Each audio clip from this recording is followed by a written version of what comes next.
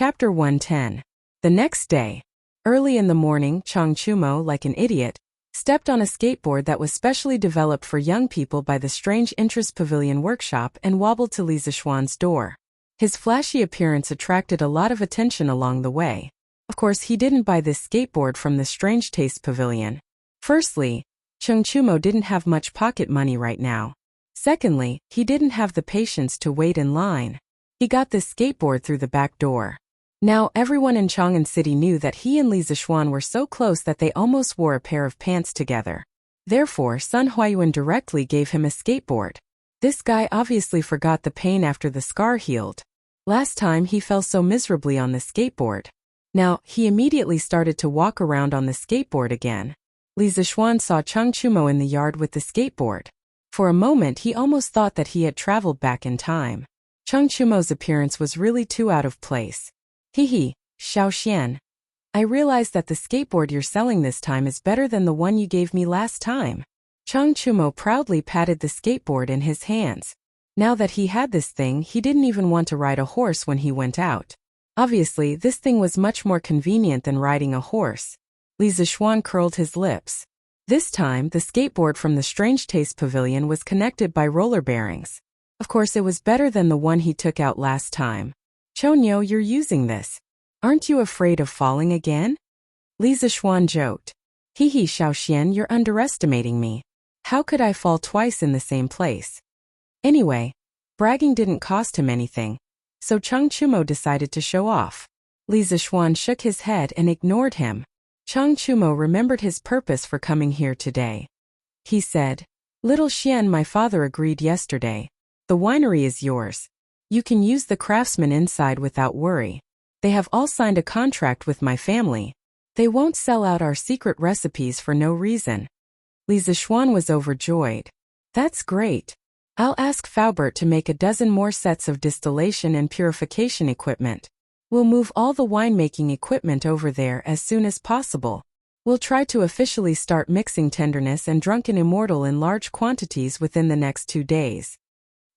He was indeed worried about the confidentiality of the new wine's formula. Now that Chang Chumo could solve the problem, it was for the best. Last night, his father had also told him that he had already bought 2 saltpeter mines. Now he didn't have to worry about ice cubes anymore. Chang Chumo quickly nodded his head like a chick pecking at rice. Yes. We have to do this as soon as possible. Little Xian, how much do you want to set the price for this wine? Chang Chumo couldn't wait for Li Zixuan to go to his winery right now. That way, when he and his father wanted to drink, they could directly go to the winery and get a pot of wine. Drinking their own wine didn't cost them any money, right? Li Zixuan had already considered the price of the new wine.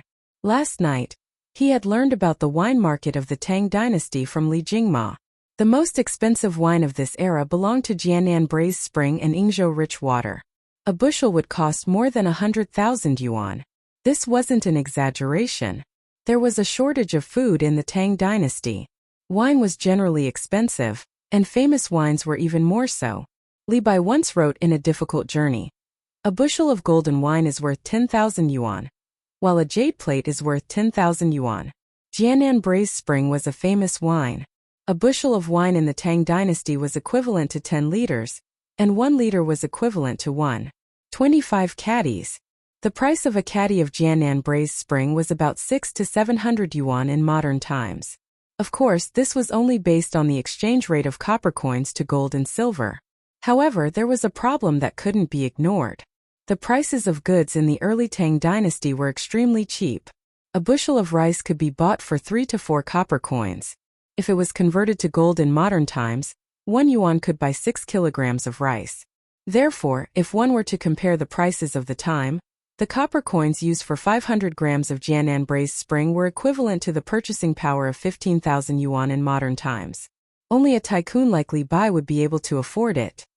His good friend Du Fu, in his later years, when he was poor and destitute, he could only drink 300 copper coins a bucket of inferior quality wine. Otherwise, how could Du Fu write a poem like, Come early, drink a bucket of wine, have 300 copper coins? Li Zixuan pondered for a moment and said, Chonyo, I plan to set the price at 2 strings per liter for our tender village. I plan to set the price at 5 strings per liter for the immortal drunken wine. What do you think? The alcohol concentration in the tender village was lower, so it could be sold at a cheaper price. However, the immortal drunken wine used distilled and concentrated alcohol. Just the cost alone was much higher, so the price couldn't be cheap. These words were earth-shattering. Cheng Chumo opened his eyes wide and said in disbelief, I say, Xiaoxian, have you gone crazy thinking about money? 5 strings per liter? Why don't you go rob a bank? Who would be willing to drink such expensive wine? Li Zishuan shook his head and said, Don't tell me you think that the immortal drunken wine isn't worth that much. Upon hearing this, Cheng Chumo couldn't help but recall the taste of the immortal drunken wine. The moment he recalled it, his gluttonous bug was hooked. He smacked his lips and said with difficulty, The taste of the immortal drunken wine is indescribable. I'm afraid that we won't be able to find such a good wine in Tang. However, the price of 5 strings per liter is too high. Ordinary people really can't afford to drink it. Li Zishuan smiled and said, This wine is not for ordinary people to drink in the first place. Moreover, the wine used in the immortal drunken wine is a famous wine that has been concentrated several times. 3 caddies of Jianan roasted spring is only enough to condense 1 caddy of the raw spirit we need. After mixing in other ingredients, the cost of 1 liter of immortal drunken wine is more than 3 strings of cash. Therefore, the price of 5 strings per liter isn't expensive. After Li Zishuan said this, Cheng Chumo understood. He quickly said, It seems that it's not expensive. Let's set it at this price. The Cheng family also had 10% shares in the winery. The more the immortal drunken wine made, the more money they would get. After agreeing on the price of the new wine with Cheng Chumo, Li Zishuan sent someone to inform Faubert of the workshop to get another 20 sets of distillation equipment. Then he brought Cheng Chumo to the Drunken Immortal Inn. The conditions to launch the new wine were ripe. He needed to inform Manager Lu. Cheng Chumo followed Li Zishuan because he wanted to have a free meal at the Drunken Immortal Inn. Uncle Lu, why is it so quiet here today? Li Zishuan walked into the Drunken Immortal Inn and was shocked to find that there were only 3 or 4 tables of people eating in the main hall on the first floor. Sai, young master, you don't know. Although the Yunshi restaurant launched the nibbling chicken to compete with us in the past, there were still some diners who were willing to stay and eat at our Drunken Immortal Inn. But yesterday they found an imperial chef and launched many famous imperial dishes. Our already few diners became even fewer. Now those who are willing to eat here are those who live close to us. Manager Lu frowned and sighed as he poured out his grievances. The Drunken Immortal Inn's performance was not good. He was somewhat ashamed to meet his boss. Li Zishuan patted Manager Lu's shoulder with a smile and comforted, Uncle Lu, don't worry. I've brought a few new things to the Drunken Immortal Inn. The Drunken Immortal Inn will soon become popular again. Cheng Chumo, this clown, also winked and said, That's right, that's right. Shopkeeper Lu, you can rest assured. I old Cheng guarantee that in 2 days the Drunken Immortal restaurant will be hard to find, huh? Apart from Li Zishuan, perhaps no one was more confident than Cheng Chumo in the land of warmth and immortal Drunken Immortal Inn. Chapter 111. Drunken Immortal Restaurant. Cheng Chumo sat alone in the main hall of the first floor, waiting for something in boredom. He was waiting for Li Zishuan. More accurately, he was waiting for Li Zishuan's new dishes. As there were not many customers in Drunken Immortal Restaurant today, Li Zishuan did not plan to go to the private room upstairs. When Li Zishuan told Manager Lu that he had brought a few new things to Drunken Immortal Restaurant, he did not only refer to Gentle Fragrance and Drunken Immortal. He also wanted to teach Wang Eru a few new dishes to compete with Yunshi Restaurant's palace delicacies. Inside the kitchen of Drunken Immortal Restaurant. Eru, do you have pork here? Li Zishuan wanted to make some red braised pork first, but he remembered that in the transmigration novels he had read in his previous life, the pigs of the Tang dynasty were not castrated and were extremely smelly. The pigs were seen by the nobles as cheap meat that only the commoners could eat. Lord Zhu, of course we have pork. Wang Eru replied curiously. Li Zishuan was a little surprised. Then go get me 4 pounds of pork belly. Yes, Lord Zhu. A moment later, Wang Eru walked over with a large piece of pork belly. Lord Zhu, do you think this is enough? Li Zishuan nodded and leaned over to smell it curiously. He then frowned and muttered, There's no smell. This doesn't make sense. Wang Eru was dumbfounded. Lord Zhu, what are you talking about? What do you mean? Nothing. Eru, was this pig castrated when it was alive? Li Zishuan changed the topic. Wang Eru laughed foolishly. Lord Zhu, this is a sow. Li Zishuan was speechless. Then are all the boars sold in the East Market castrated? Li Zishuan held back the words that were about to come out of his mouth and continued to ask. Wang Eru laughed and said, Lord Zhu, look at what you're saying. Of course they've all been castrated. If this boar wasn't castrated, how smelly would it be? Li Zishuan slapped his head. Sure enough, the stories in those transmigration novels were all lies. Some authors were simply irresponsible. According to historical records, castrated pigs appeared as early as the Western Zhou dynasty. The Book of Changes Big Beast hexagram had a saying, "The teeth of a castrated pig are auspicious." It meant that castrated pigs were no longer aggressive, and their teeth were not to be feared, so it was auspicious. The reason why pork had declined to become a cheap meat was due to specific historical reasons. After the fall of the Western Jin dynasty, a large number of nomads from the north went south. After more than 300 years of war, they first unified the Sui dynasty and then the Tang dynasty. Although the Li clan that founded the Tang dynasty was Han, they had already been heavily Hu. The royal family was like this, and so were the nobles and bureaucrats who could afford meat. The Hu naturally preferred to eat mutton, and pork gradually declined. It wasn't until the Northern Song dynasty when Su Shi invented dongpa pork that pork became popular again. Since pork didn't have that kind of fishy smell, Li Zishuan planned to make a few more famous pork dishes. He had been in the Tang dynasty for so long, but he had never eaten pork before. The Li clan was a wealthy clan, so of course, Mrs. Li wouldn't let her son eat pork. 2 hours later, Li Zishuan looked at the 4 famous pork dishes in front of him. Red braised pork, red braised lion's head, dongpa pork, and twice cooked pork. He nodded with satisfaction. The only thing lacking was that the Tang dynasty didn't have vermicelli, so he couldn't make pork stewed with vermicelli. Eru, I heard that Yunxi restaurant offered twice the price to poach you. Why didn't you leave? Li Zishuan saw that Wang Eru was tired and sweating, so he asked casually. When Wang Eru heard this, his expression immediately became serious. He was no longer laughing and joking like before. He used his sleeve to wipe the sweat off his face and bowed his fat body seriously. Lord Zhu, although I Wang Eru didn't study, I definitely can't do something ungrateful. In the past I was just an ordinary cook. Lord Zhu, you thought highly of me and taught me how to make gnawing chicken. Later on, shopkeeper Lu also increased my salary by a lot. My wife and children at home all have new clothes to wear. My mother also has meat to eat. All of this was brought to me by Lord Zhu. If I were to do something ungrateful, would I, Wang Eru, still be human? Not only me, but there are so many chefs in Drunken Immortal Restaurant. If one of them dares to betray Lord Zhu, I, Wang Eru, will be the first to fight him to the death. Wang Eru became a little emotional as he spoke. Every word he said was powerful and resonant.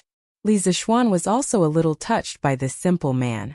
He quickly patted Wang Eru on the shoulder to calm his emotions and said, "Don't worry about it. Eru, you're a good man. Don't worry, you won't suffer if you follow this Lord Zhu. Your family's days will only get better and better." Wang Eru nodded heavily and said, "Lord Zhu, Eru understands." Li Zishuan brought a few servants and brought out the 4 pork dishes. Of course, there was also a pot of ice drunken immortal wine. This was something that Chang Chumo took from his house. According to him, how could there be no good wine in Drunken Immortal Restaurant? "Little Xian, what meat is this? Why is it so fragrant?" Chang Chumo was like a shameless dog. He used his nose to sniff around the plate. Li Zishuan quickly pushed him away. He was afraid that this idiot's saliva would fall into the plate. If that happened, how could he eat? "This is all pork."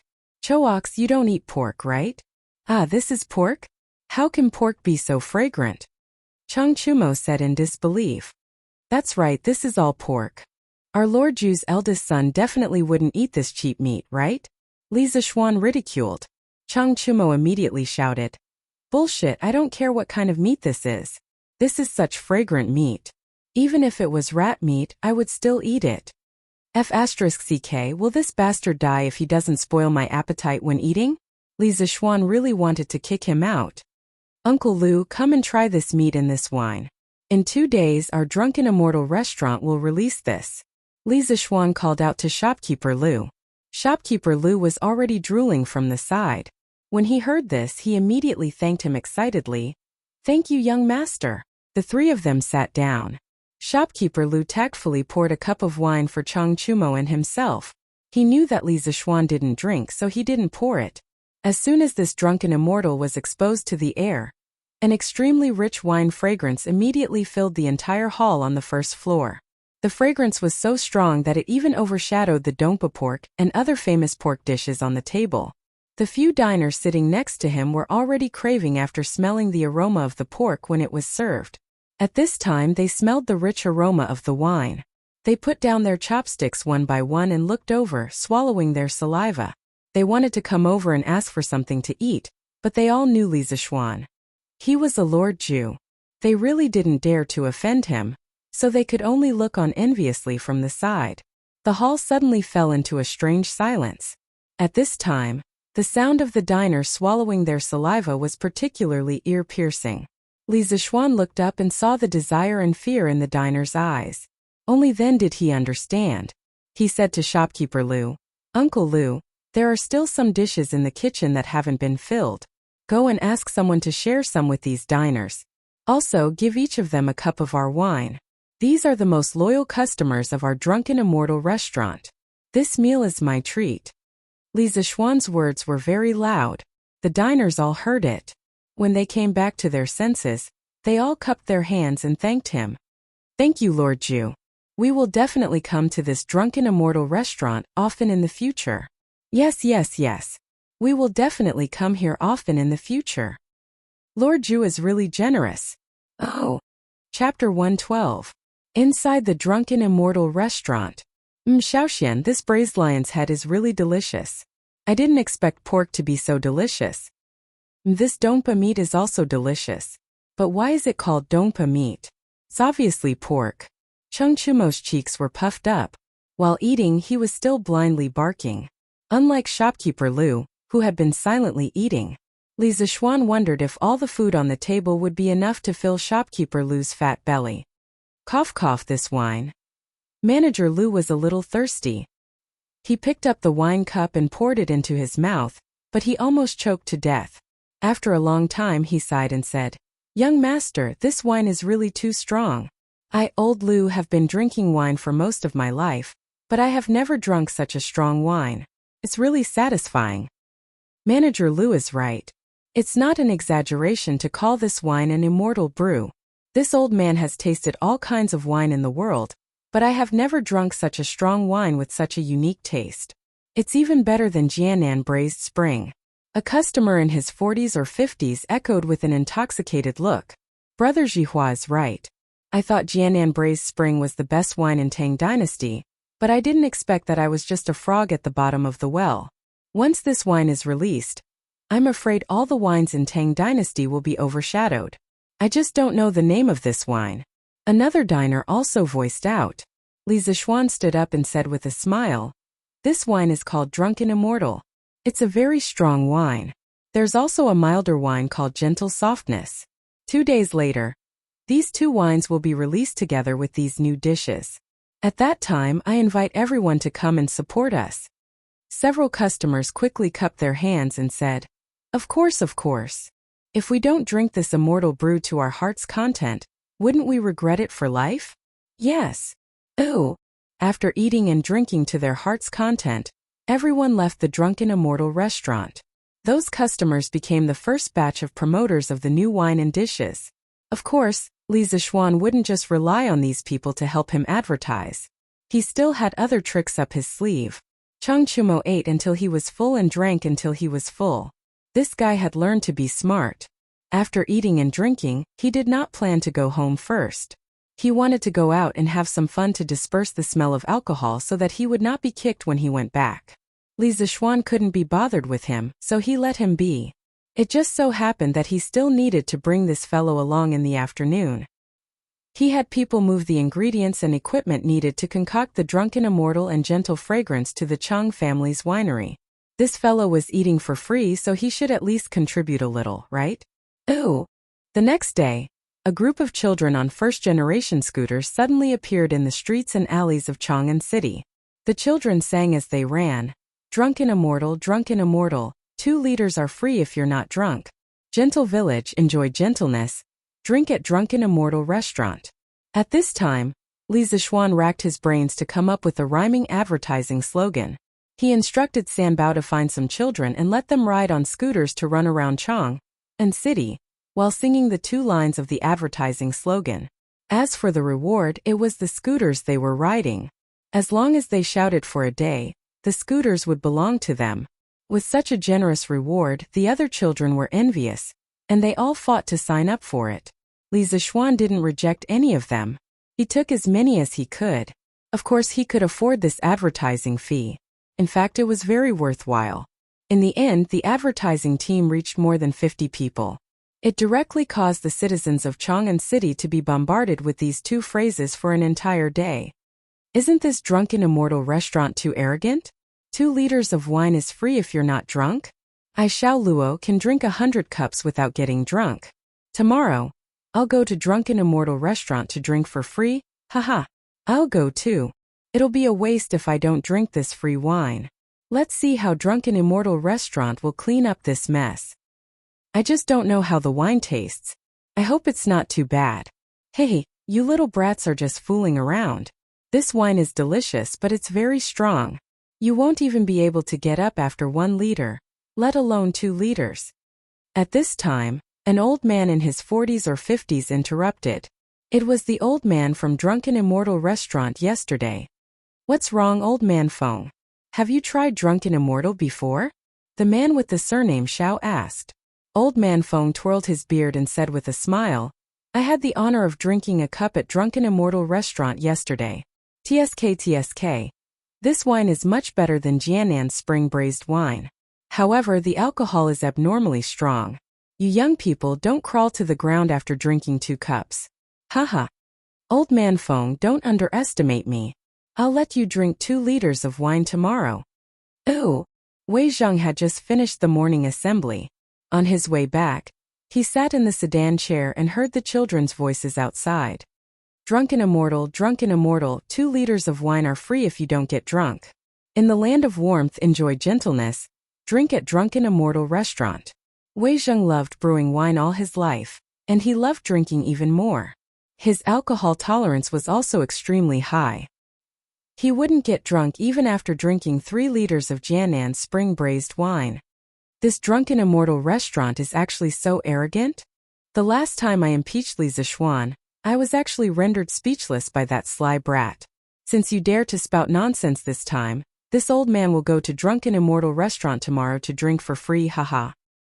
The same situation was happening in almost every corner of Chang'an City. Those who thought that they could hold their liquor would naturally feel indignant after hearing these 2 lines of advertising. They had the intention to give it a try. If they didn't get drunk, wouldn't they have earned 2 liters of wine for free? Li Zishuan was making use of the wishful thinking of most people to lure them to Drunken Immortal Restaurant to try this Drunken Immortal. There was a gambler living in everyone's heart. As long as they were lured out by external conditions, they would be like a scourge that couldn't be stopped. Xianer, you were the one who got someone to release those 2 lines of doggerel in Chang'an City today, right? After dinner, Li Jingma called his son into the study and asked with a smile. I can't hide anything from father. That's exactly what this child wants. Li Zishuan chuckled. Li Jingma asked doubtfully. Then aren't you afraid that someone will really drink 2 liters of wine and not get drunk? Father, we can't rule out such a person, but such people are extremely rare. If he really can't get drunk, what's wrong with giving him 2 liters of wine? After all, our Drunken Immortal Restaurant's reputation would have already spread by then. That Drunken Immortal Restaurant was equivalent to a 40-degree white wine. If there really was someone who could drink 2 liters of wine and not get drunk, then Li Zishuan, would admit defeat. Li Jingma shook his head helplessly. I just realized that you're better at doing business than me. You brat, instead of being a noble, you just have to blindly do these things. Li Zishuan smiled. Father, this is almost the last time I'll help Drunken Immortal Restaurant. Once the new wine status is established, so will Drunken Immortal Restaurants. At that time we'll just have to stay at home and count the money. To tell the truth, Li Zixuan himself didn't want to be so tired. It was all forced by the circumstances. Li Jingma was speechless. Chapter 113. On this day, before the door of Drunken Immortal opened, there was already a circle of people outside. Hey Jiang Wuyun, are you here to drink the free wine? Haha, that's right, Brother Xiao. Wouldn't it be great to drink the free wine of Drunken Immortal, and order 2 portions of their nibbled chicken? That makes sense, that makes sense. Brother, you're so thoughtful. Ha ha ha. Ooh. After the crowd was lively for a while, the waiter of Drunken Immortal came out to open the door. Shopkeeper Lu also came out. He looked at the crowd in front of him and smiled like a Maitreya Buddha. Dear customers, today the Drunken Immortal is releasing new wine and dishes. Anyone who can drink 2 liters of Drunken Immortal without getting drunk will be served free of charge. But in order to prevent people from forgetting to pay the bill after getting drunk, all customers will have to pay first before eating. If anyone can drink 2 liters of wine without getting drunk, we'll refund the money to you in full. Great! Everyone cheered loudly. The burly man surnamed Xiao couldn't help but shout. Shopkeeper Lu, open the door quickly. I, old Xiao, am waiting to drink your wine for free, huh? That's right, we want to drink the free wine.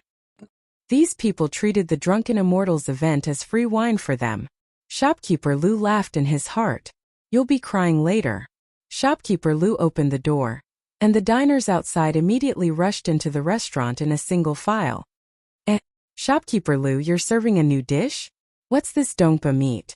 What's this braised lion's head? Don't tell me you're selling lion's meat? Shopkeeper Lu was about to explain when he heard someone interrupt. Young man, if you're not buying, let this old man buy first. Waiter, give this old man a portion of braised lion's head, a portion of braised meat, and half a liter of Drunken Immortal. The speaker was the old man who talked to Li Zixuan that day. His name was Feng Zhihua, and he was also a rich businessman. That's right, if you're not ordering, let us order first. Another diner who had eaten the new dish and drank the new wine with Feng Zhihua last time chimed in. These people were not lacking in money. They had said that they would come to support, and now they were all here. All right, sir. That's a total of $4,400. Please pay the bill first. The waiter said respectfully. Feng Zhihua pointed at the waiter and said with a smile, You're looking down on this old man. How could this old man get drunk with just half a liter of wine? Despite saying that, Feng Zhihua still took out a golden biscuit and handed it to the waiter. The surrounding people who didn't know what was going on gasped. Someone couldn't help but ask, Waiter, this person only ordered so little and he wants 5 strings of cash? The waiter didn't show the slightest bit of impatience. While receiving the golden biscuit from Feng Zhihua, he politely explained to the rest. Replying to the esteemed guest, our store's God's nectar is 1 liter for 5 strings of bones, twice cooked pork, braised lion's head in soy sauce, dongpa pork and braised pork in soy sauce are all priced at the same price. 5 strings of cash per liter? The rest of the people were frightened by the high price, and some of the people who wanted to come to the Drunken Immortal restaurant to take a gamble began to retreat. Waiter, just give me a portion of not chicken.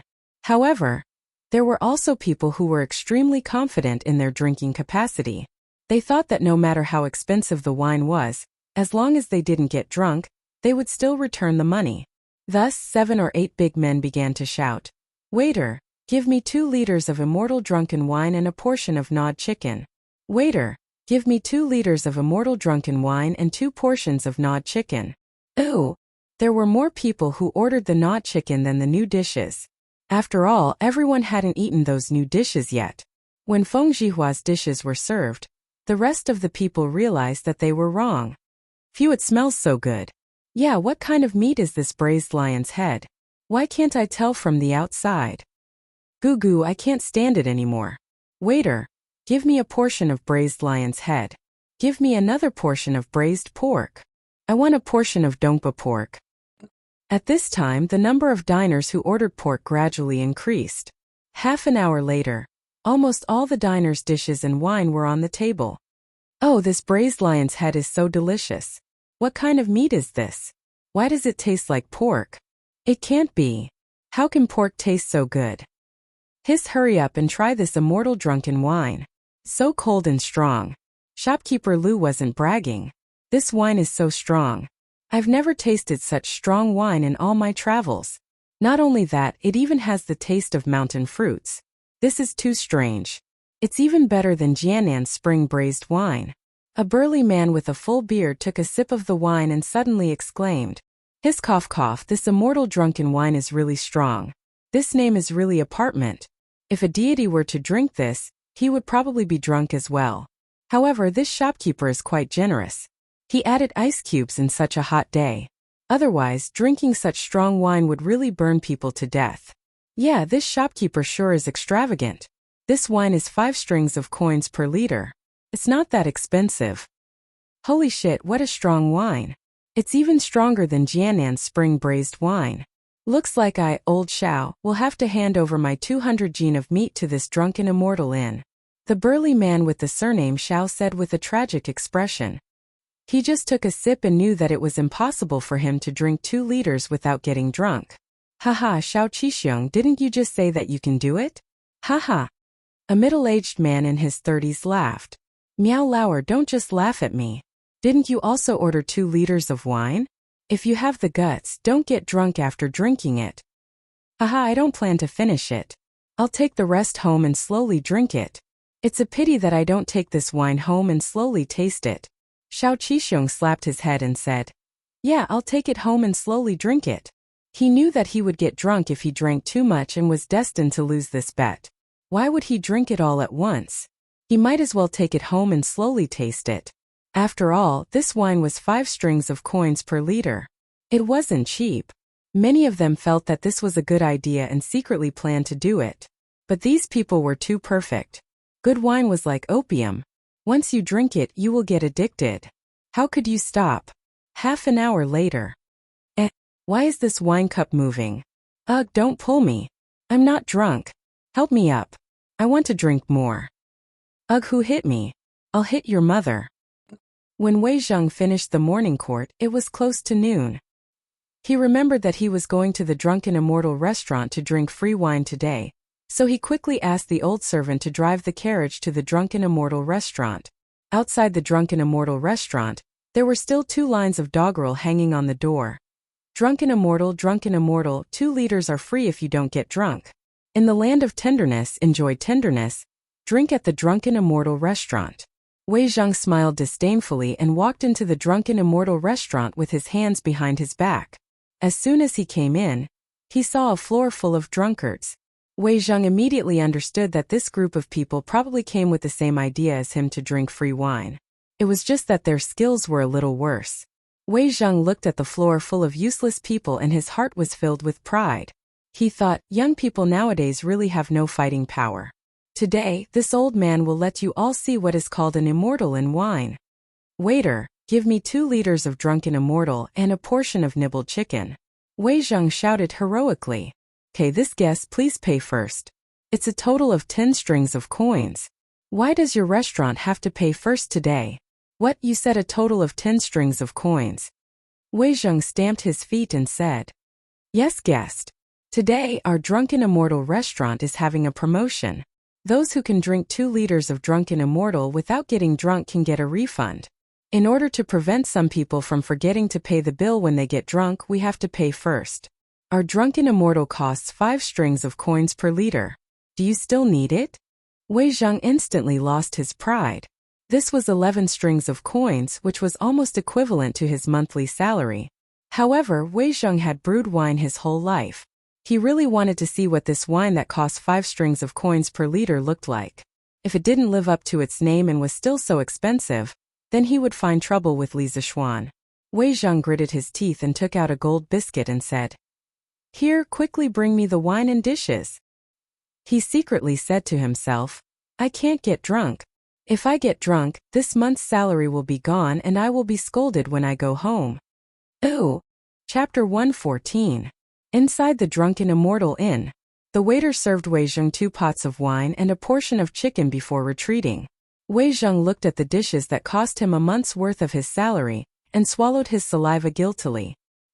He wasn't like the other officials who had other sources of income other than the salary from the royal court. This was his first time spending so much money on a meal. As long as he didn't get drunk, he would be able to earn 10 strings of coins.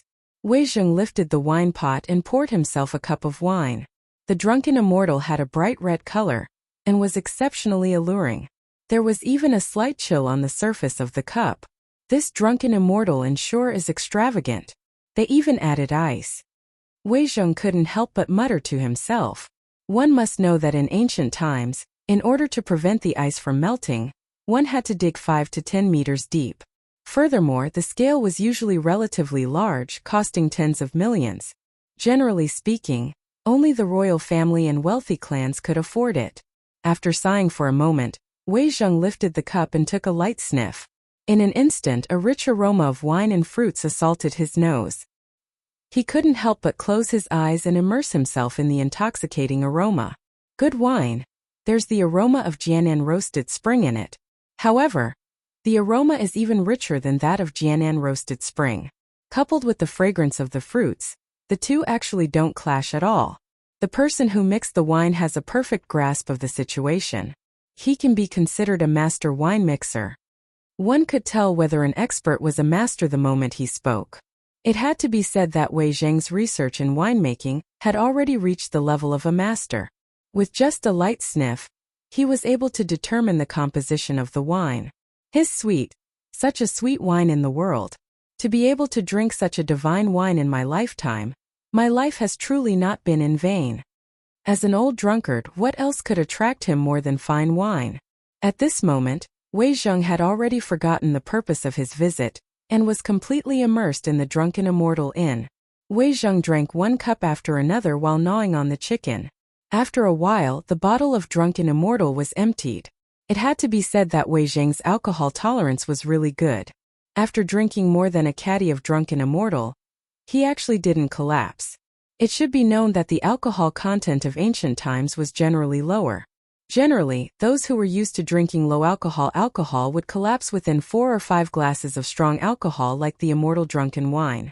It was rare to see someone like Wei Zheng who could persist until now. Even though Wei Zheng hadn't collapsed yet, his consciousness was a little blurry at the moment, and his face was a little red. Looking at him like this, he was probably not far from being drunk. Master, let's not drink anymore. You've already drunk too much. When we return, Madam will blame me again. The coachman who came with Wei Zheng saw that Wei Zheng had drunk a little too much, so he quickly mustered up his courage and went forward to persuade him. Wei Zheng squinted his eyes and waved his hand unsteadily. This old man didn't drink too much. Quickly withdraw for this old man. With that, he lifted another jug of wine with his trembling right hand and continued to pour wine for himself. It was inevitable that a lot of wine would spill out in the process. The coachman was so anxious that his face turned red. He wanted to persuade Wei Zheng, but he didn't dare to. He could only come over and help Wei Zheng pour the wine. When the surrounding diners saw Wei Zheng like this, they secretly shook their heads. They thought that this was another challenger who didn't know his own strength. Before he drank half of the second jug of wine, Wei Zheng finally couldn't drink anymore.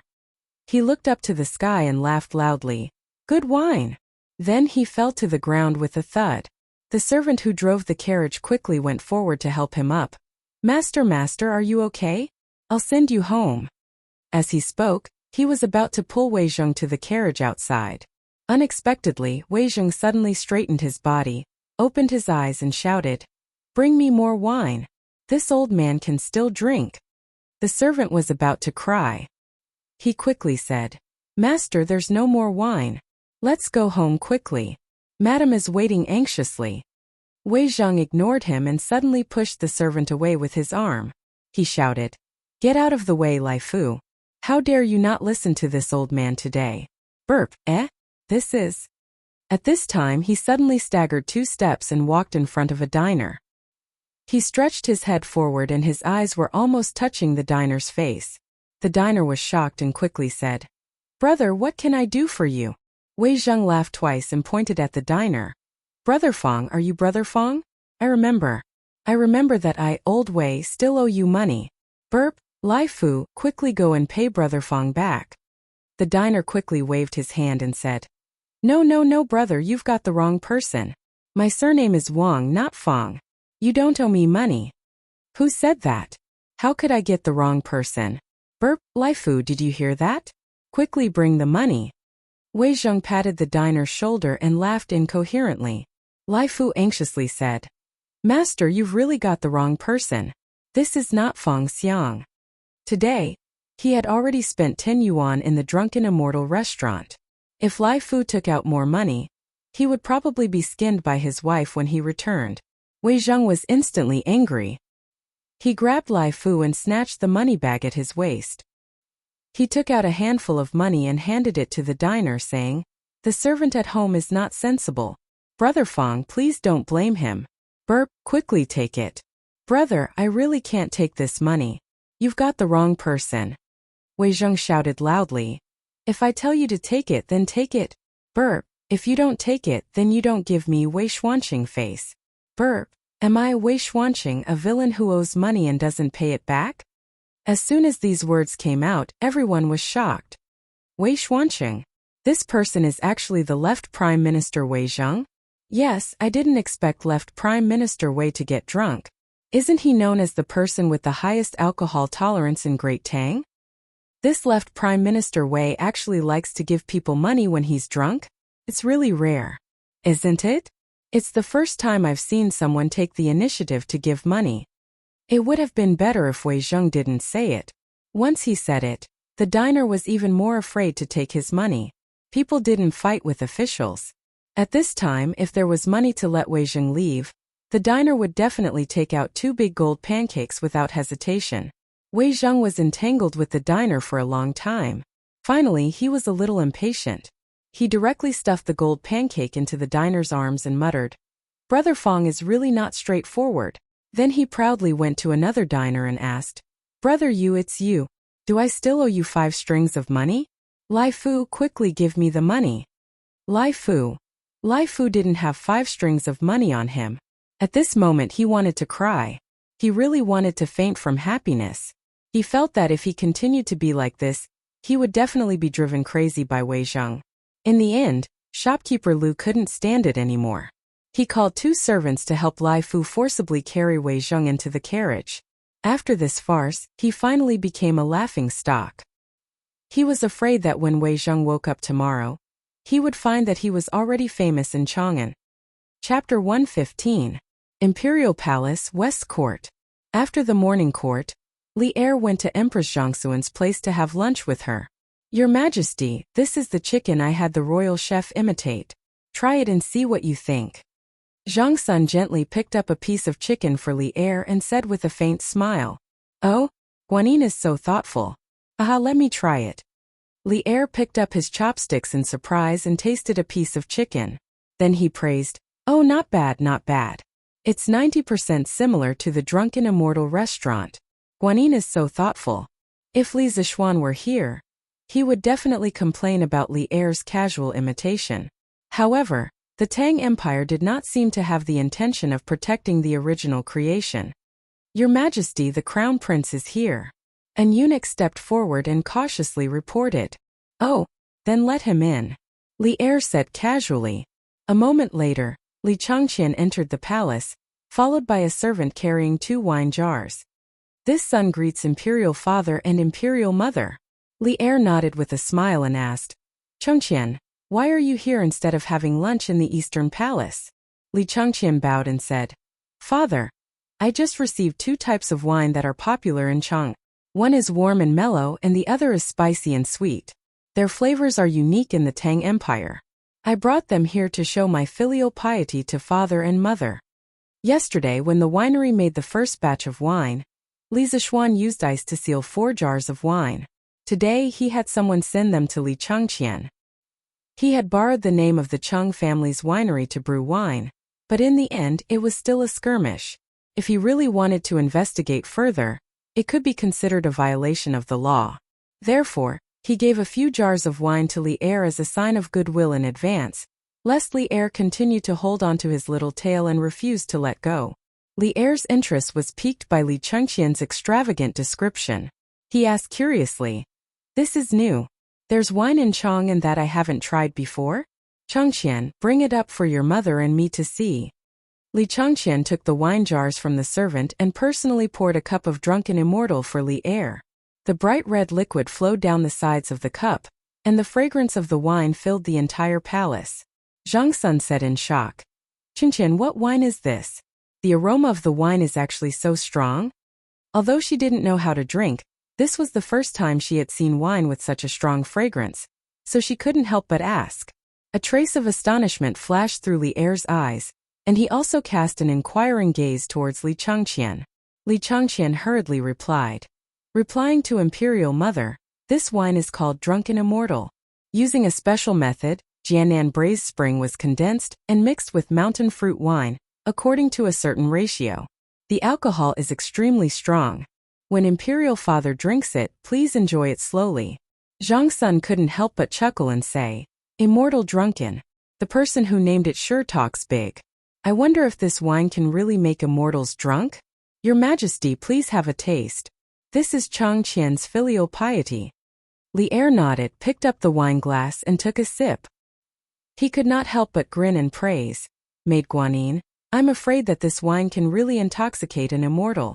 I have never drunk such a strong wine before. It's really delightful." Zhang Sun covered her mouth and laughed. "As long as your Majesty likes it." At this time, Li Changqian picked up another jar of wine and poured a glass for Zhang Sun. He smiled and said, "Imperial Mother, there's another type of wine here. The alcohol is mild and mellow. It's specially prepared for people who don't know how to drink. Imperial Mother, please have a taste. It won't make you drunk." The wine glasses used in the palace were colored glass cups offered as tribute by foreign countries. After the pink and soft wine was poured into the colored glass cup, it reflected the sunlight like a pink spring. Zhang Sun was somewhat moved just by looking at the beautiful color. She couldn't help but ask, "Just looking at the color of this wine, it's exceptionally enchanting and charming. Qingqian, what wine is this?" Li Changqian replied. Replying to Imperial Mother, "This wine is called gentle and soft wine. It's taken from the meaning of warmth and softness. It's not easy to get drunk." Li Er couldn't help but clap his hands and laugh. "Gentle and soft wine, this name is good. This wine is most suitable for a gentle and refined woman like Maid Guanyin to drink." Zhang Suan's pink face immediately reddened, and she glanced charmingly at Li Er. How could Li Er show off his love in front of his son like this? Li Changqian was caught off guard and fed a mouthful of dog food by his parents. He hurriedly lowered his head and stood to the side, pretending that he hadn't heard anything. In order to hide her embarrassment, Empress Zhangsun hurriedly raised the wine cup and said, "Since Changqian says this wine is not intoxicating, then Imperial Mother will try it." Li Changqian hurriedly bowed and took his leave, saying, "Imperial Father, Imperial Mother, please take your time. I will leave first." He was afraid that if he stayed, Li Er would drink too much and hear something he shouldn't hear. This drunken immortal wine made people drunk very quickly. Li Er was also a bit embarrassed. Hearing this, he waved his hand and said, "Go." Li Changqian felt like he had been pardoned. He hurriedly bowed and left. 15 minutes later, in the main hall. "Oh, good wine. This reminds me of the wedding night with Maid Guanyin. So many years have passed. Maid Guanyin, you are still as beautiful as before, but I have grown old." Li Er was clearly drunk. At this moment, he grabbed Zhang Suan's hand and said emotionally, "Your Majesty, you are in the prime of your life. How can you say you are old? You have drunk too much. I will help you to rest." Zhang Sun was a bit embarrassed by the first half of Li Er's words. She hurriedly dismissed the palace maids and eunuchs in the hall and supported Li Er, comforting him gently. Li Er waved his hand stubbornly and leaned on Zhang Sun. He closed his eyes and recalled, "No, I wasn't drunk. It was still the best back then. I was still very close with big brother and third brother, talking about everything. I even married a peerless beauty like you, Guanyin servant. I felt that there was no one happier than me in the world. At that time there were no endless memorials to read, and there were no brothers fighting against each other. Although I am the emperor now, I am not happy. Maid Guanyin, do you know? Every night in my dreams, I would wake up from my dreams in fright at the sight of big brother and third brother's bloody skulls and angry eyes. Is this heaven's punishment for killing my brothers and imprisoning my father? Do you want me to never have peace for the rest of my life?" Maid Guanyin, did I really do something wrong? The iron-blooded emperor of a generation had a line of tears at the corner of his eyes. Empress Zhongsun held Li Er in her arms with heartache. She knew that although Li Er had won in the Xuanwu Gate incident in the end, the fact that he had killed his brothers and imprisoned his father was a pain that he could never get over. Li Er was just using the effects of alcohol to vent the pain that had been suppressed in his heart for a long time. Erlang, this is not your fault. It is not your fault.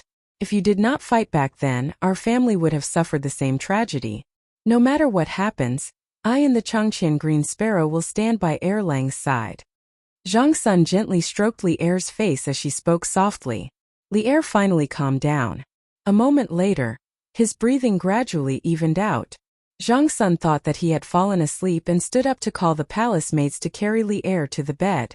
Who knew that as soon as Zhang Sun stood up, Li Er pressed her down forcefully. He rested his head in her arms and smelled her soft fragrance. Li Er used the effects of alcohol to start misbehaving. Erlang, don't. It is still daytime. Oh, what are you afraid of? No, Erlang, you should go rest. Hey, I can also rest with Maid Guanyin. 50,000 words omitted here. Please fill in the blanks yourself. The number of words in the novel will automatically increase by 50,000. Fortunately, Li Changqian was smart enough to leave first. Otherwise, if he stayed here, it would not be as simple as being fed dog food. He would probably have to watch a live spring gong that he should not have seen.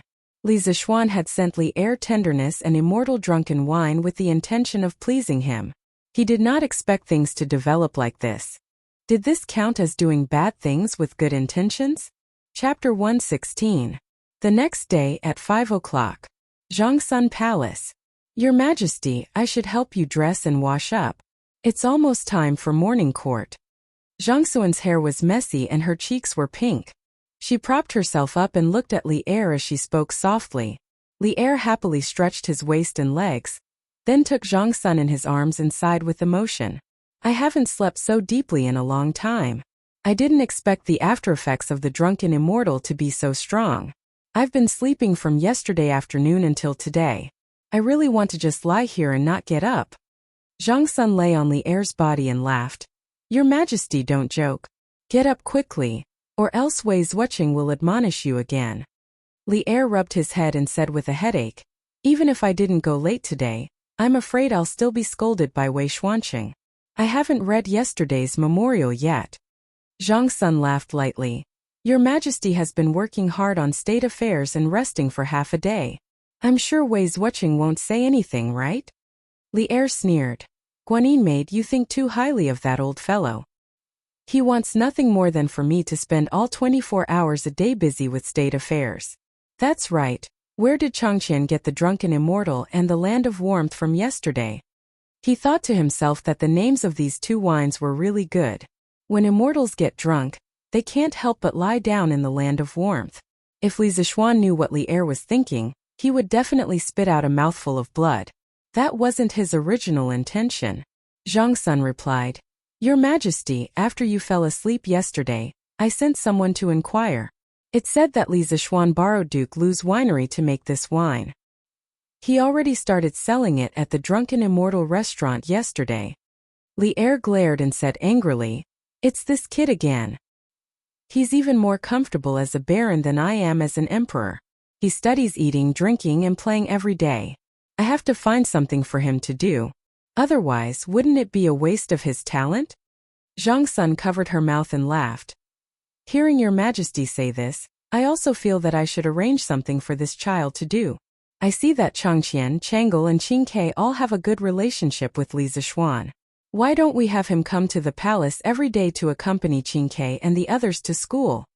Li Er thought for a moment, then shook his head in the end. This kid has learned a variety of things, and is definitely not of the Confucian school. Don't lead Changqian astray. As for Li Zishuan, I have my own plans. Guanyin maid need not worry. However, this kid sure is slippery. He used Chang Jiji's family's winery to privately brew wine to avoid the laws of the court. We can't let him off so easily. Later, have Changqian send a message to this kid. In the future, he will provide the tribute wine in the royal palace. As for the price, it will be half the market price. Zhang Sun couldn't help but laugh. Your Majesty, aren't you going to ask Li Zishuan to pay compensation? Alright, it's getting late, Your Majesty should get up. Li Er missed the drunken immortal quite a bit. He got up and smacked his lips, saying proudly, Who asked that kid to like to take advantage of loopholes? I have to make him lose the guts to delve into eating, drinking, and playing. Inside Taiji Palace Morning Court. To be honest, Li Er was feeling a little guilty going to court today. After all, he hadn't finished his work yesterday. The other officials might give him some face, but if Wei Zheng knew that he was drunk and messed up state affairs, he would definitely point at his nose and call him a fatuous ruler. However, Li Er was very lucky today because Wei Zheng was having trouble protecting himself. How could he have the time to care about Li Er? Minister Wei, why are there so many wounds on your face? Did someone dare to beat up an important official of the court? After going through the necessary etiquette of the morning court, Li Er glanced guiltily at Wei Zheng. It wouldn't have mattered if he didn't look, but what he saw shocked Li Er. He saw that there were 3 or 4 slender bloody wounds on Wei Zheng's face. One of them had almost reached the corner of his eye, so Li Er couldn't help but ask curiously. Wei Zheng's face was full of awkwardness. He was completely drunk yesterday, and after being dragged home by the servant, he couldn't remember anything. When he woke up, he felt a burning pain on his face. His wife was sitting to the side, her eyes red and swollen as she stared at him fiercely. Wei Zheng's wife, Pei Shi, was born in a noble family. After marrying Wei Zheng, she had been living with her husband in that old and broken house. Every day, she would spin and weave cloth, working hard without any complaints. The only thing that made her dissatisfied was that Wei Zheng loved wine. Although the Tang dynasty's inferior wine was only 20 to 30 copper coins per liter, Wei Zheng had tasted all kinds of wine. Furthermore, he knew how to make wine himself. His taste had long been picky, and he would only drink good wine.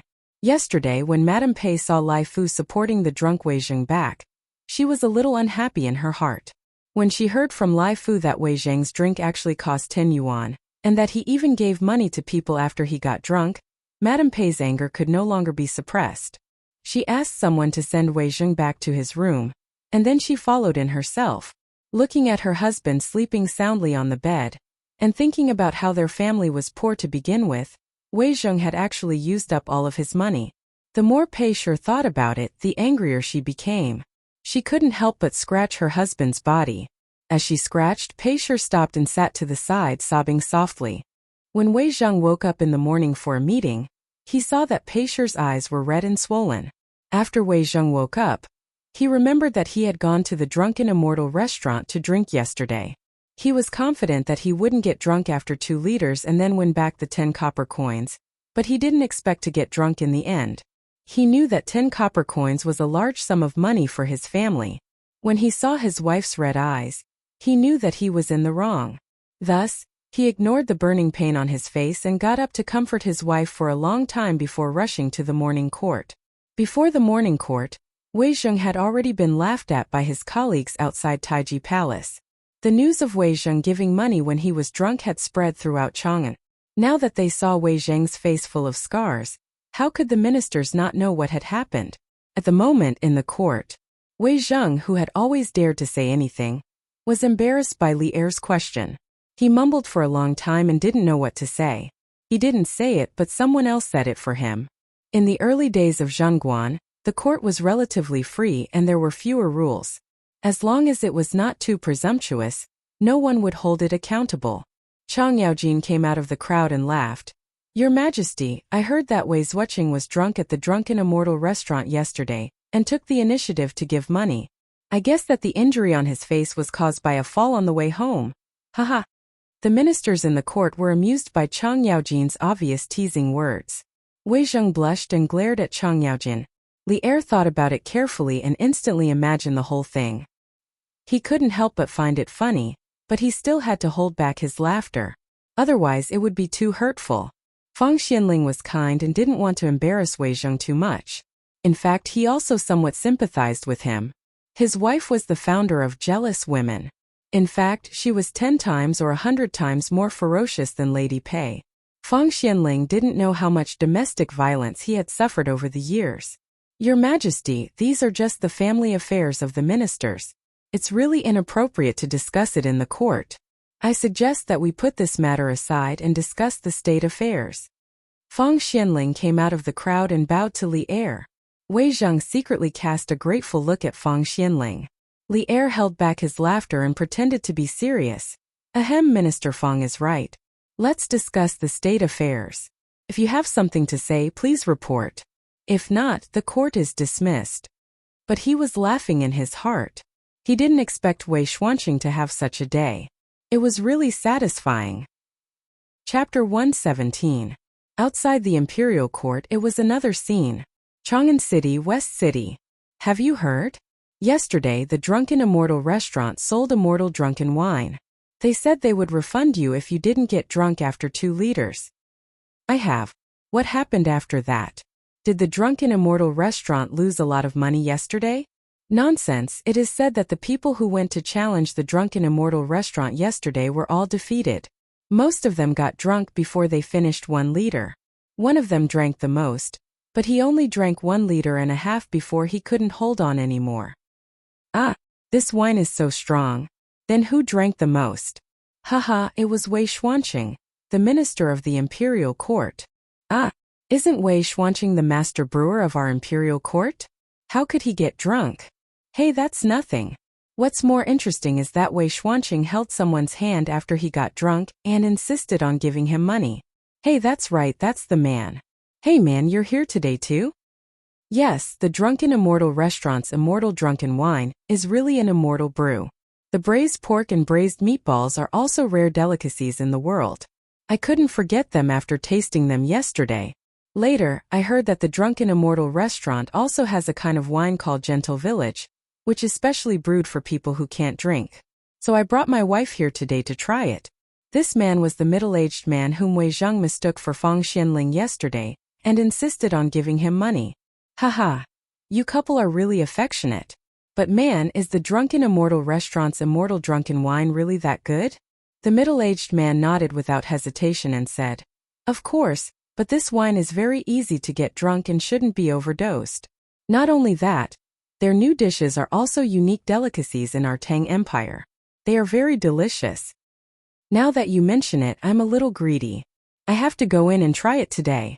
Hey man, why didn't you take the money that Wei Xuanqing gave you yesterday? Another young man next to him teased. The middle-aged man. Ha ha ha. The surrounding crowd suddenly burst into laughter. Young master, the new wine and dishes are too popular. After deducting the cost, just the new wine and dishes alone made a profit of more than 400 strings of coins yesterday. It's really amazing. Within a private room in the Immortal Indulgence Inn, Manager Lu reported to Li Zixuan with extreme excitement. Now that the Drunken Immortal restaurant had come back from the dead and made a shocking reversal. Apart from Li Zixuan, the most excited person was Manager Lu. Li Zixuan nodded his head calmly. The Drunken Immortal and the pork dishes were just released yesterday. Not many people knew about them yet. The profits would definitely get bigger and bigger later on.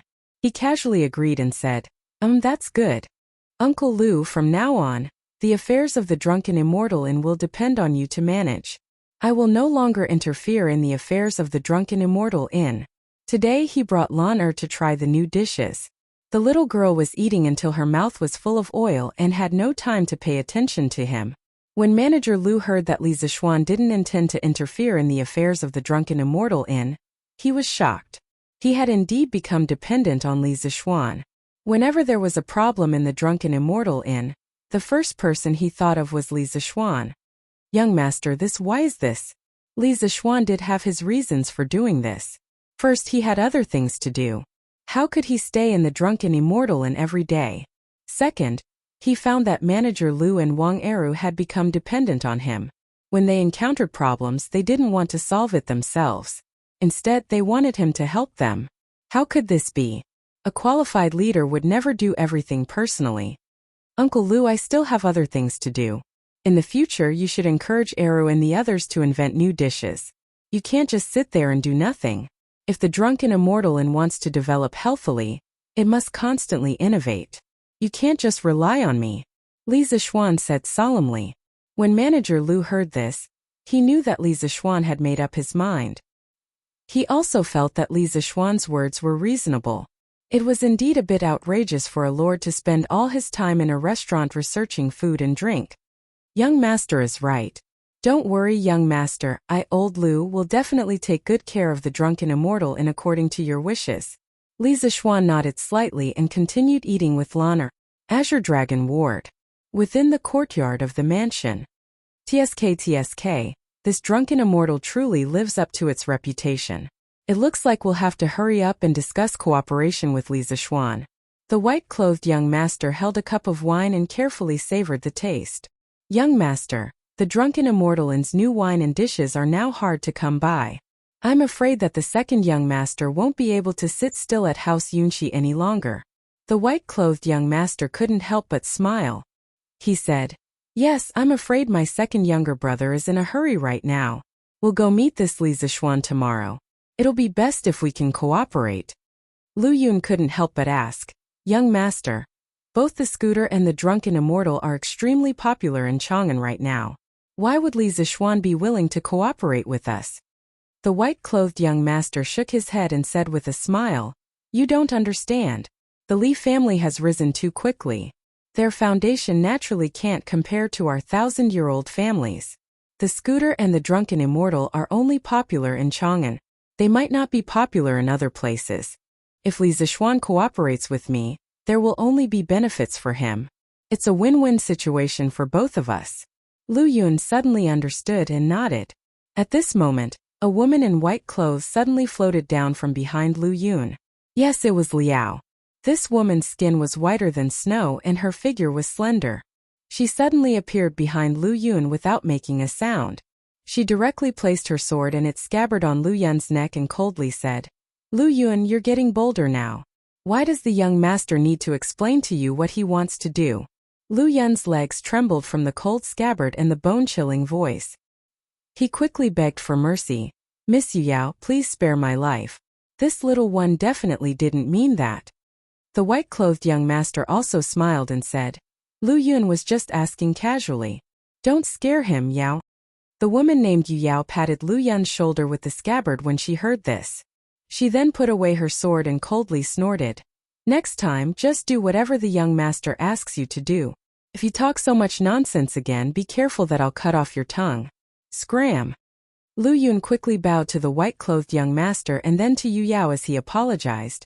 This little one won't dare to ask any more next time. This little one will take his leave now. This little one will take his leave now. Lu Yun wiped the cold sweat off his forehead and hurriedly retreated. Yao, why are you here? The white-clothed young master smiled and shook his head. When he saw that Lu Yun had already retreated, he asked.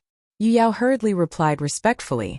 Replying to the young master, Yu Yao received news a few days ago that the second young master has recently recruited a group of Jianghu experts. Yu Yao is afraid that the second young master will harm the young master in this trial, so Yu Yao specially came to protect the young master's safety. The white-clothed young master smiled indifferently and said, Yao, you're overthinking things. Although my second brother and I have our conflicts, it's far from the point of fighting each other. He probably has other uses for the Jianghu experts. You should return to the clan. Otherwise, the elders will blame you for leaving your post without permission. Yu Yao frowned and firmly shook her head. The second young master's current intentions are unclear. Yu Yao won't let the young master take the risk alone. Yu Yao will follow the young master wherever he goes and will never leave. After saying that, she directly went to the white-clothed young master's side and stood there like a sword without moving. Her delicate and pretty face was filled with determination and stubbornness. The white-clothed young master raised his head and looked at her. He knew that he couldn't persuade her anymore. So he stood up and gently stroked Yu Yao's beautiful face. He smiled helplessly and said, It's been so many years, why are you still so stubborn? Since you insist on following me, then follow me. I'll send a letter to my father later, and tell him that I've transferred you over to do some errands. Yu Yao looked at the white-clothed young master's hand that was inches away from her, and a faint blush flashed across her cold face. When she heard that the young master had finally agreed to let her follow him, a smile finally appeared on her face. She said, Thank you, young master. Her voice carried a trace of joy and was clearly not as cold as before. The white-clothed young master shook his head and smiled. This young master really doesn't know what to do with you. Since that's the case, Yao, you can stay here. Tomorrow you can come with me to meet that Li Zixuan. Yu Yao softly agreed and asked, if the young master wants to cooperate with that Li Zixuan, Yu Yao can just go and capture him. Why bother the young master to personally make a trip? If that Li Zixuan dares to not agree to cooperate, I'll kill him. The white-clothed young master unhappily flicked Yu Yao's forehead and said, why do you only know how to fight and kill? This is Chang'an. In the future, don't mess around without my orders. Moreover, this matter can only be cooperated. Don't let your emotions affect your decisions. Yes, young master. Yu Yao rubbed her forehead and whispered in agreement. Chapter 118. In the afternoon, when Li Zixuan and Lana returned home, Wang Zhong told him something strange. Young master, a chicken seedling merchant came to the Eastern market today. He wants to sell 80,000 chicken seedlings in one go, but his price is a little high. One chicken seedling costs 120 copper coins. This old servant thought about it and bought all 80,000 chicken seedlings. This way, the 150,000 chicken seedlings that young master wants to buy will all be gathered. The moment Li Zixuan entered the house, Wang Zhong came over and carefully reported to him. Li Zixuan let Lana go find Iron Egg, Xiaohe, and the others to play. Then he pondered for a moment and asked, Uncle Wang, what is the background of this merchant? Why does he have so many chicken seedlings? Wang Zhong replied, this old servant has also inquired about this. It is said that they transported a batch of chicken seedlings from the south through the Grand Canal. Li Zixuan nodded thoughtfully. Being able to solve the chicken seedling problem in one go could also be considered as solving a problem in his heart. Thus he said, all right, then buy it. That merchant probably wants to resell the chicken seedlings from the south to make a fortune. Chang'an's chicken seedlings might be even more expensive in the future. Uncle Wang, quickly send these chicken seedlings to Plum Village and the Han Village. Instruct them to take good care of them. Yes, young master. This old servant will arrange it immediately. Wang Zhong heaved a sigh of relief. After all, spending so much money in one go had put a lot of pressure on him. Yunxi Pavilion. Young master, the 80,000 chicken seedlings from the south have all been bought by the Li family. This trip, excluding the cost of the journey, we can probably make a profit of 5,000 strings of cash. The young master in a green robe stood by the window and nodded. Yes, although 5,000 strings of cash is not a lot, it is better than nothing. Xiaoying, put your focus on Yunxi Pavilion. If Yunxi Pavilion is managed well, it is not impossible to make a profit of 1,000 strings of cash in a day. This young master has heard that the Drunken Immortal restaurant has released new wine and new dishes these past 2 days. Our customers are already showing signs of leaving. Quickly think of a way to make Xia Xinyuan imitate their new dishes. Xiaoying. This middle-aged man was actually the shopkeeper of Yunxi restaurant, Xiaoying. Xiaoying hurriedly replied respectfully, yes, young master. This subordinate will do it immediately. Oh! The next morning the sky was still bright. Li family's west courtyard. Kunlun is vast and majestic. I think of its purity. Gods fight in the Xian realm and the Chen Yin and Yang. Gods fought in Xian, and there was neither good nor evil. The dragon is born in the middle, and its head and tail believe in each other. When a dragon emerges from the middle, one can see its creation. Nihility is the cause of great loss of life. No. Whether it was empty or not, he couldn't accept it. When the sun is in the sky, it makes use of its time to make decisions. When the sun is high in the sky, it should be at its highest position. It is better to be enlightened in the west than to have the moon in its quaint state. When the moon is thin, the base begins to retreat. Qiu Hua Qi Shui Baozhen. Prophecy, Chieftain's Bag. Renchun is also there. Yellow is not yellow. Overturning autumn is everlasting. Huang is not Huang, it is lacking in virtue. The spiritual energy was inverted. When the spirit is turned upside down, time will not subdue it. Iron Egg held a book and sat cross-legged on the ground, reading word by word. After a while, he raised his head and asked Li Zixuan, who was sitting on a bench next to him and yawning. Master, Iron Egg knows all these words, but Iron Egg doesn't know what they mean? Li Zixuan yawned gloomily. This stupid disciple, he couldn't even understand this. This guy didn't realize that if he hadn't merged with his predecessor's memories, he wouldn't have been able to understand these scriptures either. That's right. Iron Egg was holding the first 5 volumes of the Taishan Sutra. Li Zixuan had copied them last night. After all, Iron Egg's original intention of becoming a disciple was to learn martial arts. It wouldn't be right if he didn't teach him martial arts. Moreover, this child was still young and had a good foundation. It was the best time to lay his foundation. The reason why he chose to practice martial arts in the early morning, according to his predecessor's memories, was mainly because the early morning was when nature intersected with heaven and earth. When the sun rose, people would feel more nourished by the energy of the universe. For people who practice martial arts at this time, the effect would be very obvious and they would get twice the result with half the effort. Well, spiritual master Ling Su had explained it this way before. Anyway, Li Zixuan was an atheist who had received higher education and didn't really believe in this kind of nonsense. But he didn't have any experience in teaching disciples. He could only copy everything according to his memory. Iron Egg, you should be like me. Sit cross-legged and guard your origin. Imagine that Kunlun is the sky, majestic is the earth, and seclusion is the hidden meaning. The sky is engulfed in the earth, and the earth is in the center. At this time the gods are fighting in the heavens and the yin and yang are fighting. The upper 9 is the extreme and the upper 9 is the heaven. The lower 9 is the metal and the soul. How can the soul ascend to the heaven? The upper and lower are in conflict, so it is called the opposite of qi. Li Zixuan explained the true meaning of the first volume of the Supreme Mystery Sutra to Iron Egg. Then he waited for Iron Egg to slowly comprehend it. The first volume of the Supreme Mystery Sutra focused on drawing qi, but it was different from other inner force mantras. It drew the primordial qi of chaos. Compared to ordinary true qi, it was a level higher in quality. As long as Iron Egg could completely comprehend the first volume, he would successfully draw qi into his body. From an ordinary person, he would step into the ranks of martial artists. His body would also be twice as strong as his peers. Li Zixuan waited for a long time, but Iron Egg didn't open his eyes. So he asked anxiously, "How is it? Iron Egg, do you have a feeling that there are a few tadpole-like qi running around in your body?" The feeling of drawing qi into the body through the Supreme Mystery Sutra was that there were a few tadpole-like true qi running around in the meridians. As one's power deepened, there would be more and more of these tadpole-like true qi. In his memory, spiritual master Ling Su once said that when the Supreme Mystery Sutra was practiced to the 10th level, the tadpole-like true qi would become a giant frog. The 100 acupoints would become 1, and one's inner force would grow and multiply endlessly. Unfortunately, it seemed that no one had been able to practice it. Iron Egg heard this and opened his eyes.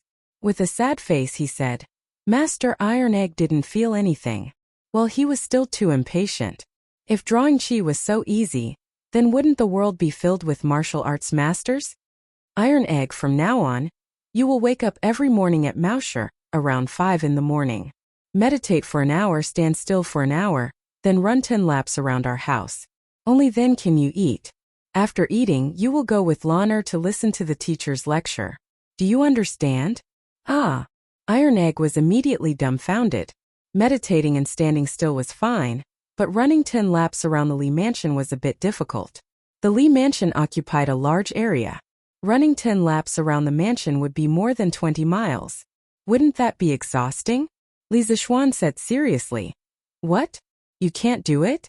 Did you forget what you said to me when you first became my disciple? If you can't even endure this little bit of hardship, what martial arts are you learning? A martial artist not only needs to cultivate the mind, but also needs to strengthen the body. With your current weak appearance, even if I gave you a body of inner force, you wouldn't be able to withstand it. Iron Egg saw his master's stern expression and hurriedly agreed. Master is right. Iron Egg will definitely do as you say in the future. I definitely won't be lazy. Li Zixuan nodded and said, "That's more like it. You practice martial arts on your own. I won't keep an eye on you all the time. But if I find out that you're lazy, then our relationship as master and disciple will come to an end. Do you understand?" Iron Egg heard this and his body trembled. He had enough of the days of being weak. He didn't want to be weak again. He clenched his teeth, clenched his fists, and said in a clear voice, "Master, don't worry. Iron Egg definitely won't be lazy." Li Zishuan nodded with satisfaction. As a master, of course, he couldn't always be amiable. There was a reason why a strict master would produce a fine disciple since ancient times. "Well, Iron Egg, after you practice martial arts in the morning and listen to my lessons in the afternoon if I have time, I'll teach you another skill. You have to learn it well. In times of peace, no matter how good your martial arts are, you're just a boorish man.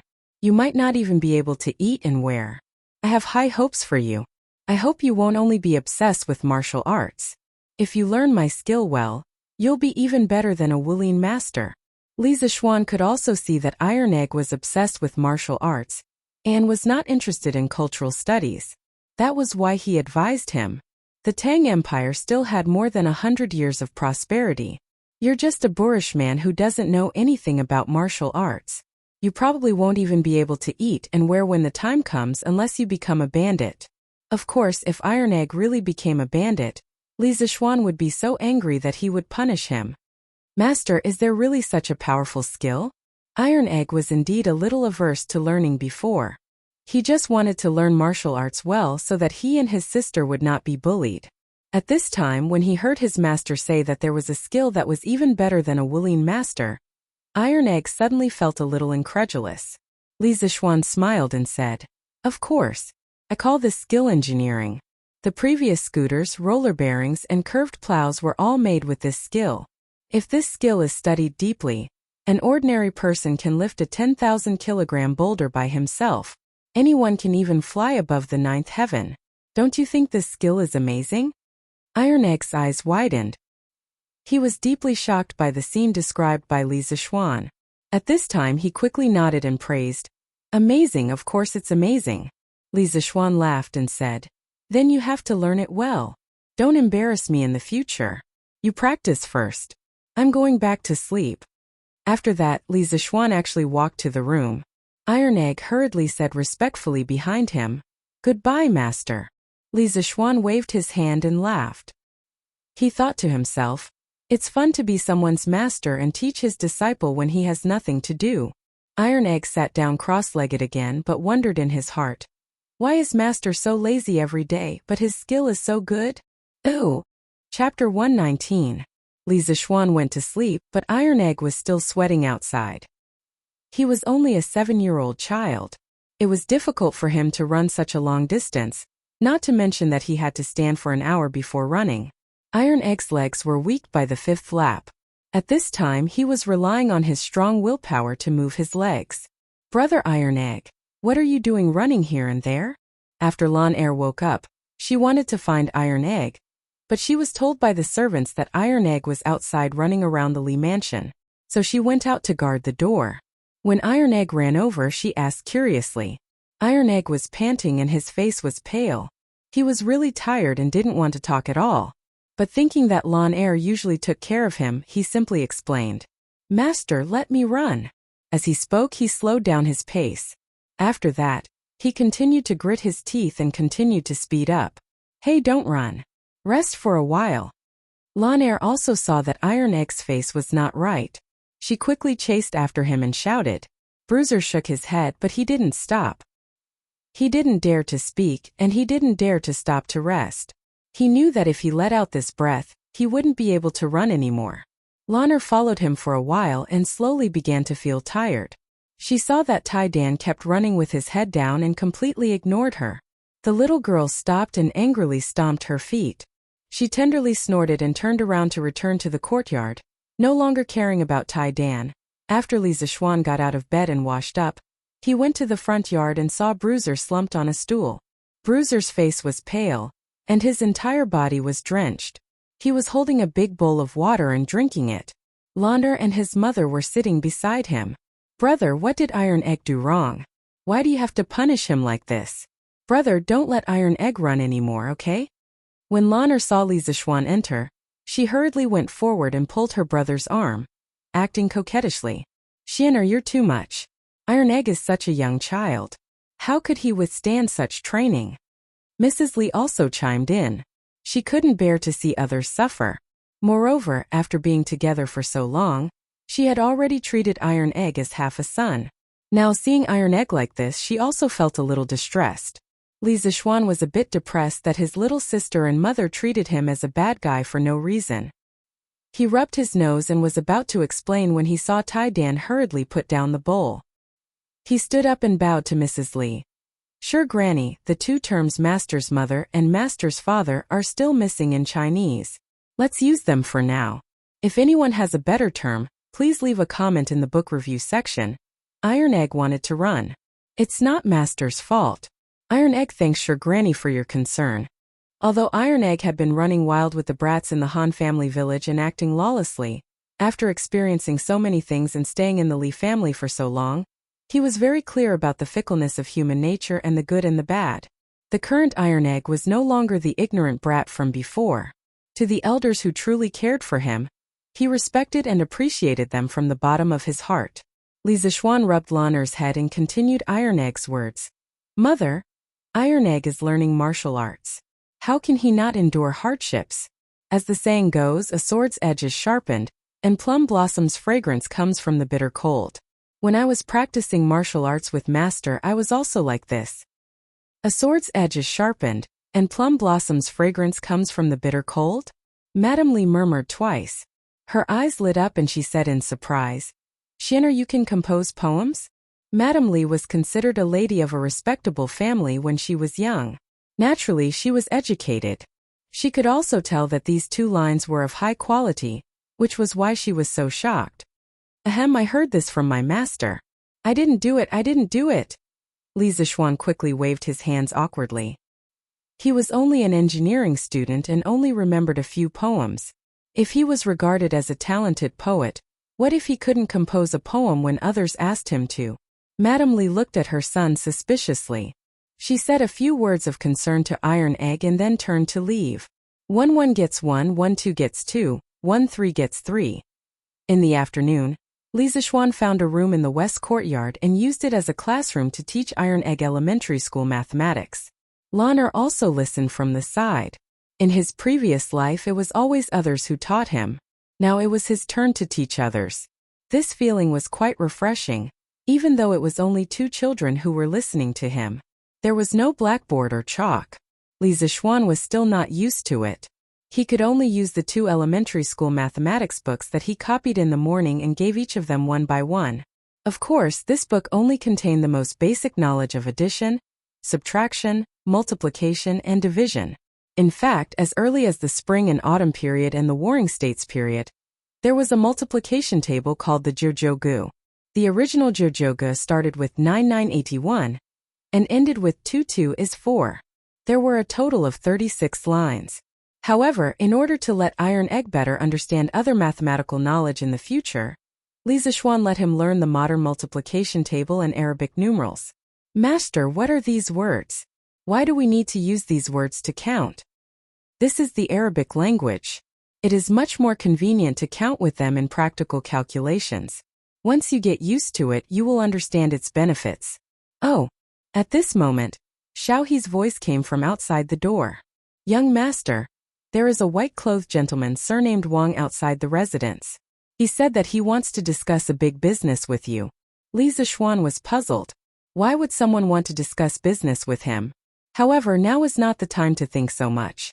He said to Lan'er and Iron Egg, you two memorize the multiplication table here and learn Arabic numerals. I will check it when I come back. Oh, Lan'er replied with a pout. She was still angry at Li Zixuan for what happened in the morning. Yes, master. Iron Egg was more obedient. Li Zixuan nodded and pushed open the door. As he walked out, he asked Xiaohe, Xiaohe, what business does that person want to discuss with me? Xiaohe said angrily, young master, that person did not say. There is a woman holding a sword beside him. That woman's face is cold, as if she wants to kill someone. Young master, you must be careful. Li Zixuan was even more puzzled when he heard this. Among the people he knew, there was no such strange combination. Well then let's go and meet them. This is the foot of the emperor, and your young master is a baron personally conferred by his majesty. Are you still worried that the woman will eat your young master? Since he could not figure it out, Li Zixuan did not think too much about it. He wanted to meet that person personally. Then he would know everything. Xiao He lowered her head and thought. Yes, the young master is now a baron and can be considered as a member of the imperial court. Not everyone dares to harm the young master. When the little girl thought of this, she stopped worrying about Li Zixuan and went to the front yard with Li Zixuan. Chapter 120. Li Zixuan walked out of the west courtyard and met little Xi. When the little maid saw him coming out, she quickly went up to greet him.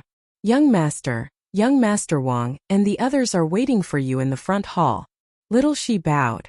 It turned out that Wang Zhong saw that the white-clothed young master outside the residence was elegant and had a noble aura. He didn't seem like an ordinary person, so he brought the two of them to the front hall to serve tea and wait. Li Zixuan nodded and walked towards the front hall. Front hall. Young master, that Li Zixuan is so rude. That little baron actually dares to make young master wait for so long. Wait for Yaoer to take that guy's head and vent your anger for young master. Seeing that 15 minutes had passed and Li Zixuan still hadn't arrived, Yu Yao couldn't help but feel angry. She felt that Li Zixuan was purposely putting on airs to humiliate her young master. After saying that, she was about to leave with her sword. Actually, this couldn't be blamed on Li Zixuan, who asked him to be teaching his disciple. Of course he had to take some time to explain before leaving. Wait. The white-clothed young master put down the teacup heavily. There was a trace of anger in his voice. Yu Yao's body trembled and stopped in place. This baron wants to see who has the guts to assassinate a baron personally conferred by His Majesty in broad daylight. Li Zixuan's hearing was very good. When he was about 7 to 8 feet away from the front hall, he heard a woman speaking arrogantly. He couldn't help but shout angrily and quickly walked in. The atmosphere in the room suddenly became tense. Yu Yao was still feeling sad because of her young master's scolding. Now that she saw the person in front of her, she started to feel angry. She felt that it was all because of this person that she was in this situation. If it wasn't for the fact that she was afraid of angering her young master, she would have drawn her sword. As soon as Li Zixuan entered the door, he saw a beautiful woman with snow-white skin, a slender figure, and an exuberant heroic spirit. She was glaring at him angrily. If Li Zixuan hadn't reacted quickly, he would have bumped into her. When he first saw this woman, he was indeed stunned by her beauty, but he wasn't the kind of person who couldn't move when he saw a beautiful woman. This woman had spoken rudely behind his back, and now that she was caught red-handed, she didn't feel the slightest bit ashamed. Instead, she glared at him angrily. His first impression of this woman was a trace of disgust towards her character. So what if you're pretty? This young master will not spoil you. Moreover, in terms of beauty, Han Yushi was definitely not inferior to this woman in front of him. More importantly, Han Yushi's gentle and graceful personality was very likable. If he had to choose, Li Zixuan would choose Han Yushi without hesitation. Were you the one who said you wanted to kill me? Li Zixuan looked at the woman and spoke coldly. Since the other party didn't give him a good face, why should he stick his warm face to the other party's cold butt? No matter how beautiful you are, you can't be so rude and casually kill people, right? The white-clothed young master quickly stood up and pulled Yu Yao away. He smiled at Li Zixuan and cupped his hands. The maid in my house is rude. This one will strictly discipline her when I return. Lord Li is a weak noble, so you must be magnanimous and won't bicker with an insignificant woman. Only then did Li Zixuan notice the man in the room. He was dressed in white and had black hair. He was elegant and unrestrained, and he had a scholarly air about him. He gave off a gentle and refined feeling. Li Zixuan said indifferently with his hands behind his back. A good man doesn't fight with a woman. This baron naturally won't lower himself to the level of a little woman. May I ask who you are? He deliberately emphasized the words little girl. Hearing this, Yu Yao's jade-like face froze. She snorted coldly and glared at Li Zixuan with killing intent. The white-clothed young master also heard the displeasure in Li Zixuan's tone. He felt helpless. Before he came, he had prepared many words to persuade Li Zixuan to cooperate with him. But now, it seemed that all his plans had been disrupted by Yu Yao. He could only take one step at a time.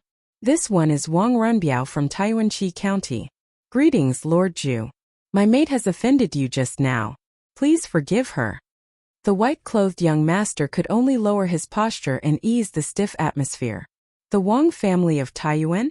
Li Zishuan raised his eyebrows. He paused his steps and asked in surprise. The white-clothed young master cupped his hands and smiled. Yes. Li Zishuan was shocked. The Wang family of Taiyuan was a rich and powerful family. They were one of the 5 surnames and 7 hopes. Although he did not study liberal arts, he had heard of the name of the 5 surnames and 7 hopes. During the Han and Sui dynasties, it was a society based on the status system. The aristocratic families enjoyed high prestige and status in society. Among all the noble aristocratic families, there were 5 most noble surnames. They were the Li family of Longxi, the Li family of Zhao County, the Cui family of Boling, the Cui family of Qinghe, the Lu family of Fanyang, the Zheng family of Xingyang, and the Wang family of Taiyuan. Among them, the Li family and the Cui family each had 2 surnames. Therefore, they were called the 5 surnames and 7 hopes. These 7 great clans all had deep foundations and produced many talented people. Moreover, the marriages between the great clans were intertwined. Often, a slight move in one part would affect the whole situation. Even Li Heir, as the ruler of a country, was somewhat afraid of the other great clans. At that time, the people thought that marrying a girl of the 5 surnames was an honor. The prime minister of the Tang dynasty, Shui Yuanchao, once said that one of his 3 regrets was that he could not marry a girl of the 7 families. This showed the prestige of the 7 families. The Wang family of Taiyuan was from Zhaoxing County and Wangchu County. It was the first family to become a first-class aristocratic family. Between the 2 Han dynasties, Wang Yun at the end of the Eastern Han dynasty turned the tide of the country and pushed this family to become a famous family in the world. In the Northern Wei dynasty, the Wang family of Taiyuan was listed as a first-class aristocratic family, by virtue of the contributions of their ancestors and their noble status. It prospered for 200 years. From then on, the reputation of the Wang family of the world comes from Taiyuan became popular. In the Tang dynasty, the Wang family of Taiyuan also produced many talents, nurturing a group of top poets such as Wang Bo, Wang Jihuan, Wang Chongling, and Wang Wei, forming a feast of poetry that was too much for the eyes to take in. Li Zishuan suppressed the shock in his heart and walked to the seat of honor. He said to Wang Renbiao, "Renbiao, please sit." Li Zishuan's voice was not as cold as before. On the one hand, the person in front of him was from a wealthy family and was modest and polite, not arrogant and domineering. This made Li Zishuan feel slightly better. On the other hand, his family had risen too quickly and its foundation was not stable. There was really no need to go against a giant like the Wang family of Taiyuan for such a small matter. Although he was a time traveler, knew a lot of black technology, and was very good at martial arts, he still had to think about his family. He could not kill the whole family because of a disagreement and make the world his enemy, right? Wang Renbiao could hear that Li Zishuan's tone had softened. He felt relieved and said politely, "Thank you, Lord Zhu." Although he was the eldest son of the first branch of the Wang family, he did not have the arrogance of the young masters of the other 5 families. He had always pursued the idea of putting down the arrogance of an aristocratic family, making allies and cooperating for a win-win situation. Therefore, he humbled himself in front of Li Zishuan. Li Zishuan nodded slightly and shouted to the outside, "Come, serve tea." A maidservant immediately walked in with a teapot in her hand. She poured a cup for the 2 of them and then retreated. "Please have tea." "Thank you." Wang Renbiao picked up the teacup, took a sip out of politeness and put it down. Li Zishuan, of course, did not drink a sip. He was not interested in the tea made by the Tang dynasty. It was better not to try this strange taste. Li Zishuan saw Wang Renbiao put down the teacup, so he asked, "May I know why Renbiao is here today?" Since the rhythm was disrupted by Yu Yao, Wang Renbiao did not keep him in suspense. He said directly, "Lord Zhu, I'm here this time to cooperate with you in a business. Please think about it carefully." Oh. Chapter 121. In the front hall, Li Zishuan was slightly surprised when he heard Wang Renbiao's intention. He asked, "Which branch of the Wang family is Renbiao from?" Wang Renbiao replied curiously, "I'm from the first branch of the Wang family. Why do you ask?" Li Zishuan said curiously, "That's strange. Why would the young master of the Wang family be involved in the business of merchants?" Forgive my rudeness, but haven't you also been involved in the business of merchants? Li Zishuan shook his head and said, My family's situation is special. Before His Majesty made me a baron, my family was a merchant's family. But your Wang family is a wealthy family. Why would they let you, the son of the first wife, go into business? This was exactly what Li Zishuan found strange. The Wang family was a rich and powerful clan that had flourished for hundreds of years. The number of descendants in the family was probably in the tens of thousands. There was really no reason for Wang Renbiao, the legitimate son of the first branch, to come out and do business. Wang Renbiao pondered for a moment and smiled helplessly. I can't hide anything from you. To be honest, the reason why I'm doing business this time is because of a small test arranged by my family for the younger generation. I won't go into detail about the conflicts and disagreements between the family's children. I'm sure you can guess a little. Wang Renbiao couldn't help but sigh. Ordinary people envied the children of wealthy families, but they didn't know that they also had their own helplessness. Yu Yao, who was standing next to him, felt a trace of distress in her eyes. Li Zishuan nodded and said with a smile, Renbiao is straightforward. In that case, what business do you want to cooperate with me? How do you want to cooperate? Wang Renbiao pondered for a moment and said, I want the distribution channels of the scooter, the land of warmth, and the drunken immortal in your hands. Can you name a price? Li Zishuan was shocked. He didn't expect these aristocratic families to target his strange taste pavilion and the drunken immortal. He shook his head and said, That won't do. Renbiao seems to be a straightforward person, so I won't beat around the bush with you. You must be clear that the scooter, the Tenderland, and the drunken immortal are in short supply in Chang'an. Firstly, I don't have any extra stock to share with you. Secondly, I have no reason to cultivate a competitor for myself. Wang Renbiao was already prepared for Li Zishuan's rejection. He took out a red card with the words Strange Interest Pavilion written on it. Then he said, Lord Zhu, you're wrong. We're not competitors but allies. To be honest, I also admire some of Lord Zhu's wonderful ideas. For example, if it weren't for the fact that I'm already a teenager, I'm afraid that I wouldn't be able to resist buying one to play with. A few days ago, I asked someone to buy a red membership card for Strange Interest Pavilion. It was also to buy a scooter to coax my little sister. Also, I tasted this immortal drunken wine yesterday. It is indeed a rare wine. In my opinion, good goods like the scooter, the Tenderland, and the drunken immortal should be enjoyed by the people all over the Tang Empire. So what I mean is, can Lord Zhu give me some of the goods? I'll sell them to other places in the Tang Empire. I'll definitely not sell them in Chang, and compete with Lord Zhu. Li Zishuan looked at the red card Wang Renbiao took out and his eyes flashed. Sun Huiyuan had told him before that a person surnamed Wang had asked a servant to get a red Supreme membership card. At that time he was slightly surprised. After all, 500 strings of coins was not a small amount.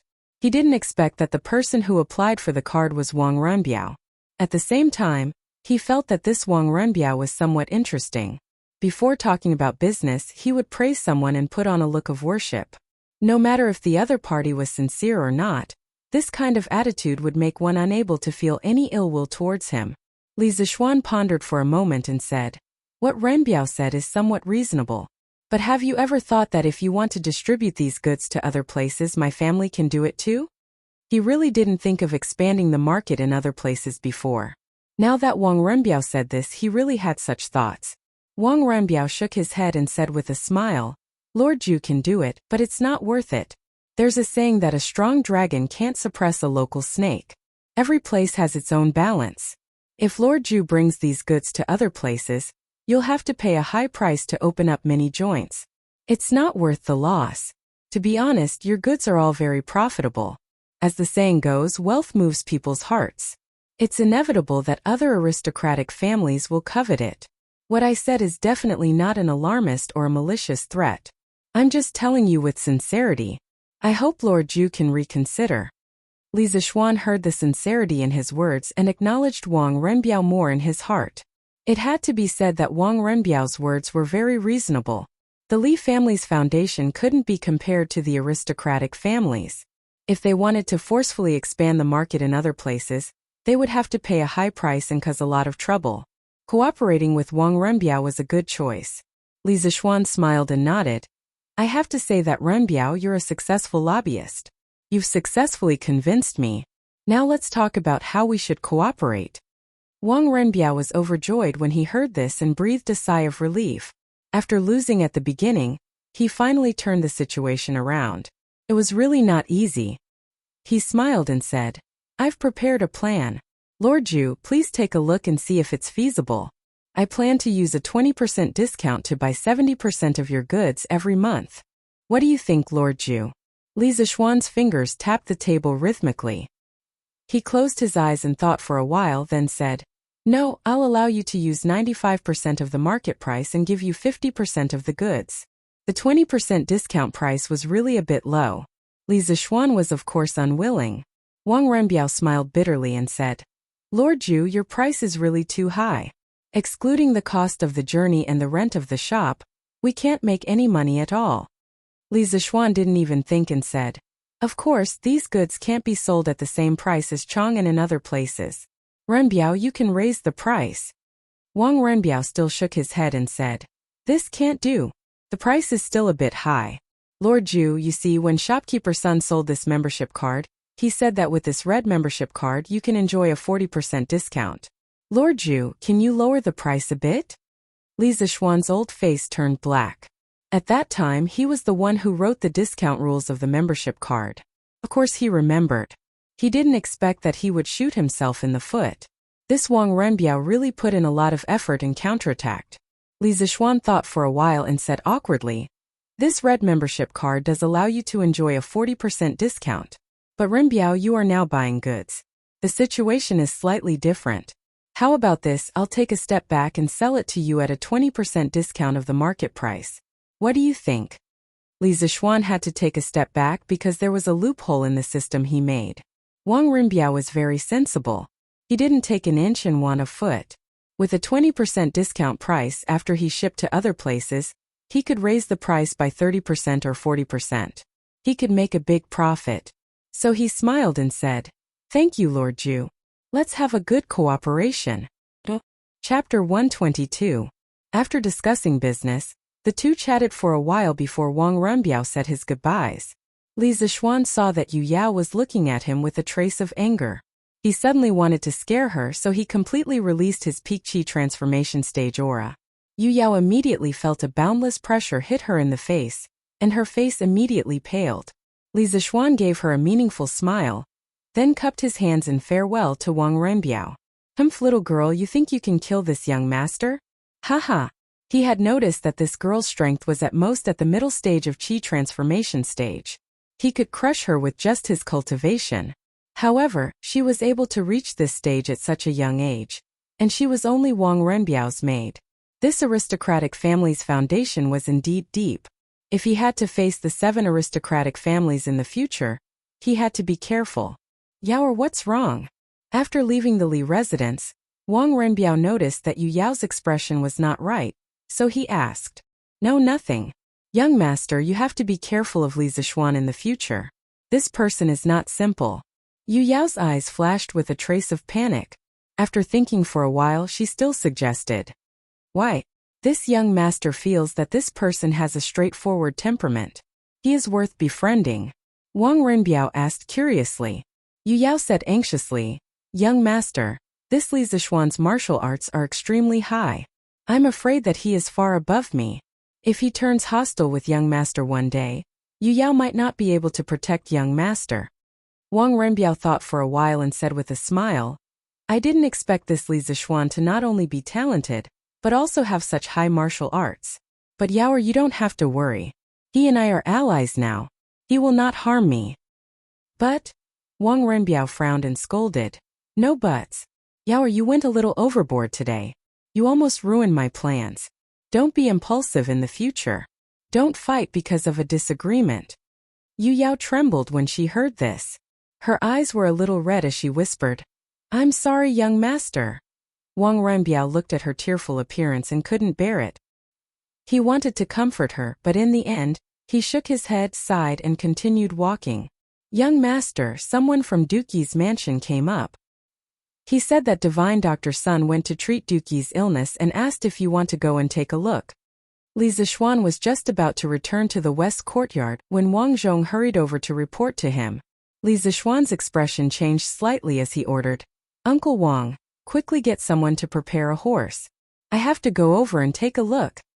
The first person he met upon arriving in Great Tang was Sun Simiao.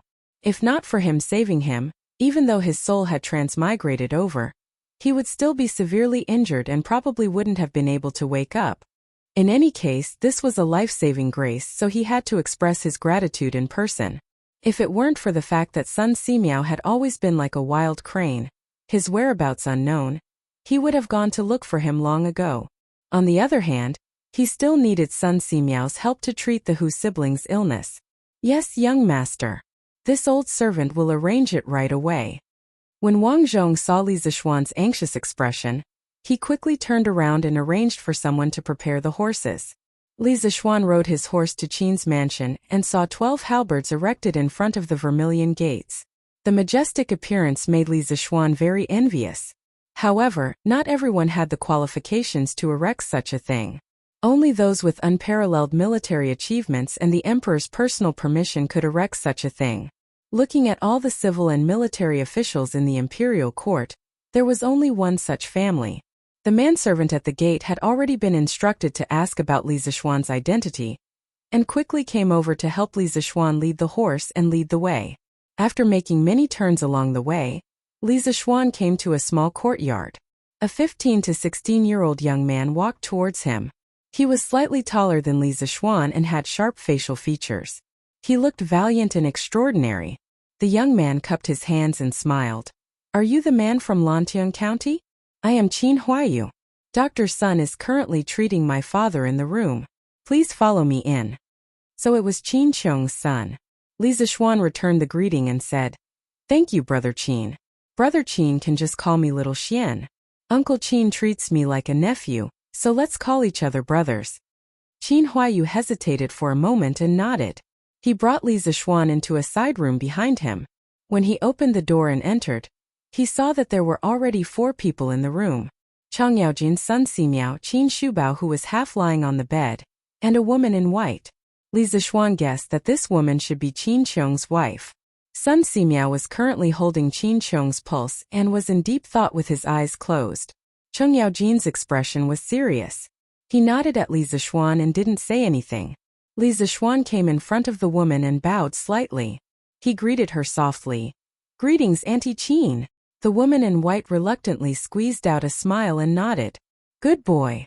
Li Zixuan also saw that all her thoughts were now on Qin Shubao, so after greeting her, he quietly stood aside and waited with Chang Yaojin and the others for Sun Simiao's diagnosis and treatment results. Waiting was always very long. After a long time, Li Zixuan's legs were a little numb.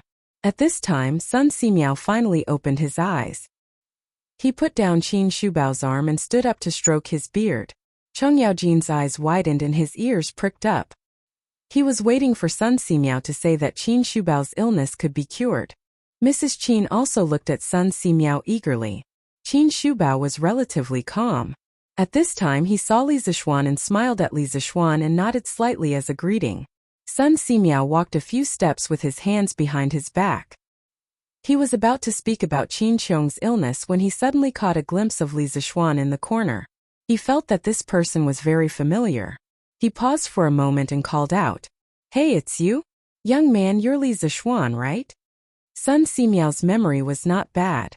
After so long, he still remembered Li Zixuan's name. Li Zixuan was also waiting for Sun Simiao to speak about Qin Qiong's illness. He saw Sun Simiao suddenly look over and recognize him. Li Zixuan hurriedly took 2 steps forward, bowed deeply to Sun Simiao respectfully and said, "It's me. 2 months ago, Taoist priest saved my life in Zhongnan Mountains. I've always remembered Taoist priest's kindness. Today I heard that Taoist priest was here, so I came to pay my respects." Sun Simiao stroked his beard and smiled. "Aha, you don't have to be so polite. It's my duty to save the dying and heal the injured. I didn't expect that a little child that I accidentally saved back then would be so famous in Chang'an. Should I call you Baron Lantian now?" Sun Simiao's second half of the sentence was obviously joking. Li Zixuan hurriedly said, "Taoist priest, don't call me Little Xian. You can call me Little Xian. Aha, then I'll call you Little Xian. I've saved countless people over the years with my medical skills. Little Xian, you've recently offered the Tsuyuan plow to the imperial court so that countless people won't miss the spring plowing. It seems that I saved the right person when I painstakingly saved you. Haha. Doctors were benevolent. Sun Simiao was very happy to see that the person he saved later saved countless people of the Tang Empire. They were chatting happily, but Chang Yaojin and Mrs. Qin were waiting anxiously. They were eager to know if Qin Shubao's illness could be cured. Li Zixuan also noticed Chang Yaojin, who was anxiously staring at him. He hurriedly said, Taoist priest, I'm flattered. Please tell me how Uncle Qin's illness is and whether it can be cured. Mrs. Qin looked at Li Zixuan gratefully and thought that this child was very sensible. Sun Simiao then remembered the important matter and apologized to Mrs. Qin. Then he said with a serious expression, General Qin's illness is not easy to treat. Chapter 123. Qin Manor. In the room, Sun Simiao suddenly stopped halfway and glanced at Qin Xiong. He wanted to say something but hesitated. Qin Shubao laughed and said, I've been in the military for my entire life, so I'm not afraid of death. Dr. Sun, if you have something to say, please say it. Madame Qin's face was full of anxiety. She opened her mouth to say something, but in the end she didn't say anything. Li Zixuan and Chang Yaojin were also very nervous. Seeing this, Sun Simiao said, Then I'll be frank. General Qin has been in countless battles in his life, and he has been seriously injured many times. Although these injuries were treated at the time, they still damaged his vitality. As time passed, these old injuries became old hidden injuries, and they often made General Qin feel so much pain that he wished he was dead. Also, I'm guessing that every time General Qin is injured, he will lose a lot of blood. After a lot of times, his body will naturally collapse. Therefore, General Qin's illness is caused by the pain caused by the old hidden injuries. On the other hand, it is because he lost too much blood in his early years, causing a severe lack of blood in his body. Sun Simiao didn't say anything mysterious to everyone. He tried to explain Qin Shubao's illness as straightforwardly as possible. In modern terms, Qin Shubao had lost too much blood, and the blood he lost couldn't be replenished by his body's ability to produce blood. On the other hand, there were many hidden injuries on his body, which often caused him to suffer from the pain. Actually, in history, Qin Xiong was sick in his later years because he had been injured in many battles. Every time he was sick, he would say to others, When I was young, I was in the military for more than 200 battles, and I suffered from severe sores. I also lost a lot of blood, so how could I not be sick? What he meant was, when I was in the military for more than 200 battles, I was seriously injured, and I lost a lot of blood, so how could I not be sick? In the end, this general who had been in the military all his life died in 12 years of the Jingguan Temple under the torment of his illness. It was a miracle that Qin Xiong was able to hold on for so long. In the Tang dynasty, 1 dendrobium was equivalent to 10 buckets, and 1 bucket was equivalent to 6,000 milliliters in the modern era. Qin Xiong said that he had lost quite a bit of blood from his injuries. The amount of blood loss was too terrifying. It should be known that the blood of a normal adult should be around 7% to 8% of their body weight. A person weighing 60 kilograms would have a total blood volume of about 4,200 to 4,800 milliliters. Generally speaking, if the amount of blood loss was less than 10% of the total amount, there would be no obvious impact on the human body's health. Qin Xiong had fought for his entire life, and the amount of blood he had lost was more than 100,000 milliliters. If it was anyone else, they would have died from blood loss. Divine Dr. Sun, can my master's illness be cured? Mrs. Qin hurriedly asked after hearing Sun Simiao's description. Chang Yaojin also looked at Sun Simiao nervously. This man was usually fearless, but now he could see a trace of worry and fear in his widened eyes. Sun Simiao sighed and said, Alas, General Qin's illness can be cured, but it is very troublesome. When everyone in the room heard Sun Simiao say that it could be cured, they were all delighted. However, when they heard the second half of the sentence, they were all worried. Sun Simiao shook his head and walked a few steps with his hands behind his back. He then said, I can give General Qin a few prescriptions to replenish his blood and qi. It might be able to slightly alleviate his blood loss. However, it has been too long since General Qin suffered from those internal injuries in his early years. Even if I use acupuncture, I can't completely cure it. This is a bit tricky. Mrs. Qin couldn't help but cry when she heard this. She said, "Then what should we do? My old master has just passed the age of 40. Li Zixuan also looked at Qin Shubao sadly. From his face, it was impossible to tell that he had just passed 40 years old. Instead, he looked like an old man in his 60s. He must have suffered a lot of pain over the years. Qin Shubao was displeased. "Madam, I'm not dead yet. What are you crying for? Don't let Taoist priest and Jija see you as a joke." Mrs. Qin hurriedly wiped away her tears, but she still looked sad. Chang Yaojin said anxiously, "Second brother, how can you say such discouraging words? Taoist priest's son, is there really no other way? As long as you can cure my second brother's illness, no matter what precious medicinal herbs you need, I can ask someone to find them for you." Sun Simiao still closed his eyes and shook his head. Qin Shubao said with an indifferent face, "Madam Jija, don't make things difficult for Dr. Sunday. In the past few years, I have been a little breathless and dizzy after playing with the golden mace twice. I am already very satisfied that Dr. Sun can alleviate my blood loss. As for those old injuries and old pains, it's fine if you don't treat them. This little pain is nothing in my eyes." Qin Shubao's words were indifferent, but Li Zixuan could hear the desolation of a hero past his prime. Back in the day, Qin Shubao had been a peerless hero, but in his later years, he could only struggle at death's door on a sickbed. For generals like him who did not fear death, this was the most painful torture. It was better to die on the battlefield. Sun Simiao sighed and shook his head. He respected Qin Xiong's character, but unfortunately, he could not do anything about this illness. His medical skills were not omnipotent. Sun Simiao sighed twice and walked to the table at the side. He sat down, picked up the brush, and began to write the prescription. As he wrote, he said, "Mrs. Qin, this prescription is mainly used to nourish the spleen and kidney, and nourish qi and blood. 1 dose a day, decoct it and take it 3 times a day. In addition, the ginseng powder is 2 grams per dose. Take it in the morning and at night. However, General Qin has lost too much blood these years. I'm not sure if this prescription can completely restore General Qin's lost qi and blood. I'll stay in Chang'an for a month. After that, I'll come to see General Qin every few days. When the time comes, I'll change the prescription according to the situation."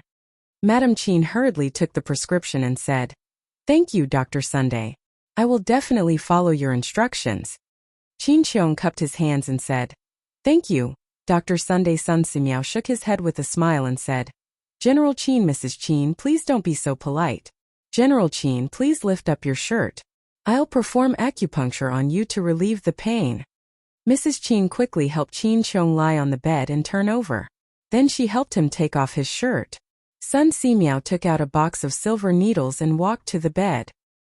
He said in a low voice, "It may be a little painful at the beginning, but it will be much better after a while. General Qin, please be mentally prepared." Qin Shubao smiled indifferently and said, "Dr. Sun, just do your acupuncture. This pain is nothing." Sun Simiao nodded and didn't waste any more words. He took out the silver needles and moved them like the wind. His movements were like moving clouds and flowing water. He pierced the Dazui Jiang Tsiuwen Yangwen Tao Dao Jizhong Tianzong Shenzhu Jianjing Yu Fengmen Gonshu and Shenshu. Li Zixuan watched from the side and also recognized these acupuncture points. Although the previous owner of this body didn't learn medicine from spiritual master Ling Su, it was said that medicine and martial arts couldn't be separated. He had practiced martial arts for many years, and also recognized the 409 acupuncture points of the human body. What made Li Zixuan slightly surprised was that when Sun Simiao performed acupuncture, Li Zixuan could clearly feel the flow of vital energy at the tip of the needle. At this time, he seriously looked at Sun Simiao and found that his martial arts had also reached the qi transformation realm. Li Zixuan opened his mouth in shock. He really didn't expect Sun Simiao to be a medical and martial artist. After Sun Simiao finished the acupuncture, Li Zixuan finally couldn't help but ask, "Taoist Sun, you also practice martial arts?" Sun Simiao waved his hand and said with a smile, because some acupuncture techniques need to be combined with vital energy to be more effective. This poor Taoist has practiced Taoist Qigong for more than 10 years. Of course, this poor Taoist Kung Fu is mainly to cure diseases and save people. In terms of fighting, it is definitely not comparable to you real martial artists. Li Zixuan suddenly understood and nodded. Taoists focused on cultivating vital energy and health. Sun Simiao was a medical and martial artist, so it wasn't unreasonable that he could live to 140 years old. When he went back, he would ask Sun Simiao for advice on health and let his father and mother practice it. After a few minutes, Sun Simiao removed all the silver needles from Qin Shubao's back, and then walked to the basin to wash his hands. Mrs. Qin quickly came over and dressed her husband. Qin Shubao tried to get out of bed and walked 2 steps. He praised, "Dr. Sun's medical skills are really good. I feel much more relaxed than before." After Sun Simiao finished washing his hands, he looked at Qin Qiong and said, "General Qin, don't be too proud. Your illness hasn't been completely cured yet. First, follow this poor Taoist prescription and recuperate for a few days. During this time, don't do any strenuous exercise. As for your internal injuries, this poor Taoist will think about it and see if there is a way to completely cure them." Qin Qiong cupped his hands and said, "Dr. Sun, thank you for your trouble." Chang Yaojin also respectfully bowed to Sun Simiao and said, "Thank you, godly Dr. Sun, for treating my second brother.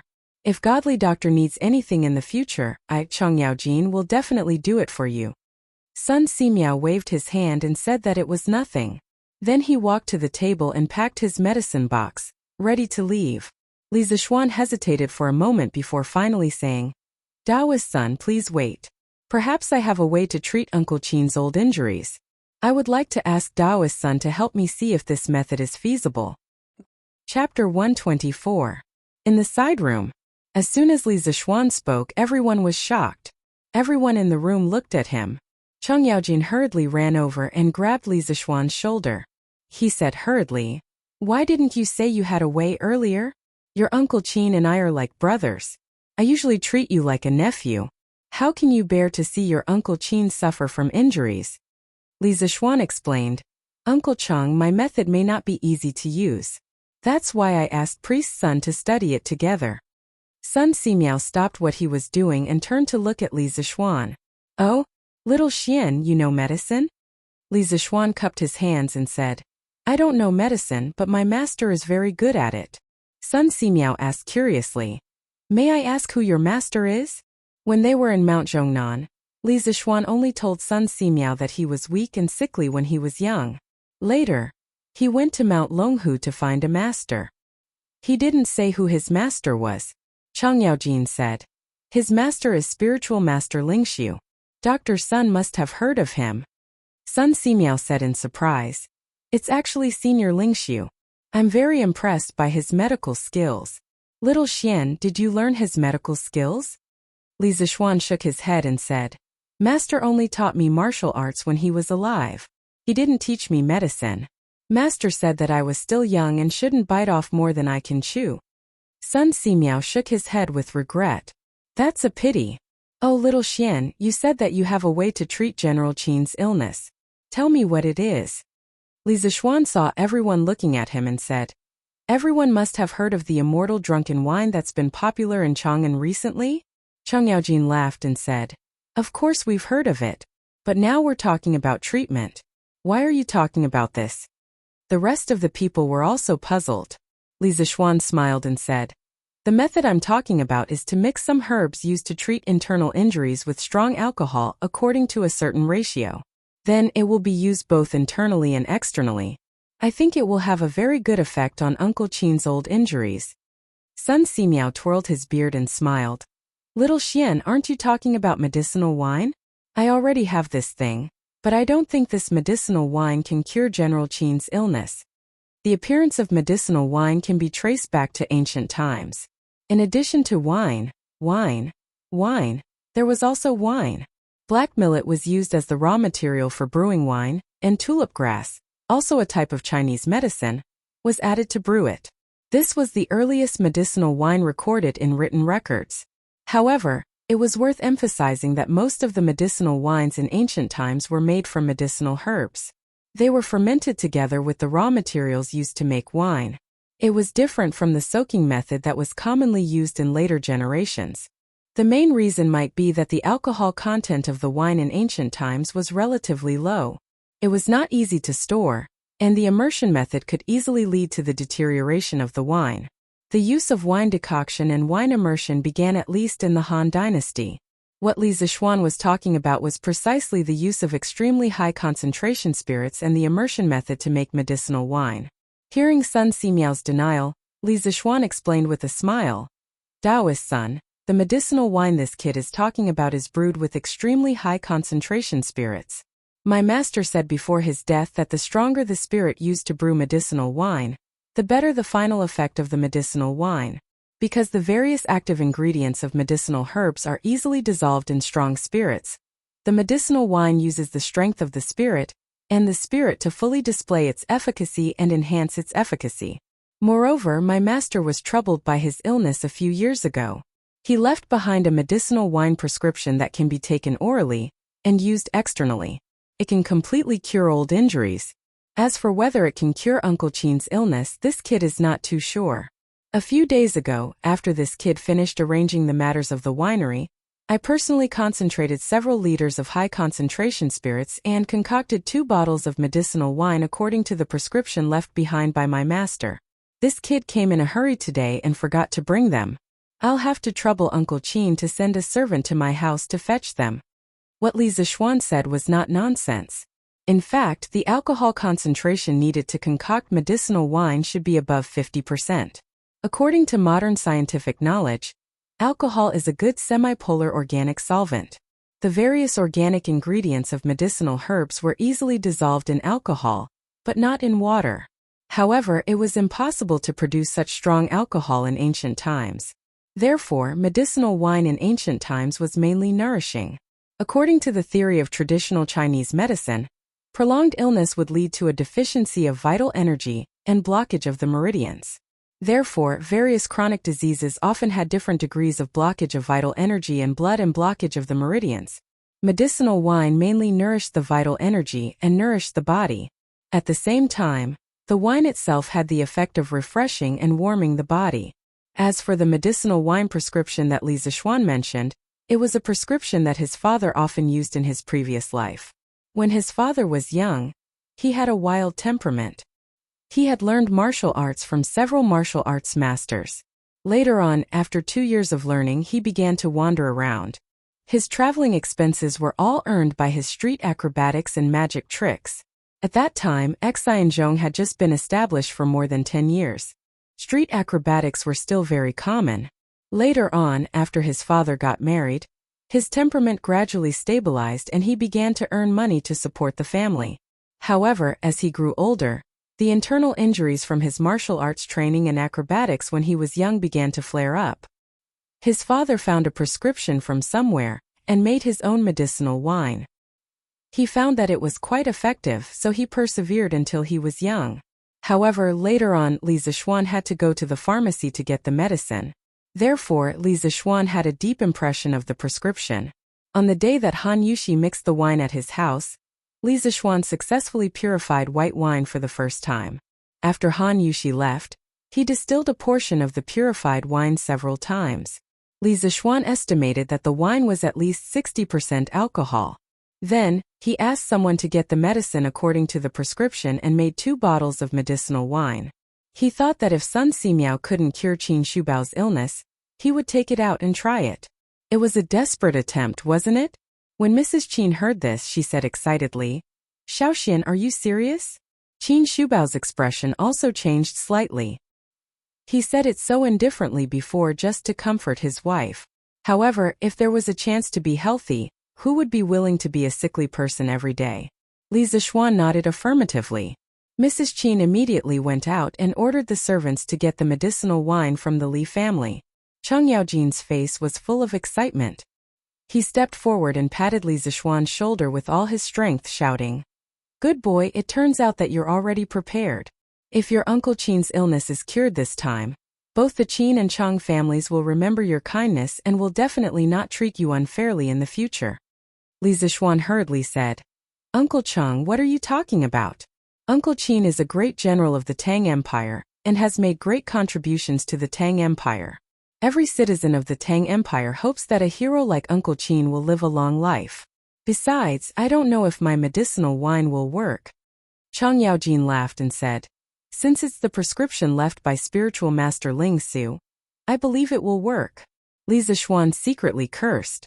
Chang Yaojin was too excited. How could he praise another doctor in front of a doctor? Fortunately, Sun Simiao was not a narrow-minded person. He himself also admired spiritual master Ling Su's medical skills. At this time Sun Simiao said, "Xiaoxian, since you haven't brought back the medicinal wine, can you write down the prescription for me?" He was also eager to find out. When he heard that the prescription was left by spiritual master Ling Su, he wanted to find out. Li Zixuan nodded and said, "I was just about to ask Taoist Sun to help me look at it in detail so that I don't remember wrongly and make mistakes." Ooh. Chapter 125. It was a May afternoon and there was already a trace of heat. Everyone in the room had some sweat on their faces, but no one said a word. They all watched Li Zixuan write on the table. After a while, Li Zixuan picked up the written prescription and handed it to Sun Simiao. "Taoist Sun, help me look at it in detail." Sun Simiao took the prescription and saw a few lines of crooked words. He immediately frowned. Didn't Taoist Ling Su teach Li Zixuan how to write? Li Zixuan also saw Sun Simiao's slightly furrowed brows, and he couldn't help but feel embarrassed. He secretly decided that he would have to practice his calligraphy in the future. Calligraphy was a person's face, and he couldn't not practice it well. He was also somewhat helpless. In the memory of the body he merged with, there was really no experience in writing. Perhaps his predecessor also didn't practice writing. After Sun Simiao sighed at Li Zixuan's dog-like handwriting, he looked at the contents of the prescription and saw that it was written, orally, 2 liters of white wine strong, raw Rehmannia, cooked Rehmannia, made fleece flower, angelica, asparagus and ophiopagon, 3 taels each of ginseng and wolfberry, 4 taels of yellow angelica, 2 taels of poria cocos, 5 taels of jujube, 4 taels of schisandra, 4 taels of peach bark, 8 taels of cinnamon and 6 taels of raw Rehmannia. External use. 2 liters of white wine very strong, 2 taels of daishianki, blood and leopa, 5 taels each of rhubarb, peach kernel, eupatorium, safflower, angelica, frankincense, myrrh, gentian and chuan dieback, 3 taels each of eukamia, bone suebu, upper turtle worm, sumu and womingii, 3 taels each of majianzi, fried yellow hair removed, 3 taels each of qi and 8 taels each. After Sun Simiao finished reading the prescription, he closed his eyes and muttered to himself intermittently. After a moment he opened his eyes and said to Li Zixuan, "Little Xian, although this prescription seems to be a bit of a surprise move, in the end it can only treat pain, promote blood circulation and strengthen muscles and bones. If it's really used to treat internal injuries, I'm afraid that the medicinal effect is somewhat insufficient." Li Zixuan smiled and said, "What Taoist Sun said is reasonable, but this shows the key role of the strong wine. As the saying goes, medicine borrows the strength of the wine, and the wine helps the medicine. The two complement each other to maximize their effectiveness. Only in this way can Uncle Qin's internal injury be cured." Sun Simiao looked at Li Zixuan with some uncertainty and said, "Then let's wait until you bring out your medicinal wine to try." Ooh! Qin's mansion and Li Zixuan's mansion were not far apart. In less than half an hour, a young servant knocked on the door and walked in, carrying 2 large porcelain vases. Li Zixuan took the porcelain bottle and handed it to Sun Simiao. "Priest Sun, please take a look." Sun Simiao took the bottle of medicinal wine with the words "external use" written on it and opened the wooden cork. This was a strong wine with more than 60% alcohol. Immediately, the room was filled with the fragrance of wine and medicine. Chang Yaojin took a deep breath and praised, "Good wine. This is even more satisfying than the immortal drunken wine. Little Xian, do you have any more of this wine? Can you give me a jar as well?" Damn, this old drunkard wanted to drink so much that he went crazy. If he drank such strong wine, wouldn't it burn him to death? Even if it didn't burn him to death, it would probably cause alcohol poisoning. Li Zixuan quickly shook his head and said, "Uncle Chang, this wine can only be used externally. It can't be drunk. Besides, it's extremely difficult to brew this kind of strong wine. There's only a little left." Chang Yaojin heard this and shook his head in disappointment. Sun Simiao put the medicinal wine under his nose and sniffed it for a while. Then he said in surprise, "The wine is strong and the medicine is also strong. It's true that the medicine borrows the strength of the wine, and the wine helps the medicine. Maybe it can really cure General Qin's injury." He opened another bottle of medicinal wine for oral consumption.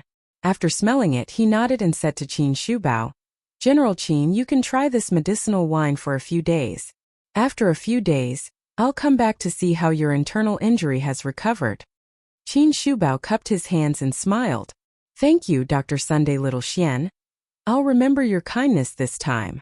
Li Zixuan quickly bowed and said, "Uncle Qin, you're too serious." He turned to look at Sun Simiao and said, "Priest's son, my master once told me that the blood of a human body is generally less than 10% of the weight of a human body. The blood loss of Uncle Qin over the years is probably more than 3 times the total blood in his body. Moreover, Uncle Qin is now old, and his ability to produce blood is far less than that of a young man. I'm worried that your qi replenishing prescriptions won't be able to completely recover Uncle Qin's qi and blood." Sun Simiao nodded in agreement. "I also agree with your master's theory. General Qin has indeed lost too much qi and blood, but I can't think of any other way except to let General Qin recuperate slowly." Qin Shubao's eyes lit up at this time. He asked tentatively, "Little Xian, do you have any way to make me recover quickly?" He had really had enough of the days when he couldn't carry anything. If there was a way to make him recover quickly, Qin Shubao felt that he was willing to live a few years less. Chang Yaojin and Mrs. Qin also looked at Li Zixuan eagerly. Li Zixuan pondered for a moment and chose his words carefully. He said, "Uncle Qin, although my method can make up for your loss of qi and blood in a short period of time, it can only treat the symptoms and not the root cause. It will make people dependent on it. Don't use it unless you have no other choice. You should slowly recuperate according to priest's son's prescription for a few days and see the effect. It is more reliable." Blood transfusion was indeed the fastest and most effective way, but now Qin Shubao's ability to produce blood was declining. Blood transfusion could only treat the symptoms and not the root cause. After one blood transfusion, there would be a second and third blood transfusion. Moreover, he didn't have any tools for blood transfusion. Qin Chong waved his hand and smiled. "As long as it can make me feel good for a while, anything is fine. Little Xian, tell me quickly." Sun Simiao also asked curiously, "Little Xian, what method do you have? Tell me first and I'll help you think about it in detail." Li Zixuan hesitated for a moment and said, "I don't know if priest's son has heard of the blood-stealing technique to prolong life." Hearing this, Sun Simiao's expression suddenly changed and he sternly scolded, "Little Xian, as a disciple of the Spirit Void sect, how dare you mention this kind of sorcery?" When Sun Simiao heard the words blood-stealing technique to prolong life, he instantly thought of some evil Jianghu cultivators. He had been practicing medicine all his life. How could he watch Li Zixuan go astray? That was why he sternly stopped him. Li Zixuan saw Sun Simiao's extreme reaction and knew that he had misunderstood. He hurriedly explained, "Priest's son, the blood-stealing technique to prolong life is not a sorcery. My master once said that a person will continue to produce blood. If a little blood is drawn out at a time, as long as it doesn't exceed 10% of the total blood in the body, nothing will happen. Instead, it will be good for the body's metabolism." "Is that true?" Sun Simiao asked. "It's true. My master once used this method to save a seriously injured villager, and the person whose blood was drawn out was still very healthy." Li Zixuan replied with certainty.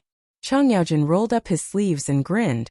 "Since drawing out blood can't kill people, Xiaoxian, quickly draw out my blood and give it to your Uncle Qin." Li Zixuan shook his head and said, "Uncle Chang, there are 5 types of blood in this world. Except for a very special blood type, different blood types can't be mixed together. Moreover, when I went down the mountain, I didn't bring back the blood transfusion tools left by my master. Therefore, Uncle Qin's weak blood and qi are best treated with medicine. If the effect isn't ideal, I'll find a way to make a set of blood transfusion tools for Uncle Qin." Qin Shubao could only nod and say, "Then I'll do as Xiaoxian said. I'll recuperate for a while." Chang Yaojin slapped Li Zixuan twice and said, "You wastrel, your master's things are so precious. Why didn't you bring them back?" Li Zixuan quickly jumped away and rubbed his head gloomily. Sun Simiao, on the other hand, was very interested in the blood type theory that Li Zixuan had just mentioned. He said as if he had discovered a new treasure. Xiaoxian, do you have any evidence for the blood type theory that you just mentioned? Li Zixuan said with certainty. Of course I do. When I finish making the blood transfusion tools, Daoist Sun will come over and watch me do a little experiment. Sun Simiao nodded with satisfaction and said, Okay, I've been temporarily working in the Imperial Medical Department. Remember to send someone to call me when the time comes.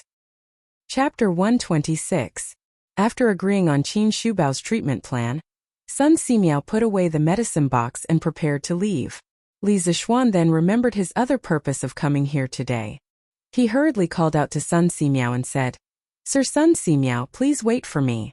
Please wait a moment, Daoist Sunday. I came here today because I have something I need your help with. Sun Simiao asked unhurriedly, What is it? Li Zixuan described the illness of Hu Jing and Hu Zhen to Sun Simiao in detail. After listening, Sun Simiao stopped what he was doing and straightened up. He stroked his beard and pondered for a moment before saying, Listening to your description, I feel that this Hu Zhen should not be born stupid.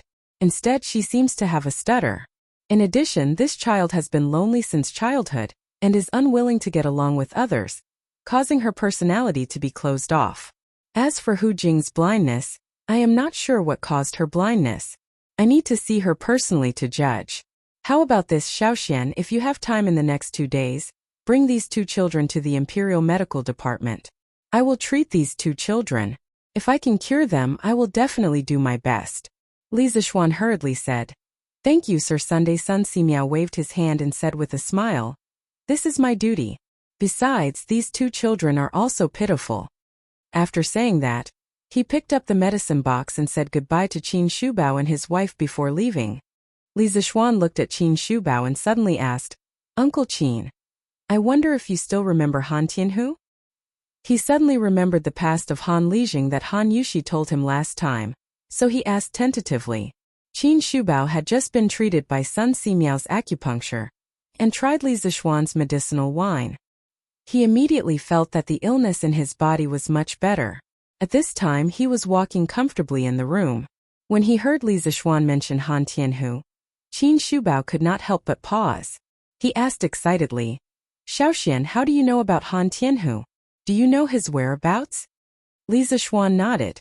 Qin Shubao hurriedly walked over and pressed Li Zixuan's shoulder. Really? Xiaoxian, quickly take this old man to see him. Back then, Han Tianhu risked his life to block an arrow for this old man in front of the Turks. Later, he was afraid of dragging this old man down, so he chose to leave alone with the name of deserter. But after he left, this old man has been feeling guilty all these years. I have been sending people to look for him. I didn't expect to receive news from you today. Tell me quickly, tell me, how has his family all these years? Cheng Yaojin also chimed in, second brother. Is this Han Tianhu the soldier who saved you during the battle with the Turks in the 6th year of Wuda? Qin Shubao nodded and said, That's right. If it wasn't for him, I might not be alive now. Mrs. Qin said with a face full of fear. Little Xian, quickly tell us where this Han Tianhu is. He is our Qin family's benefactor, and we must properly thank him. To Tobias. Quickly tell me quickly, where is this I quickly tell me this. Old Cheng will treat him to a drink. He is a good man. Li Zixuan replied, Uncle Qin, Auntie Qin, Uncle Cheng, this Han Tianhu is the Han village's Han Lijing. A few years ago, the Han village's fields were still owned by a landlord surnamed Lu. Those years, the people in the village did not have a good life. Li Zixuan then told Qin Shubao and the others about Han Tianhu's poor life after he returned to the Han family manor. After hearing this, Cheng's Qin Shubao stood up angrily and scolded. Pei! What kind of dog is this Lu Shuren? How can the heroes of Great Tang be bullied by such lowly people? Xiaoxian, quickly tell this old man, where is this bastard? Old Cheng will chop off his dog head. Qin Shubao, who had always been kind, also had a face full of anger. He slammed the table and said angrily, When a tiger goes down to the plains, he will be bullied by dogs. How dare such a lowly person bully Great Tang's good men? This old man will definitely report to His Majesty and punish this person for treason. Li Zishuan comforted. Uncle Cheng, Uncle Qin, please calm down. This Lu Shuren has already been dealt with. Thus, he told them about how he had beaten up Lu Shuren and his father, and how they were attacked by the people of Plum Village. Madame Qin could not help but laugh. Evil really has its retribution. This pair of father and son really deserved it. Cheng's Qin Shubao laughed and said, Good. Xiaoxian, you did well. This is really satisfying. At least that Lu guy knew what was good for him and left Plum Village. Otherwise, Old Cheng would definitely go to his door and teach him a lesson. Li Zishuan secretly wiped the sweat on his forehead. He thought to himself that Lu Shuren and his father had hit the jackpot and escaped. Otherwise, if they were targeted by the devils incarnate, they would suffer more than death. Qin Shubao also looked at Li Zishuan with praise and said, You know right from wrong and know what's right from wrong. Good young man. Xiaoxian, bring this old man to the Han Manor tomorrow. This old man wants to see Han Tianhu personally. Cheng Xiaojin patted his chest and said, I'll go too. You brat, bring 2 jugs of good wine tomorrow. This old man wants to have a good drink with Han Tianhu. Li Zishuan was speechless. He suspected that Cheng Xiaojin was going to drink wine and not to see Han Tianhu. Yes, it just so happens that this little one is going to the Han Manor tomorrow to bring the Hu siblings into the city. When the time comes, I'll accompany the 2 uncles to Han Lijing's house. Li Zishuan nodded and agreed. Madame Qin said, Xiaoxian, Auntie heard you say that Han Tianhu's daughter was able to support a family by herself at the age of 7. This girl is really a miracle in Great Tang. Li Zishuan nodded and said, Yes, that's true. Han Yushi's character is very strong. Those years were not easy for her. Madame Qin looked at Qin Shubao in disgust. Lord, this Han Yushi is a good daughter. Han Tianhu is also our family's great benefactor. This concubine wants to take Han Yushi as my adopted daughter. This way this child can have a good identity and marry into a good family in the future. What do you think, Lord? Qin Shubao stroked his beard and pondered for a moment before agreeing. Madame's suggestion is very good. This old man will discuss it with Han Tianhu tomorrow. If he agrees, we will officially take Han Yushi as our adopted daughter. This child has suffered a lot these years. When Li Zishuan heard this, he was delighted. Although he did not care about status, it did not mean that others did not care. Han Yushi was now the adopted daughter of the current Duke of Yi. If he were to marry Han Yushi in the future, Han Yushi would not feel inferior because of the difference in status. In that case, it would be easier for them to be together. The joy that flashed through Li Zishuan's eyes was caught by the old and experienced Cheng Xiaojin. Cheng's heart instantly became lively as he thought, when this brat was talking about Han Tianhu, 8 out of 10 sentences were related to that Han Yushi. Now that he heard that second brother Qin wanted to take Han Yushi as his adopted daughter, he was secretly happy. Could it be that this brat is interested in Han Tianhu's daughter? I have to observe carefully tomorrow. Chapter 127. Everyone in the room chatted for a while before Li Zishuan took his leave. Cheng Yaojin also followed him out. Li Zishuan and Cheng Yaojin walked side by side on the main road. He suddenly remembered that the Cheng family was also one of the shareholders of the winery. He didn't even ask for the Cheng family's permission to cooperate with Wang Runbiao in the morning. Thinking of this, Li Zishuan said somewhat embarrassedly, Uncle Cheng, there's something I forgot to tell you today. I'll tell you now, but you can't be angry. Cheng Yaojin waved his hand carelessly and laughed. Haha, you gave this old man a jar of strong wine just now. This old man won't be angry with you. Li Zishuan was speechless, but he also knew that Cheng Yaojin was making fun of him. After thinking for a moment, he told Cheng Yaojin about his cooperation with Wang Runbiao to open up the market of immortal drunken wine in Gentle Village and other regions. After hearing this, Cheng Yaojin became serious for once. He pondered for a long time and looked around. After confirming that there was no one around, he said to Li Zishuan, Little Xian, this old man actually doesn't want you to get involved in the affairs of the aristocratic families. In today's world, apart from the imperial family, the 6 aristocratic families have tens of thousands of direct descendants. There are also countless officials, scholars, and Jianghu wanderers who rely on the aristocratic families. This has already formed a huge force that is enough to threaten the stability of the Tang Empire. His Majesty is already thinking of weakening the aristocratic families. If you get too involved with the aristocratic families, I'm afraid it will be detrimental to your future. After hearing this, Li Zixuan was startled. He cupped his hands and said to Cheng Yaojin, "Thank you for your reminder, Uncle Cheng. After this cooperation, this little one will try not to interact with the aristocratic families." Cheng Yaojin nodded and continued, "But little Xian, the person you're cooperating with this time is not bad. Wang Renbiao is from the Wang family of Taiyuan in Qi County. Wang Renbiao's father, Wang Yu, is now the governor of Sui Province. Wang Renbiao's mother is the younger sister of the retired emperor, Princess Tong'an. His Majesty dotes on their family, and Wang Yu is also a supporter of His Majesty. Even if His Majesty really wants to clean up the aristocratic families in the future, Wang Yu's bloodline will definitely be fine. It won't be a big problem for you to cooperate with his son." Wang Yu's father, Wang Bing, was also a powerful person. He was once the Grand Minister of the Sui dynasty, a rank 1 official. Wang Yu's wife, Princess Tong'an, was conferred the title of Grand Princess after the founding of the Great Tang. Li Er had always been especially respectful to this aunt of his. After she married Wang Yu, he visited her house many times and rewarded her with many gifts. There was once a time when Princess Tong'an was ill.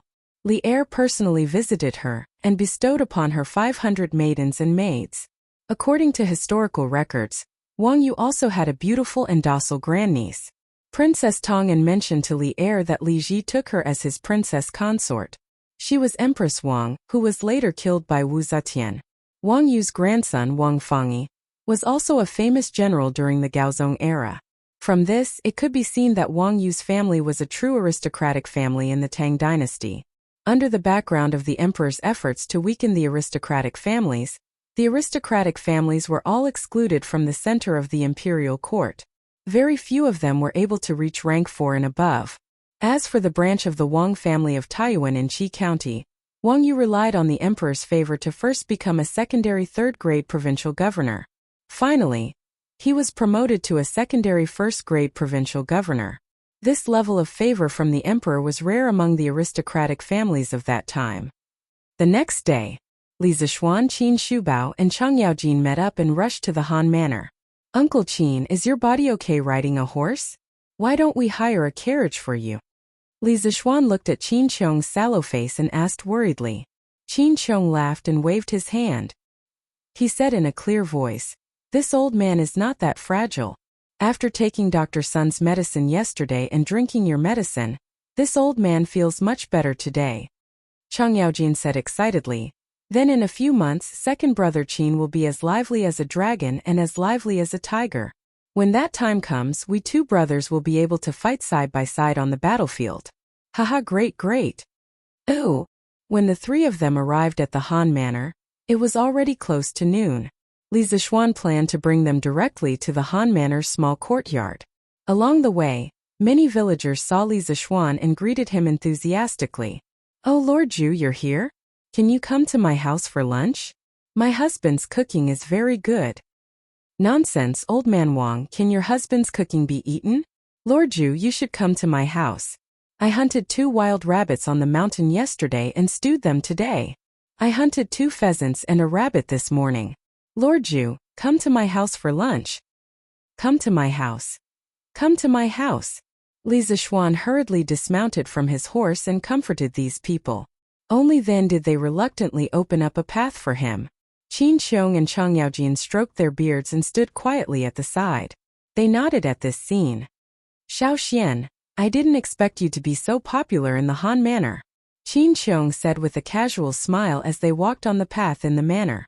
Li Zixuan said humbly, "Uncle Qin, you must be joking. This is just the love of the villagers. Actually, I didn't do much for them." Qin Qiong shook his head and smiled without saying anything. Cheng Yaojin chuckled and said, "You brat, you're learning from those rotten scholars. Aren't your words sour? If second brother Qin and I praise you, you have to accept it. You're dawdling like a woman." Li Zixuan was speechless. He was just being modest out of habit. This Cheng Yaojin really didn't know how to say personal things. In the Han Manor's small courtyard. "Yushi, I'm going to Plum Village in the afternoon to see how the chicken farm is doing. You're alone at home, so be careful, Han Lijing said to his daughter as he tidied up a pile of firewood in the courtyard. Yes, father. Don't worry. I'll be fine, Han Yushi agreed. Uncle Han, look who's here to see you. The courtyard door was only ajar and not locked. Li Zixuan directly pushed open the courtyard door and shouted at Han Lijing. When Han Yushi heard Li Zixuan's voice, she quickly turned around and looked at Li Zixuan with her big, watery eyes. Han Lijing also looked over when he heard this. He saw Li Zixuan and was about to greet him, but then he saw Qin Shubao and Cheng Yaojin behind Li Zixuan. Han Lijing was about to greet them, but he couldn't say anything. His mouth was wide open as he stood rooted to the ground. Father. Han Yushi saw that her father was rooted to the ground for a while, so she reminded him in confusion. Han Lijing immediately came back to his senses. He hurriedly got up and limped over to greet them. He first greeted Li Zixuan, then looked at Qin Shubao. His lips kept trembling, and he was so excited that he didn't know what to say. In the end, he knelt on one knee and made a military salute. He said loudly, I'm sorry. Deserter Han Tianhu greets General Qin and General Cheng. Unlike those ordinary villagers, Han Lijing had been in the army for many years, so of course he knew Cheng Yaojin. When Qin Shubao came in earlier, he saw the dilapidated courtyard and the father and daughter who depended on each other. He felt a little suffocated. When he heard Han Lijing call himself a deserter, Qin Shubao couldn't hold it in anymore. He pulled Han Lijing up from the ground and shouted, Han Tianhu, you're not a deserter. Who dares to say that you're a deserter? I, Qin Qiong, would rather give up the title of duke and make him kneel down and apologize to you. I, Qin Qiong, have never had weak soldiers, let alone deserters. Yes, who dares to say that you, Han Tianhu, are a deserter? I, Cheng Yaojin, will be the first to disagree. Cheng Yaojin immediately jumped out and echoed loudly. Han Lijing couldn't hold it in anymore. He knelt on the ground and cried, General. Back then he was seriously injured, and one of his legs was disabled. In order not to drag down the army, he left the camp without permission. Although it was with good intentions, it was still not allowed by military law. All these years, the imperial court didn't convict him of desertion, and the government never issued a warrant for him. Han Tianhu knew that it was Qin Shubao who mediated for him and helped him get off the hook. Every night when he woke up, his ears would ring with endless shouts of killing. Although he left the army, his heart was always on the battlefield. But he was still a deserter. He didn't dare to meet his fellow soldiers, and even more so, he didn't dare to meet Qin Shubao. He was afraid that he would embarrass Qin Shubao. Now that Qin Shubao had personally cleared his name and said that he wasn't a deserter, the demon that had been lingering in his heart for many years had finally dissipated. How could he not be emotional? Qin Shubao's eyes were also wet. He squatted down and pressed on Han Lijing's shoulder, comforting him. Tianhu, you have suffered all these years. Han Lijing choked and said, I didn't suffer. As long as the general doesn't think that I am a deserter, I am satisfied and can die without regrets. These incomparably sad words deeply touched Cheng Yaojin and Qin Shubao, who had been on the battlefield for a long time. The two of them couldn't help but cry. The three men hugged each other and cried bitterly, reminiscing about the years of killing each other. Li Zixuan stood at the side and saw this scene. He was also very touched. At this time he really wanted to sing Lu Tianwang's, It's not a crime for a man to cry. But after all, he had never been on the battlefield. He couldn't empathize with these veterans like Qin Shubao and Cheng Yaojin. He sighed for a while and left the three old men hugging and crying. He went to talk to Han Yushi, who was not far away. Chapter 128. In the small courtyard of the Han family. Yushi, how have you been recently?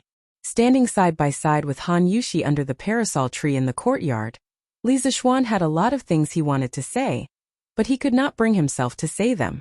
In the end, he stammered for a while before squeezing out such a meaningless sentence. When Han Yushi saw Li Zixuan walking straight towards her, she was very shy and happy. Now that she heard this meaningless sentence, she could not help but secretly roll her eyes. She cursed Li Zixuan's slow EQ in her heart. She felt that she had already made it very obvious, but Li Zixuan just could not understand her feelings. She had also suspected that Li Zixuan already had someone he liked. However, later on, She saw that Li Zixuan had always been alone and liked to stick to her. This proved that Li Zixuan did not like anyone and did not hate her. After thinking about it, Han Yushi could only attribute it to Li Zixuan's slow EQ. I've been doing well recently. It's just that I kind of miss. Han Yushi was not careful and almost blurted out her true thoughts. Fortunately, she sobered up and stopped in time. Miss what? Miss what? Li Zixuan was overjoyed and quickly asked with anticipation in his eyes. I miss the iron egg. Han Yushi secretly glanced at Li Zixuan's handsome face and understood the anticipation in his eyes. Although she was happy in her heart, she swallowed the words that were about to come out of her mouth. How could a girl take the initiative to admit such a thing? Therefore, her mind raced and she quickly thought of this excuse to smooth things over. Oh, you missed the iron egg. Li Zixuan was overjoyed by this sudden turn of events and scratched his head in disappointment. Yushi, go and prepare some food and wine. General Qin, General Cheng, and young master are all having lunch at our house. After the three old men in the courtyard finished crying, Han Lijing walked over and said to Han Yushi, Yes, father. Your daughter will go now. Han Yushi responded and glanced at Li Zixuan before walking to the kitchen. Today was also the first time she had seen her father cry. She secretly thought of making something delicious for lunch so that her father wouldn't be so sad anymore. Young master, General Qin, General Cheng, let's go inside and sit. Uncle Han, please accompany Uncle Qin and Uncle Cheng in and have a seat first. I brought some pastries, wine, and dishes. I'll bring them to the kitchen and let Yushi heat them up. After Li Zixuan finished speaking, he slipped out of the courtyard like a wisp of smoke and took the bundle from the horse. Han Lijing could only take Chang Yaojin and Qin Shubao into the house to rest. Before Chang Yaojin entered, he looked at Li Zixuan suspiciously. Yushi, you don't have to cook other dishes. I brought a lot of dishes over. You can just heat them up and eat them. Li Zixuan walked into the kitchen with a big food box and said. He came today not only to bring 2 pots of wine for Chang Yaojin, but he also asked the cook at home in advance to make a few dishes that could only be eaten by the Li family and brought them over. Because he knew that Qin Shubao and Chang Yaojin would definitely eat at Han Lijing's house when they came over. At that time, Han Yushi would be busy preparing a big table of dishes. He didn't want her to work too hard, so he did this. Young master, how can this be? Isn't it too rude? Han Yushi was a little hesitant. The 2 people who came today were both founding dukes. It was really unreasonable to heat up the dishes that had been cooked before for them. Hey, there's nothing rude about it. Yushi, listen to me. It's okay. Uncle Qin and Uncle Cheng definitely won't have any objections. Li Zixuan said affirmatively. Qin Qiong and Chang Yaojin probably hadn't eaten braised pork, braised lion's head, and other pork dishes. It would be strange if they had any objections to this. Han Yushi saw that Li Zixuan said firmly and finally nodded. Yushi, let me help you. Li Zixuan wanted to stay here for a while longer. The air smelled especially good when he was with a beauty. Young master, get out quickly. How can you be in the kitchen? When Han Yushi heard this, she hurriedly pushed Li Zixuan out of the kitchen without any explanation. Although she also liked to stay with Li Zixuan, she still understood the principle of a gentleman should stay away from the kitchen. Hey Yushi, don't push me. Let me help you. Li Zixuan could only helplessly return to the front hall to accompany the 3 old men. Inside the house, Qin Shubao was talking to Han Lijing. When he saw Li Zixuan enter, the 2 of them nodded at him as a greeting. Chang Yaojin deliberately threw a very strange look at Li Zixuan, causing Li Zixuan to be confused. Tianhu, our Qin family owes you for so many years. Qin Qiong looked at the 4 bare walls in the front hall and sighed. Han Lijing hurriedly said, This subordinate is afraid. Back then, this subordinate was the general's personal army. Protecting the general is this subordinate's duty. The general does not owe this subordinate anything. Qin Qiong patted Han Tianhu's shoulder and said in a deep voice, You don't have to say that. This old man can still distinguish between right and wrong. How can I, Qin Qiong, be someone who doesn't repay kindness? I have discussed with my wife that I want to take Yushi as my adopted daughter. This way, this child will have a bright identity in the future and can marry into a good family. Today, I came here to ask for your opinion. Han Tianhu stood up in shock and bowed. How can this be? General Qin is a duke, How can my family be worthy of you? Qin Chong shouted unhappily. Nonsense! Didn't this old man's current position rely on you, my former comrades on the battlefield, to fight for it? Back then, if you hadn't risked your life to block an arrow for this old man might have died long ago. Now there might not be any Duke of Yi. Besides, if you don't think for yourself, don't you think for this child, Yushi? This old man has also heard that in those years when you left, this child supported the entire family on her own. She has suffered so much. As her father, don't you want her to marry into a good family and enjoy the rest of her life? Qin Chong's words made Han Lijing hesitate in his heart. As a father, he more or less knew his daughter's thoughts. Now that his young master had been conferred the title of Baron, his daughter was just a peasant girl. The difference in status was too great. Even though his young master did not care about status, it was inevitable that others would gossip. Therefore, he had always been pessimistic about his daughter's relationship with Li Zixuan. However, he owed his daughter a lot, so it was impossible for him to stop her. Now, Qin Chong's suggestion made him see a glimmer of hope. As long as his daughter could live a good life in the future, Han Tianhu would shamelessly accept this favor today. Even if he was accused of climbing up the social ladder in the future, it would be worth it. Han Lijing looked at Li Zixuan and finally gritted his teeth and made up his mind. He knelt on one knee and said, "This subordinate thanks the general for his kindness. It's a pity that this subordinate is now disabled and cannot protect the general. If there is a next life, this subordinate will be an ox and a horse to repay the general." Qin Chong hurriedly pulled Han Lijing up and said loudly, "Tianhu, you don't have to be so polite. You don't owe this old man anything. Today's action is this old man repaying your kindness. You don't have to feel that you owe me." Cheng Yaojin also chimed in. "Second brother Qin is right. Han Tianhu, you are a man. Old Cheng like honest men like you. Later, you must accompany me for a few drinks." Han Tianhu smiled and cupped his hands. "I dare not disobey.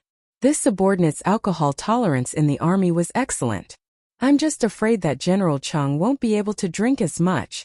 Cheng Yaojin slammed the table and said anxiously, What big words. Later, I will let you, Han Tianhu, broaden your horizons and let you know what it means to be able to drink." Li Zixuan watched this heartwarming scene from the side and felt very gratified. Although Han Lijing had military merits, he was still a deserter. It was very difficult and unrealistic for the imperial court to completely overturn the case and reward him based on his merits. Now that he had received such an outcome, it seemed pretty good. Chapter 129. Father, General Qin, General Cheng, Young Master, it's time to eat. Han Yushi walked in with 2 plates of dishes and shouted. She placed the dishes on the table and turned back to the kitchen to get the rest of the dishes. General Qin, General Cheng, Young Master, come to the table and eat. Han Lijing stood up and called out. Qin Shubao and Cheng Yaoji nodded. Li Zixuan stood up and said, "I'll help Yushi serve the dishes." After saying that, he did not wait to refuse and directly chased after Han Yushi into the kitchen. This. Han Lijing stretched out his hand and wanted to stop him, but it was too late. "Hey brother Tianhu, just let little Xian go. Haha, I think it won't be long before I attend your wedding. I wonder if old Han's family has a daughter, Red?" Cheng Yaojin winked and laughed mischievously. After Qin Xiong heard this, he suddenly understood. He smiled and looked at the direction Li Zixuan disappeared in thoughtfulness. Young master, why are you in the kitchen again?" Han Yushi had just entered the kitchen when she heard footsteps coming from behind. She turned around and realized that it was Li Zixuan. She was shocked. "Yushi, let me tell you a secret." In order to avoid being chased out again, Li Zixuan pretended to be mysterious and said, "What secret?" Han Yushi's curiosity was piqued as she asked doubtfully. "Come closer, I'll tell you." Li Zixuan hooked his finger and pretended to be careful as he said. Han Yushi hesitated. If she really leaned over, it would be too ambiguous. However, she saw Li Zixuan's mysterious face, as if he really had something important to tell her. She thought for a long time, but in the end she could not hold back the curiosity in her heart. She leaned her ear over and said shyly, "Young master, tell me quickly. My father and the others are still waiting to eat." Li Zixuan was about to speak when he smelled a charming fragrance. He thought to himself that there was no shower gel or shampoo in ancient times. He did not know where the fragrance on Han Yushi's body came from. He caught a glimpse of Han Yushi's tender and fair neck and sparkling earlobes. For a moment, he could not help but feel a little moved. He really wanted to kiss her neck and earlobes. Han Yushi was tickled by Li Zixuan's hot breath beside her ear, but she waited for a long time and did not hear Li Zixuan speak. She thought that Li Zixuan was deliberately teasing her, and she could not help but feel a little embarrassed. When Li Zixuan saw that Han Yushi was about to turn her head, he hurriedly swallowed the saliva in his mouth. He forcefully suppressed the thoughts in his heart and said in a low voice, "Yushi, in a moment Dookie wants to recognize you as his adopted daughter. You have to be mentally prepared." "Ah, what?" When Han Yushi heard this, she did not care about the shyness in her heart and asked in disbelief. Li Zixuan smiled and said, "What I said is true. Let's take the dishes out quickly." After saying that, he did not care about Han Yushi, who was still in a daze at the side. He carried 2 plates of dishes and went out. "Sigh." Han Yushi reacted and was about to ask Li Zixuan to put down the dishes, but Li Zixuan had already walked far away. She stomped her feet in anger, but she felt a little sweet in her heart. When the dishes were served, Han Lijing said to Han Yushi, "Yushi, father wants to tell you something." "Tianhu, let me say it." Qin Xiong waved his hand and interrupted. Then he looked at Han Yushi and asked, "Yushi, my wife and I want to take you in as our adopted daughter. We just discussed it with your father and he agreed. What do you think?" Although Han Yushi had just heard Li Zixuan mention this in the kitchen, she still could not hide her surprise when she heard Qin Shubao say it himself. She looked at her father hesitantly, hoping to get some pointers from him. Seeing Han Lijing gently nod his head, Han Yushi bowed and said, "Yushi greets foster father." "Haha, good child, quickly get up." Qin Xiong laughed heartily, but it was not appropriate for him to pull her up. He could only tell Han Yushi to get up quickly. Han Yushi stood up and poured a cup of tea for Qin Xiong. She raised it with both hands and bowed as she said, "Foster father, please have some tea." Qin Xiong was grinning from ear to ear. He took the teacup, took a sip and put it down. He said, "Good child, go to the Qin Manor to visit your foster mother another day. She likes a sensible daughter like you very much." "Yes, foster father," Qin Xiong said with a smile. "All right, you will be my daughter from now on. If anyone dares to bully you, just tell me. I will definitely uphold justice for you." Han Yushi's heart warmed as she thanked him sincerely. "Thank you, foster father." "Haha, second brother Qin, you have taken in an adopted daughter today. This is a joyous occasion. We must drink to our heart's content. Brother Tianhu, don't you think so?" "Haha." Cheng Yaojin laughed heartily. He looked at the delicious food on the table and thought of the wine Li Zixuan brought. He could not help but want to eat. General Cheng is right. I must toast to the 2 generals today. Han Lijing smiled. Cheng Yaojin could not wait and said, "Haha, Xiao Xian. Quickly take out the good wine you brought." Li Zixuan smiled as he went to take 2 pots of wine and put them on the table. He said to Qin Shubao, "Bad wine will hurt your stomach. Uncle Qin, your old injury has not healed yet. You should not drink this kind of strong wine. You should drink the fruit wine." Qin Shubao opened his mouth and looked depressed. However, in his opinion, Li Zixuan was equivalent to half a doctor. He could not refute and could only nod helplessly. Cheng Yaojin glared and said, "Xiao Xian, the medicinal wine you took before, second brother Qin was fine after drinking it. Why can't he drink it now?" Qin Shubao's eyes lit up when he heard this. He looked at Li Zixuan.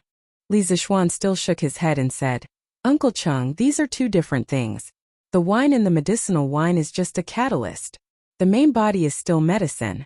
Uncle Qin's old injury is very bad for his recovery if he drinks this kind of strong wine. Yushi, go and get some fruit wine. I will drink with Uncle Qin." Han Yushi responded and went to the inner room to get the fruit wine. Cheng Yaojin could only say gloomily, "Forget it. Brother Tianhu, let's drink a few cups today." "Haha, I dare not to." After the meal, Cheng Yaojin and Han Lijing were both drunk.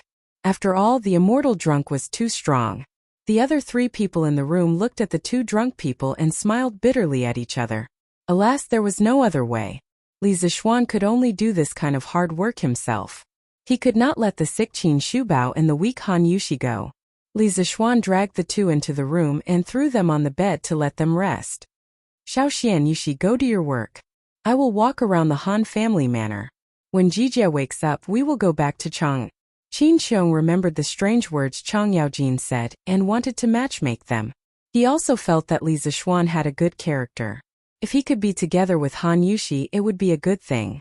Li Zixuan quickly said, Uncle Qin, please be careful. Han Yushi also said with concern, Godfather, your body is not well yet. Why don't I go with you? Qin Xiong quickly waved his hand and said, No, your godfather is much better now. It's okay. If he let Han Yushi come, wouldn't his efforts be wasted? So he quickly left the courtyard after saying that. P.S. The subscription data is terrible. Readers who like this book, please pay a few cents to subscribe so that Swordsman will have the motivation to continue writing. Thank you. I can't continue writing like this. Please subscribe. Don't read the pirated version. Brothers, you still have to subscribe when you need to. Chapter 130. Yushi, do you want to enter the city with me today? We can go to Uncle Qin's house and visit Aunt Qin. In the courtyard, a man and a woman were alone. It was very ambiguous. Li Zixuan really wanted to spend the rest of his life quietly with Han Yushi. Han Yushi looked at Li Zixuan, who was sitting on the swing beside her. She felt a little amused. This swing was tied to the iron egg by Han Lijing in the past. Now Li Zixuan was sitting on it to play. Her young master was sometimes mature and steady, but sometimes he was like a child. Hearing Li Zixuan's words, Han Yushi thought for a while and replied, Young master, when you go back today, it will definitely be late. If I go, I probably won't be able to make it back in time, so I'll go tomorrow. Li Zixuan subconsciously wanted to say, If you can't go back, then stay at my house. However, he was afraid that he would offend the beauty, so he could only swallow the words that were about to come out of his mouth. Then you have to be careful when you go alone tomorrow. Or you can go with the farmer who is going to the market tomorrow. Li Zixuan thought for a while and still instructed. He still had no clue about the martial arts expert who stole the wine that Han Lijing mentioned last time. He always felt that the person's goal was not that simple. Han Yushi's heart warmed. She replied softly, Young master, don't worry. Yushi will be careful. Li Zixuan's heart was slightly relieved. He looked up at Han Yushi, who was holding the rope of the swing. Suddenly his childish heart was awakened. He smiled and said, Yushi, sit on top. I'll help you on the swing. Han Yushi frowned and said, Young master, this is for children. Who said that this thing can only be played by children? Didn't you see that I played with it just now? Han Yushi was speechless. Come up quickly. If you don't come up, I'll carry you up. Li Zixuan was a little unrestrained at this moment. Don't, I'll go up myself. Ah, young master, put me down quickly. It's too high. Han Yushi closed her eyes and grabbed the rope tightly with both hands as she shouted, Don't worry, I'll protect you. You won't fall. No, put me down. Don't, Yushi, don't you think it's very interesting? Don't be afraid. With my martial arts, even if you fall, I can catch you. After a while, Han Yushi finally adapted to this height. She stopped screaming and gradually quietened down. Under the setting sun, a flower-like young girl sat on a swing. Behind her, a handsome man was slowly pushing the swing. Both of them were silently enjoying this rare tranquility and warmth. Cough cough. Qin Xiong felt that he had returned late enough, but he did not expect to see something that he should not have seen. He hurriedly coughed twice to remind them that someone had come. Han Yushi was like a frightened rabbit. She hurriedly grabbed Li Zixuan's hand and signaled him to stop pushing. Then Han Yushi got off the swing. Li Zixuan only felt a burst of warmth and smoothness in his hand, and he couldn't help but stop. Then the wonderful touch disappeared, and he couldn't help but feel a sense of loss. Godfather, you're back. Han Yushi clenched her hands and greeted Qin Xiong like a child who had done something wrong. Yes, I'm back. Qin Xiong naturally pretended that he didn't see anything and replied, Uncle Qin, how was your tour of the manor? Li Zixuan spoke to hide his awkwardness. When Qin Xiong heard this, he stroked his beard and said half-jokingly, This old man discovered that the villagers of this Han manor are clearly much wealthier than the people in other manors. Xiaoxian, you're a good landlord.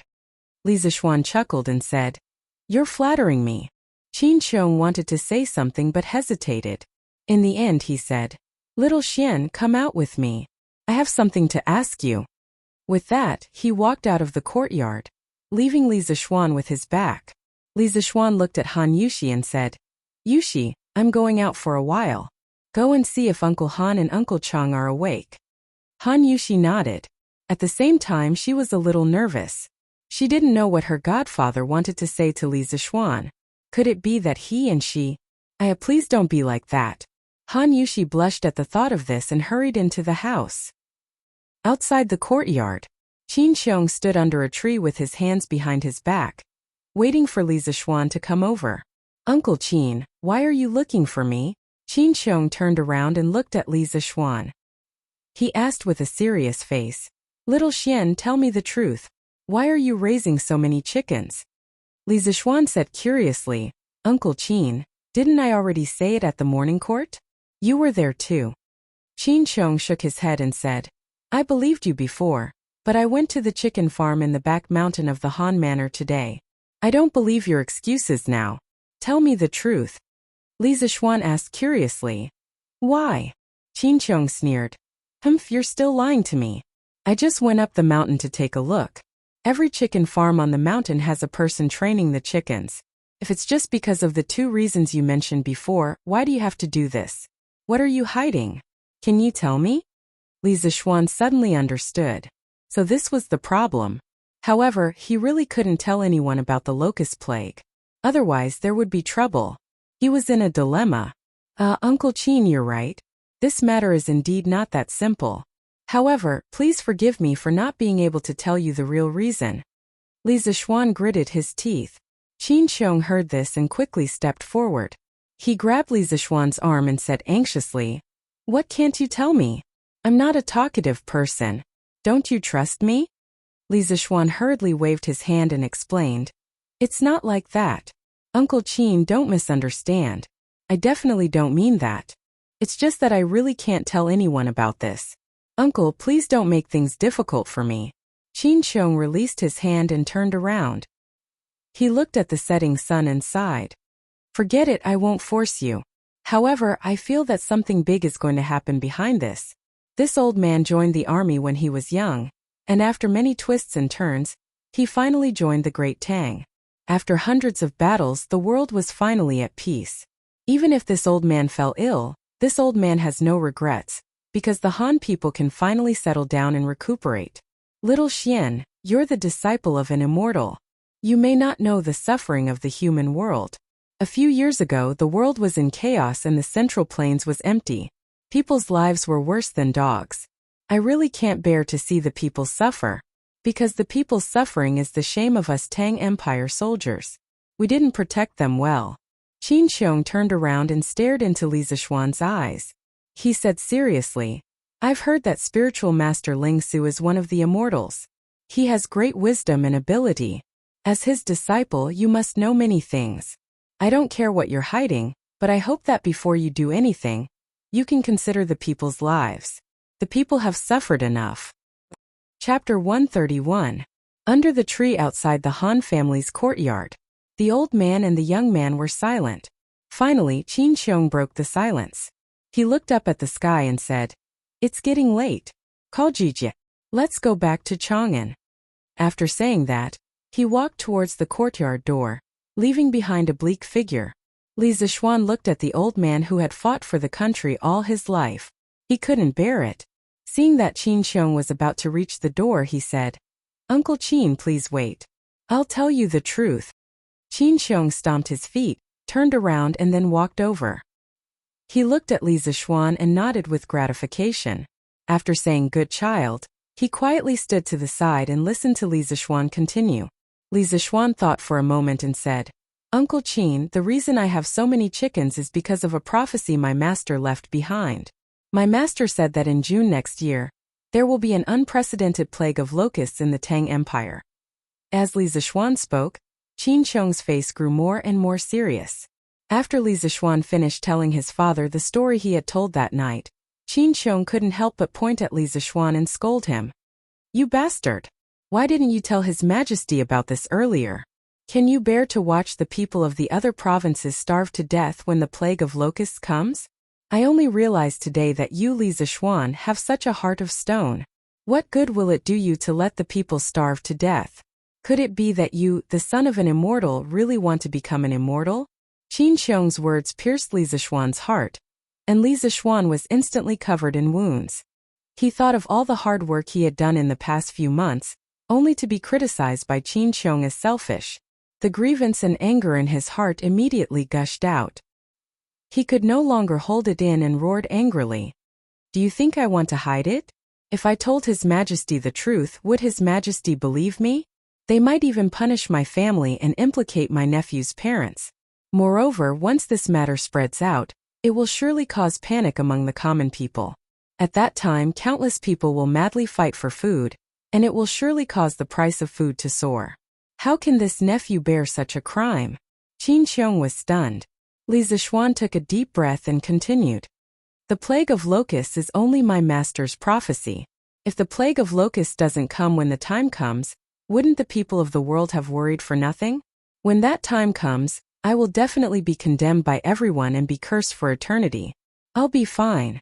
At worst, I'll be like my master back then, living in seclusion and living a carefree life. But what about my father, mother, and sister? They still had to continue living on the land of the Great Tang. Moreover, do you really think this nephew can bear to watch the common people suffer? If that was really the case, then why did that brat bother to raise 150,000 chickens in the Han village and Plum village? Do you think this kid has a heart of stone? Like you, this nephew loves the land of the Great Tang and deeply loves the people of the Great Tang. This nephew also wants to save them very much. After Li Zishuan finished speaking, he let out a long sigh and leaned against the tree trunk dejectedly. He closed his eyes and said no more. If one looked carefully, one could see that there were tears in his eyes. Qin Xiong stood there with a complicated expression. His expression changed for a while before he finally sighed.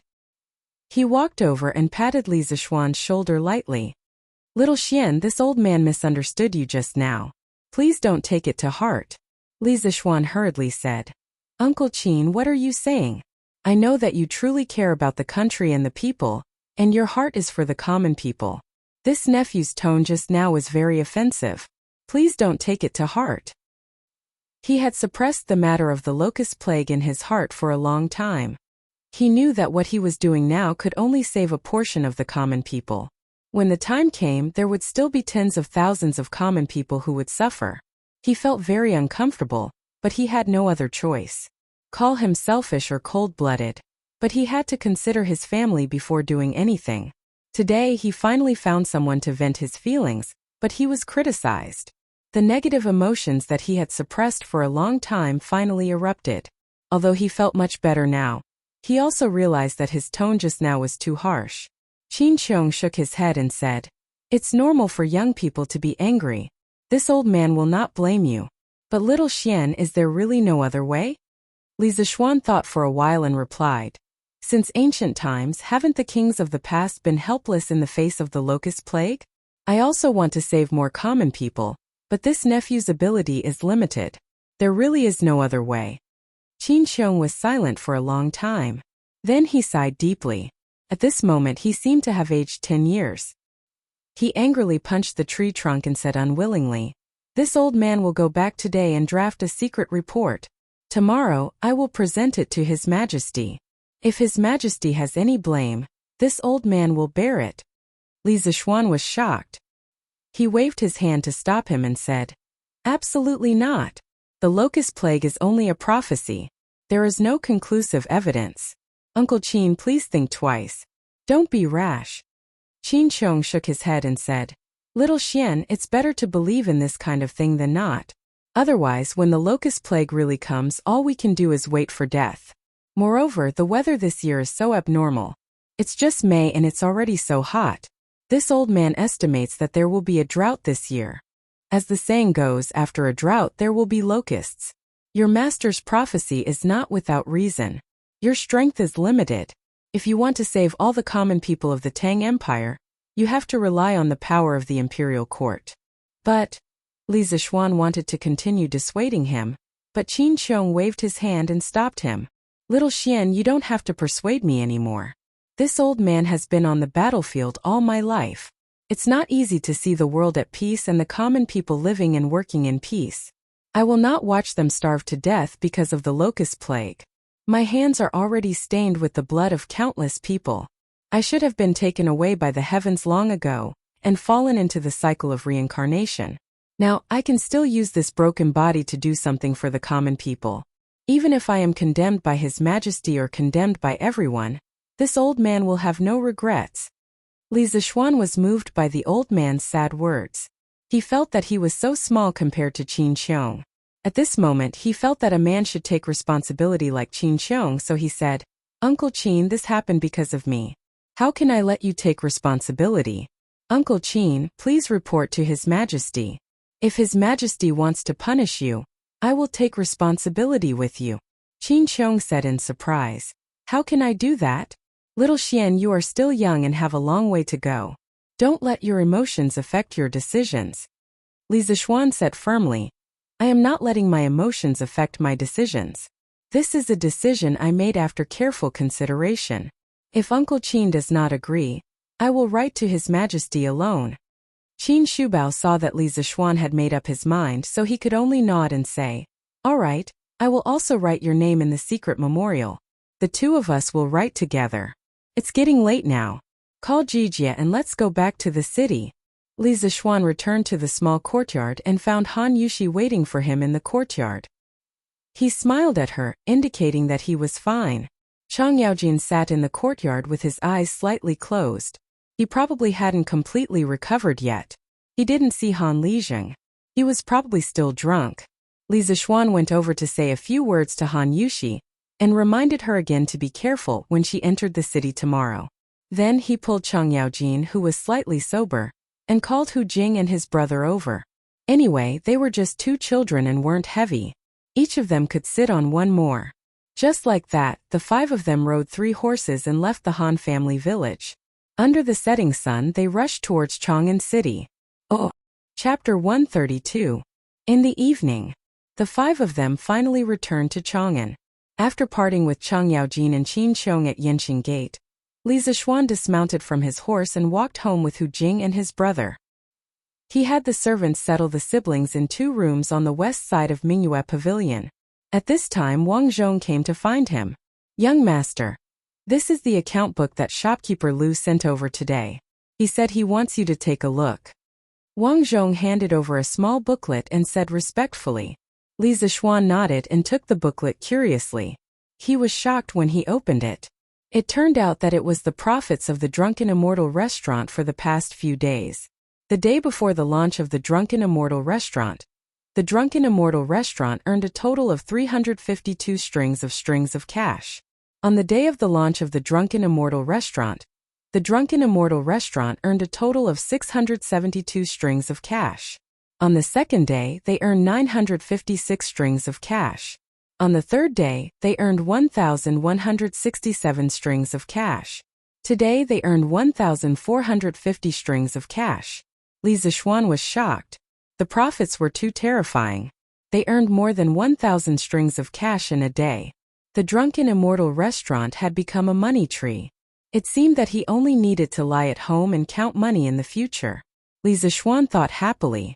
Haha, not bad, not bad. Uncle Wang, tell shopkeeper Lu to do well. Li Zixuan chuckled as he handed the account book back to Wang Zhong. After thinking for a moment he said, "Uncle Wang, bring Hu Jing and his brother to the Imperial Physician Bureau tomorrow and hand them over to Dr. Sunday. I'll go take care of some matters first and then go take a look." Wang Zhong smiled and nodded. "Yes, young master." Yunxi Pavilion. "Young master." Xiaoying trembled as he bowed to the young master by the window. Just as he was about to say something, he saw a ball of paper flying towards him. He didn't dare to dodge and could only let the paper ball hit his head. "Trash, I left the Yunxi Pavilion to you to manage. Look at what it's become now. I helped you find the Imperial Chef, but you still can't beat the Drunken Immortal restaurant. Now our restaurant has fewer and fewer customers and the Drunken Immortal restaurant has more and more people. What use do I have for you?" The young master turned around and scolded Xiaoying while pointing at his nose with a sinister expression. After scolding him, he still wasn't satisfied. He picked up the teacup on the table and threw it at Xiao Ying's feet. Xiao Ying's voice trembled in fear as he said, This subordinate has failed in his task. Please calm down, young master. Calm down? What can you use to appease this young master's anger? Do you know how much the Drunken Immortal restaurant earns in a day? Nearly 1,500 strings of coins. That's equivalent to 4 days of profit for our Yunqi restaurant. This young master has always had high hopes for you, and this is how you repay me? What a waste. The more the young master spoke, the angrier he got. In the end, he couldn't help but kick Xiaoying twice. Xiaoying gritted his teeth and endured it. He did not make a sound. He immediately got up from the ground and cupped his hands. Young master, I've investigated. The reason the Immortal Indulgence has been so popular recently is mainly because they've launched 2 new wines, the Immortal Drunken Wine and the Paradise of Warmth. These 2 wines have unique concocting methods and extremely unique tastes, so they've attracted batch after batch of returning customers. The young master calmed down a bit and ordered, Then send someone to their winery and steal the secret recipe for their new wine. We also want to imitate this new wine. Xiaoying awkwardly said, Young master, I'm afraid this won't work. Li Zishuan placed his new wine in Duke Lu's winery to brew it. There are many guards from the Cheng residents around the winery. Those people used to be soldiers and their skills are not bad. If we force our way in, I'm afraid we'll get into big trouble. After all, in Jingguan Great Tang, the title of Demon King Cheng Yaojin was very intimidating. No one was willing to provoke this old demon. Then who else knows the secret recipe? The young master helplessly asked. Replying to young master, the craftsmen of the winery naturally know the recipe, but they have signed a contract with the Cheng family. I'm afraid they won't easily reveal it. But according to what this subordinate knows, there should be another person who knows the recipe. Who? Speak quickly. Xiaoying cautiously said. Replying to young master, that person is Han Tianhu's daughter. According to this subordinate's investigation, Han Tianhu's daughter is very likely to have participated in the brewing of the new wine. Moreover, she's one of the earliest participants. Oh! The young master raised his brows in surprise. Then, he paced back and forth in the room with his hands clasped behind his back. Xiaoying hesitated for a moment before he clenched his teeth and cupped his fists. Young master, this subordinate has another matter. I don't know. The young master unhappily waved his hand and said, Speak. Yes, young master. The subordinate reported that Miss Lung Yuyao has also arrived in Cheng. Yesterday, she and eldest young master went to Li Zishuan's residence and stayed there for a total of 2 hours. As for what they discussed, this subordinate doesn't know. The young master halted his steps upon hearing this. His expression changed before he finally scolded with a cold expression. It's this little bitch again. Send someone to investigate what my big brother discussed with Li Zishuan yesterday. This young master feels that this matter isn't simple. Xiaoying cupped his fists and replied, Yes. This subordinate will arrange it now. Wait. The young master muttered. There's no need to investigate. According to my big brother's usual style, I reckon that he most likely went to find Li Zishuan to cooperate. It's too late to investigate now. The Immortal Drunken Wine's profits are huge. No matter what agreement they reached, it's extremely disadvantageous to us. We must find a way to turn the situation around as soon as possible. Otherwise, this young master will definitely lose this clan's trial. Xiaoying softly said, I'll follow young master's instructions. The young master thought for a moment before saying to Xiaoying, Come closer. Xiaoying hurriedly did as he was told. The young master whispered a few words in his ear before returning to his normal voice. Do you understand? Xiaoying replied, This subordinate understands. Young master, please rest assured that nothing will go wrong. The young master coldly said, If there are any more mishaps, you don't need to live anymore. Xiaoying's body trembled as he cupped his fists and said, Yes. The young master continued, This Immortal Drunken Wine's profits are so huge. We're definitely not the only ones keeping an eye on it. You have to move quickly and pay attention to propriety. Don't kill anyone. If this matter gets out of hand, this young master won't be able to explain. Do you understand? Xiaoying nodded and said, This subordinate understands. The young master nodded with satisfaction and instructed, to ensure that nothing goes wrong, you'll go this time as well. But if this matter is exposed, you must not reveal your identity. This time all of you should avoid Han Tianhu as much as possible. Don't cause any trouble. This subordinate understands. The young master waved his hand and said, go. The faster the better. Xiaoying slowly retreated. In the room after a long time, the young master's muttering voice could be heard. Since young you've always been better than me in everything. Everyone looked down on me. This time I definitely won't lose to you again. However, no one noticed that a black-clothed man on the roof lightly flew away. Chapter 133. Azure Dragon District, Wang Renbiao's residence. Young lord, that's all Yu Yao heard. As for what second young lord said to Xiaoying, Yu Yao doesn't know. Lung Yuyao softly reported to Wang Renbiao in an exquisitely decorated room. Wang Renbiao stood up, closed his fan, and gently tapped his left hand. He slowly walked to a row of bookshelves, pondered for a moment and sighed. Alas, Yaoer, even if you didn't hear those words, this young lord can guess most of it. It seems that this younger brother of mine is going to do something foolish. Lung Yuyao was curious, but she didn't ask. This was also her nature. In her mind, if the young lord was willing to tell her, he would tell her even if she didn't ask. Wang Renbiao hesitated for a moment, then finally made up his mind. No, Li Zixuan is no longer the same as before. If second brother is allowed to do as he pleases, it will definitely bring disaster to the Wang family. Besides, I just started working with Li Zixuan, how can I let him ruin it? Yaoer, leave immediately and secretly follow Xiaoying. If he does anything unusual, immediately send a message to me. Lung Yuyao nodded. Yes, young lord. With that, she picked up her sword and was about to leave. Wait! Wang Renbiao called out to stop her. Lung Yuyao turned back and asked, young lord, do you have any other orders? Wang Renbiao took a deep look at Lung Yuyao's beautiful eyes and said in a deep voice, be careful in everything you do. Don't try to be brave. If you're discovered, remember to withdraw in time. Nothing is more important than your life. A trace of gentleness flashed across Lung Yuyao's frosty face. She said softly, don't worry, young master. Yuyao's divine breathing technique is a secret technique of my sect. Even a grandmaster level expert would find it hard to detect it. Wang Renbiao nodded. Lung Yuyao pushed open the door and left the courtyard, disappearing without a trace in a flash. The next day, in Taiji Palace, the morning court had reached its end.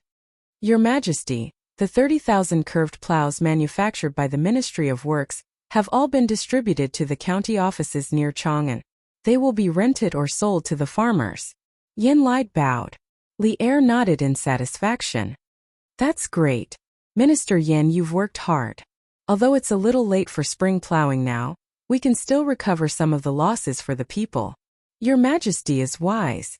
After saying that, Yin Lai returned to his original position. Is there anything else you would like to report? Li Er secretly rubbed his old waist and asked the officials. In his heart, he thought that he seemed to have overworked himself last night. He should get the imperial chef to make some tiger penis soup to replenish his energy. The ministers looked at each other and then lowered their heads. Seeing this, Li Er announced the end of the court session. Not long after, the officials dispersed. Only Qin Qiong walked out and quietly turned back. After Li Er left the court, he went to the back hall of Taiji Palace. Just as he was about to change his clothes and go to the west inner garden to rest, a servant came in and reported. Reporting to Your Majesty, Duki requests an audience. Li Er stopped what he was doing and said in surprise, oh? What business does Shu Bao have? Hurry up and announce it. Yes. The attendant cupped his hands in acknowledgement and slowly retreated. A moment later, Qin Qiong walked in shakily and bowed to Li Er.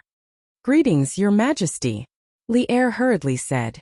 Shu Bao, quickly dispense with the formalities. Men, give me a seat. The attendant brought over a stool. Qin Qiong cupped his hands and said, Thank you, Your Majesty.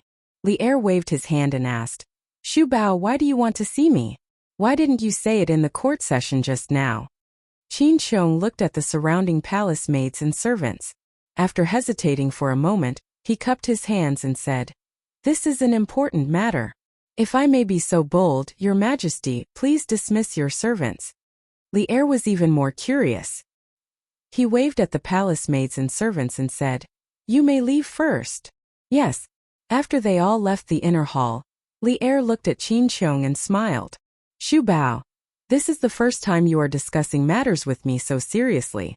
Now that everyone has left, Xu Bao can speak, right?" Qin Qiong took out a memorial from his sleeve and stood up to present it to Li Er with both hands. He said, "Your Majesty, please take a look." Li Er smiled and took the memorial. He casually opened it and took a look. A moment later, Li Er's expression suddenly changed. The relaxed expression on his face was no longer there. Qin Qiong stood quietly at the side with his hands behind his back, silent. About 15 minutes later, Li Er put down the memorial. His face was as black as the bottom of a pot. He stood up and stared at Qin Qiong. "Xu Bao, do you believe the prophecy of spiritual master Ling Su?" Replying to Your Majesty, this old subject believes that it is better to believe that such a thing is true than not. Furthermore, spiritual master Ling Su is an immortal with great achievements. I think that this prophecy is credible. Li Er said angrily, "Nonsense. Do you want me to order the people of the world to deal with the locust plague in advance because of a prophecy? Do you know that this matter will cause chaos in the world if it gets out? This nonsense must have come from that brat Li Zishuan's mouth, right? That brat is restless every day. I think that he has had enough of his leisurely days." Qin Qiong hurriedly said, "Your Majesty, this matter was brought up by me. Li Zishuan did not intend to speak of this prophecy. He was forced by me to speak of the truth. My personal honor is irrelevant. I only hope that the people of the world will suffer less. I am willing to bear the consequences of this matter." Qin Qiong bowed deeply to Li Er. Although he and Li Zishuan had agreed yesterday that they would jointly sign the memorial and share the responsibility when something happened, Qin Qiong had thought about it and decided not to write Li Zishuan's name when he was writing the memorial last night. In his opinion, Li Zishuan was still young and had a long road ahead of him. As for himself, he was already a crippled person. He would just take it as sharing the burden for the younger generation. Only then did Li Er's expression change. He hurriedly helped Qin Qiong up and said, "Xu Bao, why do you have to do this? You are dedicated to the country and the people. How can I not distinguish right from wrong? But Xu Bao, are you so sure that this prophecy will come true?" Until now, Li Er was still unwilling to believe that there would be a locust plague. Because once the locust plague happened, there would definitely be people spreading rumors that the ruler was heartless, and that this was a punishment from the heavens. Qin Qiong said, "Your Majesty, have you noticed that this year's weather is really abnormal? It is just May and it is already so hot. In the history books there have been several locust plagues. The first year was a drought. So when I heard this prophecy, I felt that something would happen next year." Li Er touched his chin and said in disbelief, "But there have been countless years of drought. I have never seen so many locust plagues in history." Seeing that he could not persuade Li Er, Qin Qiong hesitated for a moment and gritted his teeth. "Your Majesty, according to Li Zishuan, spiritual master Ling Su had another prophecy a few years ago." Li Er instinctively asked, "What prophecy?" "Your Majesty, that prophecy came true on the 4th of June last year at the Xuanwu Gate." Silence. The entire hall suddenly fell into a strange silence. Only Li Er's heavy breathing could be heard. Qin Qiong frowned and held his breath. His expression was serious as he stood to the side with his head lowered and did not speak. Li Er's eyes were red as he stared fixedly at Qin Qiong. The Xuanwu Gate change. There was someone who dared to mention the Xuanwu Gate change in front of him. If it was someone else in front of him, Li Er would definitely not hesitate to have someone drag him out and behead him. But the person in front of him was Qin Qiong, the second brother Qin who had saved him from danger many times in the past. Qin Qiong was the only general among Li Er's trusted aides who did not participate in the Xuanwu Gate change. Later, the court officials all thought that Li Er would completely ignore Qin Qiong because of this. But they did not know that Qin Qiong's position in Li Er's heart had never been shaken. After a long time, Li Er flicked his sleeves and turned around. He shouted coldly, "Come, summon Li Zishuan into the palace." Yes. Chapter 134. Li Residence. After Li Zixuan finished his breakfast, he called for Hu Jing and her brother. After the two children came yesterday, they had been very careful and well-behaved, afraid of causing trouble for Li Zixuan. Mrs. Li had heard about the two children's experience from her son, and was very sympathetic to them. She personally went to Mingyuexian to give them many exquisite pastries. Li Zixuan looked at Hu Jing and said, "You and Guaji, follow Butler Wang to the Imperial Physician Department to find Daoist Sunday. I'll go out to do something and then come see you. Don't worry, Daoist Sun's medical skills are superb. He will definitely be able to cure you too." Hu Jing smiled sweetly. "Thank you, young master." "Don't worry, young master, my brother and I will be fine." Hu Guaji scratched her head and laughed. "He, young master. Don't worry, Guajul. Take good care of sister." Li Zixuan patted Hu Guaji's head with a smile. When this chubby child giggled, Li Zixuan couldn't help but think of Dubai from the movie Super Land Troopers in his previous life. This kind of giggle was always able to bring an inexplicable warmth to one's heart. "Uncle Wang, please take good care of them." Wang Zhong clasped his hands and said, "Young master, don't worry." Li Zixuan nodded and Wang Zhong left with the two siblings. Hu Jing turned around and waved goodbye to Li Zixuan with a smile. Li Zixuan smiled with relief and turned back to the west courtyard. He changed his clothes and prepared to go out. He planned to go to the workshop today to see how the carriage was doing.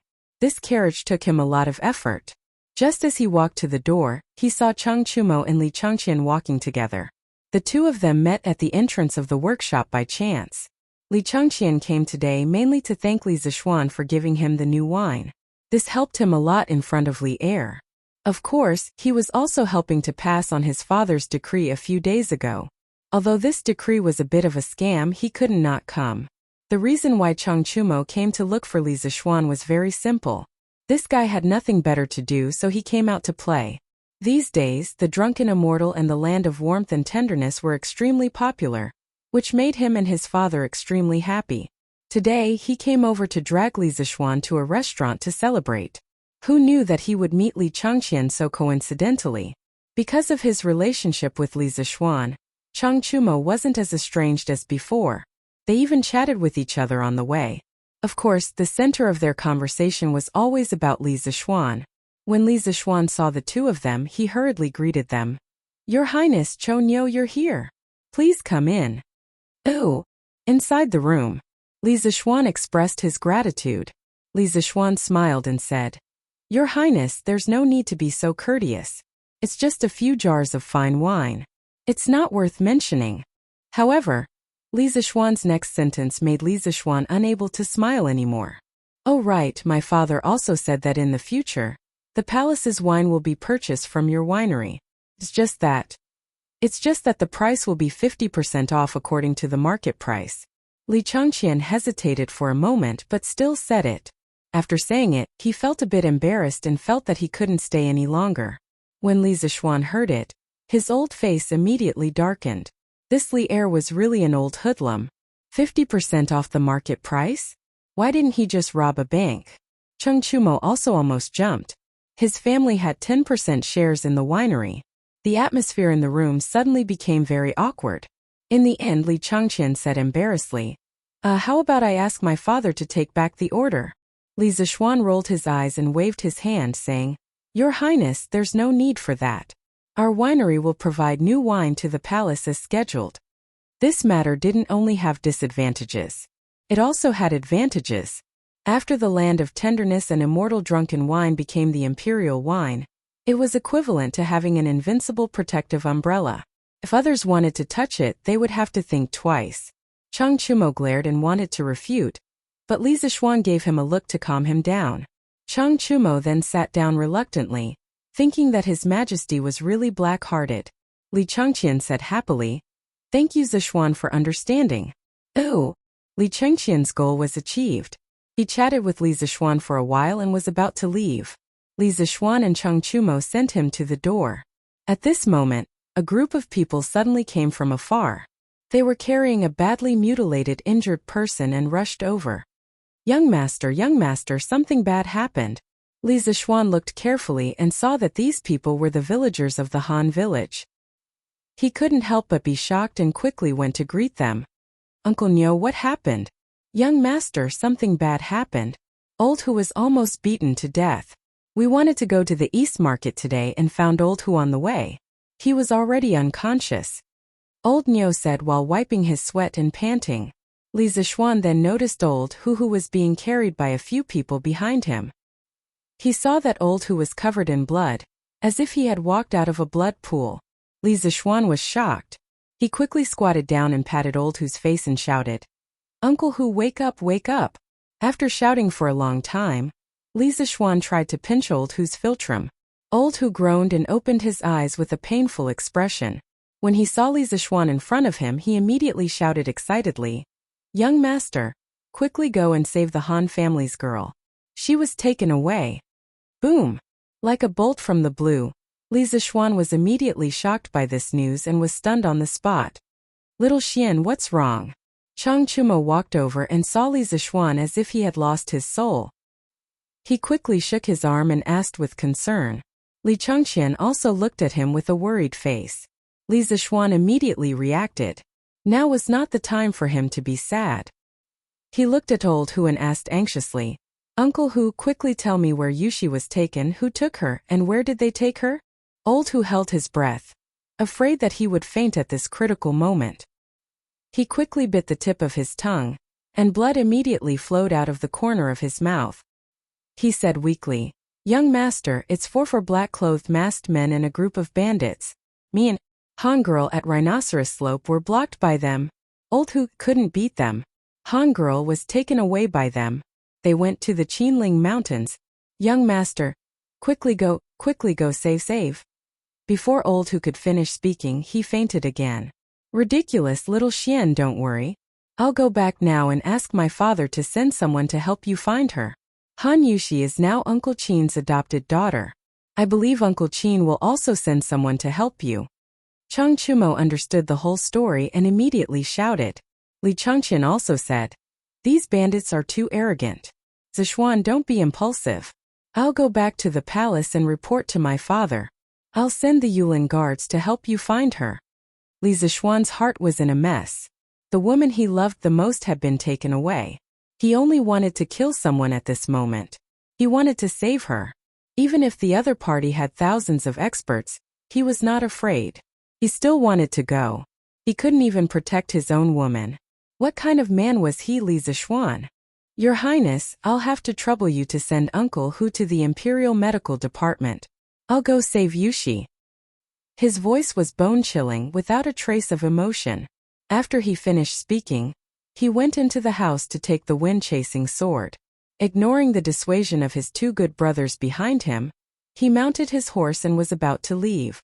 Then he heard a sharp voice from the side. "Lord Li, His Majesty summons you to the palace for an audience. Quickly follow me into the palace."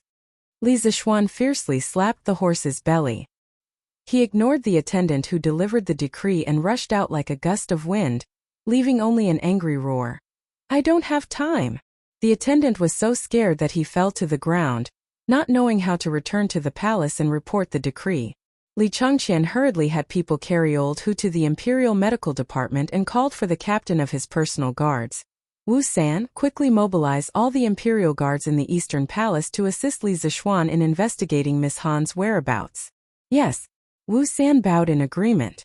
Then he quickly called for 2 personal guards and ordered them to protect the Crown Prince. He mounted his horse and returned to the Eastern Palace to mobilize the troops. Sigh. Li Changqian shook his head and sighed. This was the first time he had seen Li Zishuan lose his self-control. He was afraid that this Miss Han was really important to him. He hoped that both of them would be safe and sound. Chang Chumo anxiously stamped his feet and said goodbye to Li Changqian. He went home to find his father for help. Chapter 135. Taiji Palace. Your Majesty. The messenger who went to deliver the decree to Li Zishuan bowed to Li Er, trembling in fear as he did not know how to report to Li Er. Where's Li Zishuan? Li Er frowned and asked unhappily. Your Majesty, Lord Li. Lord Li said he's not free. The messenger felt Li Er's blade-like gaze and hurriedly told the truth. Of course, he omitted the first 2 words of Li Zishuan's sentence. Although Qin Xiong, who was standing at the side, remained calm on the surface, his heart was in turmoil. He thought to himself that this Li Zixuan was really bold. Li Er slammed the table and said angrily, "Impudent, this brat is simply lawless. Men." Qin Chong knew that something was wrong and was about to plead for mercy when another servant hurriedly came in and bowed. "Your Majesty, the Crown Prince requests an audience." Li Er suppressed the anger in his heart and said, "Let him in." "Yes." A moment later, "Greetings, father." Li Er acknowledged and asked, "Chengqian, what's the matter?" "Father, I'm here today for Li Zixuan." Li Zixuan had just left. As a friend, he naturally had to help him clean up his mess. Otherwise, the consequences would be unimaginable. "Humph, you still dare to mention that brat to me." I summoned him, but he didn't even dare to come. "He's getting bolder and bolder," Li Er said angrily. Li Chengqian hurriedly said, "Father, please calm down. Li Zixuan has a reason for this. Father, please listen to me slowly." Li Chengqian told him everything that had just happened. When Qin Xiong heard that something had happened to Han Yushi, he immediately rushed forward and said, "Your Majesty, this Han Yushi is the adopted daughter that I just adopted. I didn't expect that she would be captured by criminals today. I beg your Majesty to allow me to bring people to rescue her." Li Er said in surprise, "Xu Bao actually adopted a daughter?" Qin Xiong nodded anxiously and said, "Your Majesty, I just acknowledged it yesterday." Li Er saw the anxious expression on Qin Xiong's face and knew that now was not the time to ask for details. He said, "Xu Bao, you are injured and cannot go. Men summon Dugu Exine." "Greetings, Your Majesty." Dugu Exine, clad in radiant armor, cupped his fists at Li Er. Li Er ordered, "Dugu Exine, take 1,000 featherwood guards and immediately search for Han Yushi's whereabouts in the vicinity of Mount Qinling. If you encounter bandits who resist stubbornly, you can kill them without mercy." Dugu Exine said awkwardly, "Your Majesty, I don't know Han Yushi." Li Er thought for a moment and said, "Go to the Imperial Physician's office and bring an uninjured Han village villager with you. Have him search with you." "Yes." Dugu Exine cupped his fists and left. "Wait." Li Er glanced at Qin Xiong and added to Dugu Exine, "You must ensure the safety of Han Yushi and Li Zixuan." Although he was angry at Li Zixuan, he did not want Li Zixuan to die. He also admired Li Zixuan's talent. "Yes, Your Majesty." "Your Majesty, I wish to return home and send my men to search." "Your Majesty, please allow me," Qin Xiong said with a sorrowful expression. At this time there was no time to continue discussing the locust plague. Thus Li Er nodded and said, "Xu Bao, take care of yourself. Go." Soon only Li Er was left in the hall. After thinking for a long time he shouted, "Summon Li Junxian." Then, a valiant young man in martial attire entered the hall. He bowed and said, "This General Li Junxian greets Your Majesty." Li Er nodded and told Li Junxian about Han Yushi's capture. Then he ordered, "Junxian, take 500 cavalry and investigate the background of these bandits. How dare they cause trouble near the capital?" This general obeys the decree. At the same time in the Cheng residence. "What? You said that Han Yushi was captured?" Cheng Yaojin's eyes widened as he exclaimed, "Yes, father, quickly send someone to search for her. Your son is about to go crazy from seeing little Xian." Cheng Chumo said anxiously. Cheng Yaojin said, "Of course we have to search for her. She is the adopted daughter of second brother Qin. In the end she is half my adopted daughter. How can I just stand by and watch?" After saying that, Cheng Yaon rushed outside the house and shouted, "Zhuang Qi!" A few seconds later a man came in and bowed. "Master," Cheng Yaojin said, "Zhuang Qi, immediately take all the guards in the residence and search for Li Zixuan in the Qinling Mountains. If he needs your help, do as he says." "Yes, master." Zhuang Qi cupped his hands and accepted the order. He was about to go out to search for him. "Wait, father, I'll go with them," Cheng Chumo said anxiously. He remembered how cold-blooded and violent Li Zixuan was, like a demon from hell. He was worried about his good brother. If he did not go personally, he would not feel at ease. Cheng Yaoji nodded. "All right, Chou Niu, you go first. I'll look for Xu Bao and come later." Cheng Chumo and Zhuang Qi immediately mobilized their men and headed for the Qinling Mountains. Qin Manor.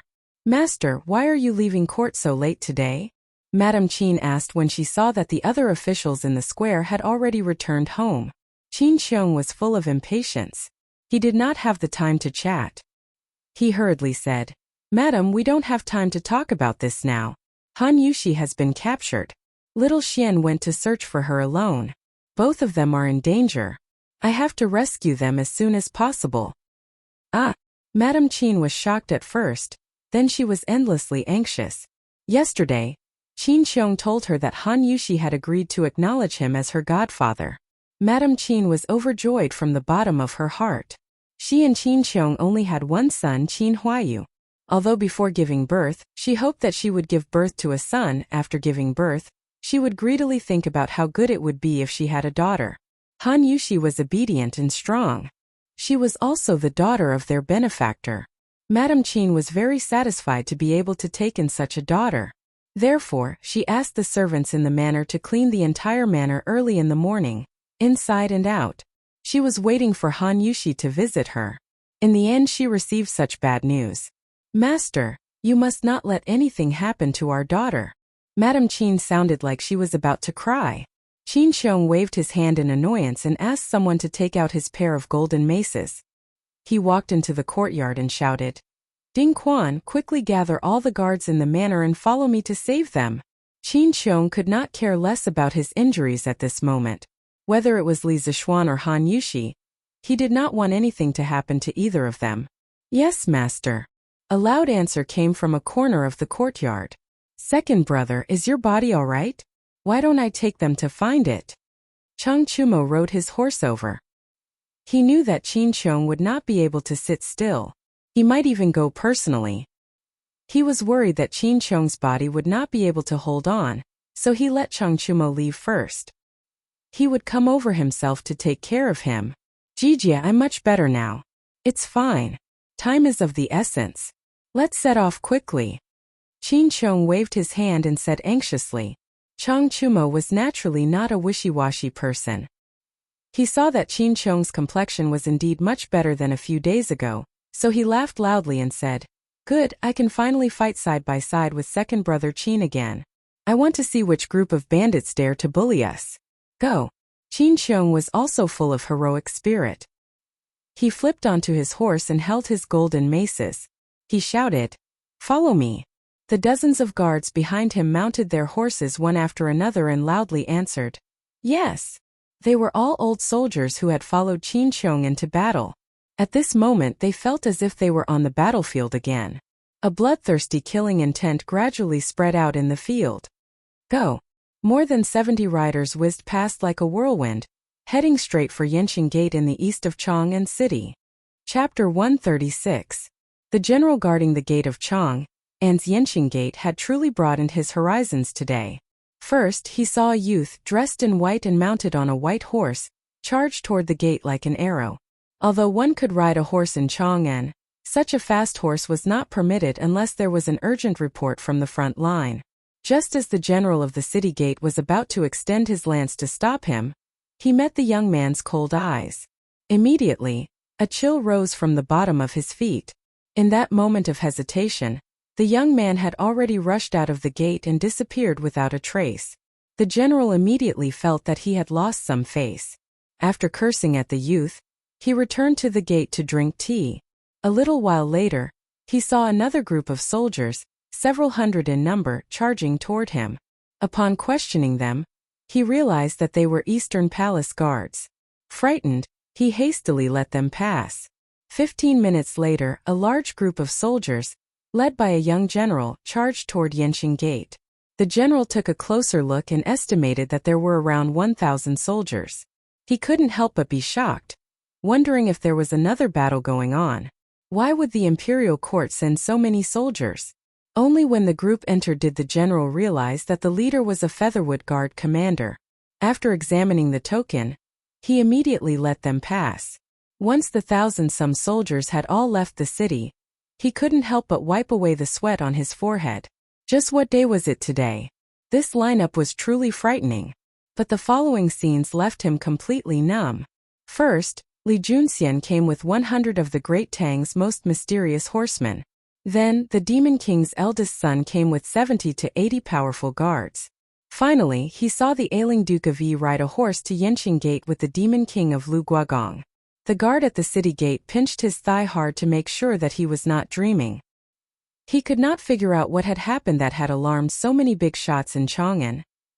Chang Chumo had told Li Zixuan that Chang'an only had a few things happening throughout the year. If there was even the slightest rustle of grass in the wind, those who paid attention would definitely know.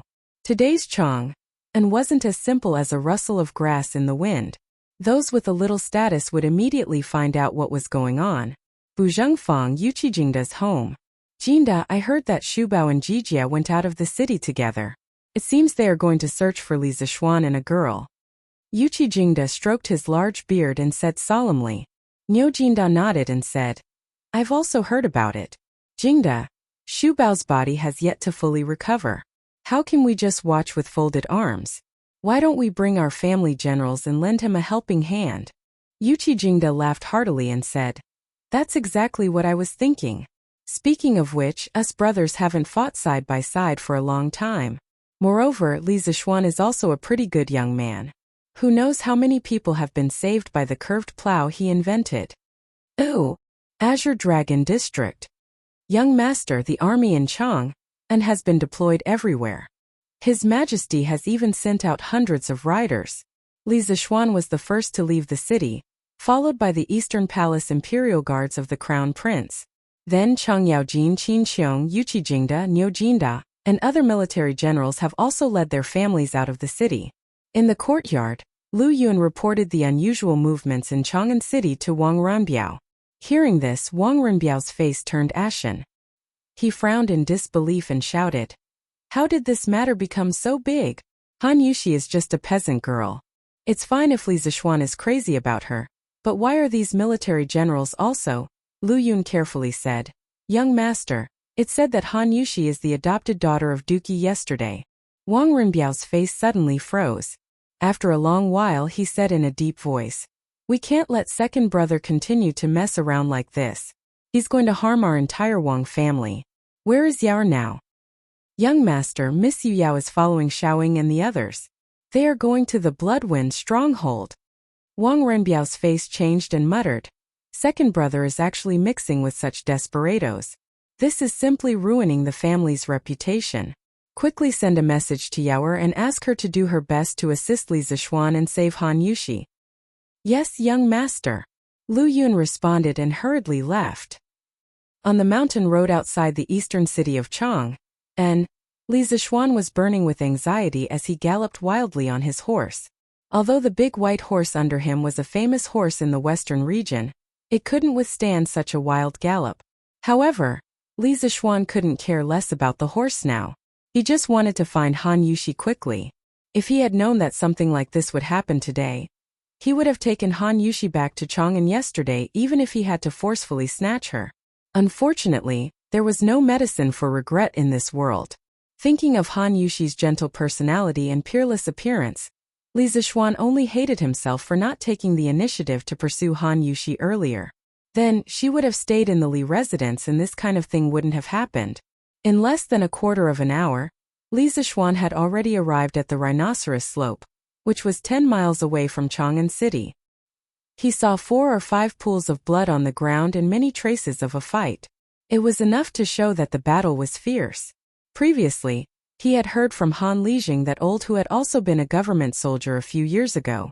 Judging from the traces of the battle, Old Hu's kung fu was probably not weak. It was just that 2 fists couldn't fight against 4 hands. Before Old Hu fainted, he said that the group of thieves took Han Yuxi and fled in the direction of the Qinling Mountains. Li Zixuan raised his head and looked at the vast Qinling Mountains in the north. He couldn't help but feel despair in his heart. Where could he start looking for such a large mountain range? The more delay, the more danger Han Yuxi would be in. Li Zixuan had never been so desperate and anxious as he was at this moment. He was unwilling to give up and shouted to the north. Yuxi, where are you?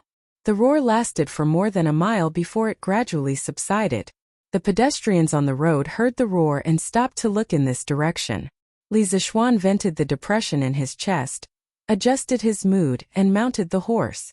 No matter how big the Qinling Mountains were, even if he had to search for a lifetime, he would find Han Yushi.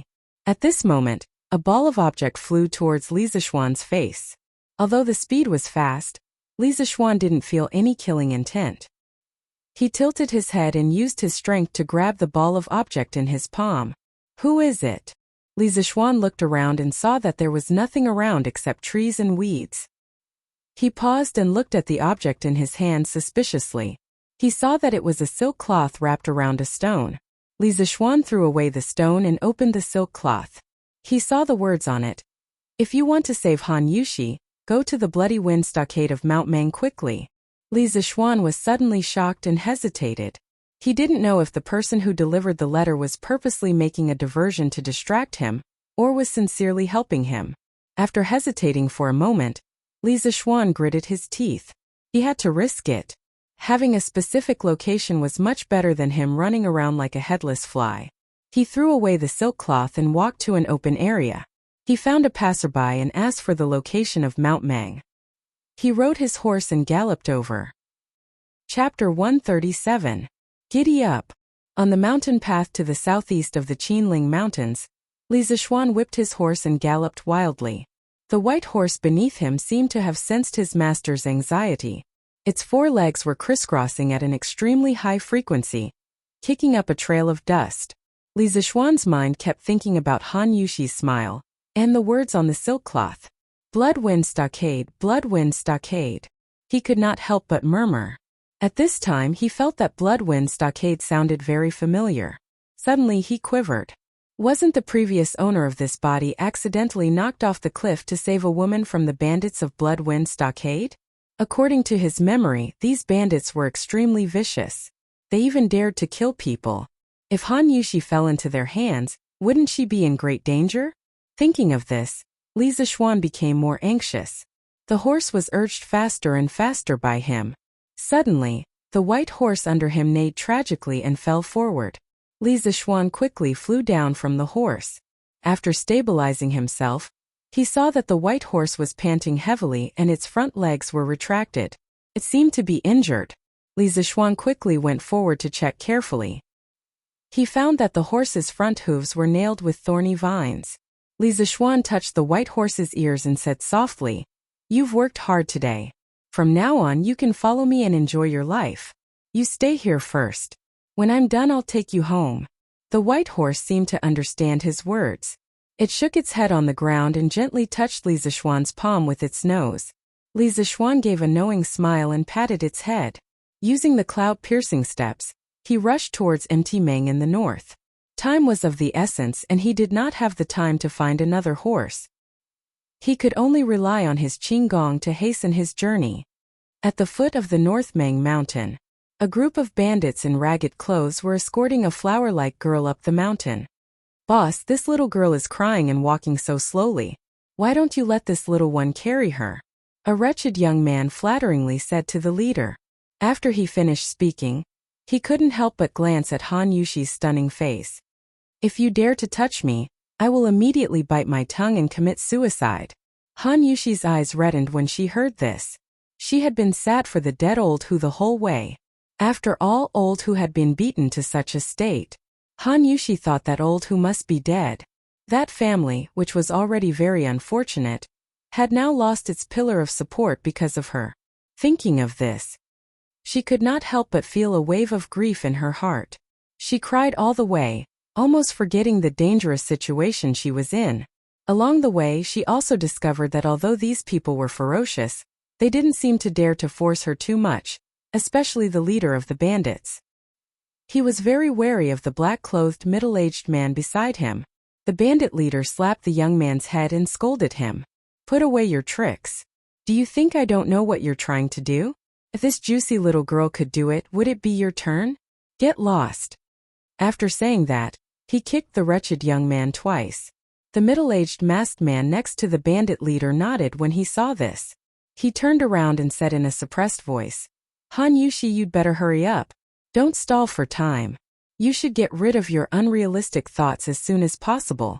No one will come to save you in this wilderness. My patience is limited. You'd better not force me." Han Yushi's body trembled when she heard this. The reason why she walked so slowly was because she wanted to stall for time and wait for Li Zixuan to save her. She didn't expect that the other party would still see through her. Han Yushi was also worried that the masked middle-aged man would do something excessive next, so she could only reluctantly speed up. Next to the masked middle-aged man stood a very thin and weak masked man. Han Yushi couldn't tell whether he was a man or a woman along the way. At this moment she heard that person say softly, "Io, Master Xiao. You see, I'm not interested in women. Why don't you let me carry this fair and tender little girl up the mountain?" After saying that, he used his orchid fingers to poke the masked middle-aged man's shoulder. He saw that Master Xiao was obviously shocked. He was probably disgusted. He quickly frowned and said, "Don't talk nonsense. Hurry up and don't complicate things. If you ruin Master's plans, Master won't forgive you." That thin masked man used his orchid fingers to stroke his cheek and snorted unhappily. He twisted his butt and walked in front of the crowd with enchanting steps. The bandits either lowered their heads to count ants or pretended to block the sun with their hands to cover their eyes. If they had also transmigrated from the modern world like Li Zixuan, they would definitely say 3 words at this moment. "My eyes hurt." On the other side. Reporting. "General, there's a piece of silk cloth with words and horse hoof prints ahead." Dugu Xian took the silk cloth. On it was written, "If you want to save Han Yushi, quickly go to Mount Mang's Bloodwind stronghold." After reading it, Dugu Xian's face was dignified. He said to himself, "Bloodwind stronghold. It's actually Bloodwind stronghold." In the past few years, the imperial court has sent troops to clean up the mountain bandits, but the bandits of Xiefeng Stockade have not been eradicated. This time, I will uproot you and see if you can still harm the people. "Hey, Wooden Face, did you find little Xian's whereabouts?" Not far away there was a sudden shout. The person who spoke was Cheng Chumo. Although the Cheng family's soldiers were old soldiers who retired from the front line, after all, they had slacked off for so many years. They naturally could not compare with the elite Yulin guards. Therefore, they arrived a little later than the Yulin guards. As the second-generation leader of the military, Cheng Chumo certainly knew Dugu Xian. However, this person often put on an indifferent expression that kept strangers away. Therefore, everyone privately called him Wooden Face. However, no one called him by his nickname like Cheng Chumo. When Dugu Xian heard Cheng Chumo call him Wooden Face, he immediately became angry. He threw the silk cloth into Cheng Chumo's hand and said, "See for yourself. I will lead the Yulin guards first. You send your soldiers to inform the 2 Grand Dukes behind." After saying that, he directly turned over and mounted his horse. He roared, "Yulin guards, follow me. Let's go to Mount Mang." This army of 1,000 people, upon hearing the command, immediately gathered and set out.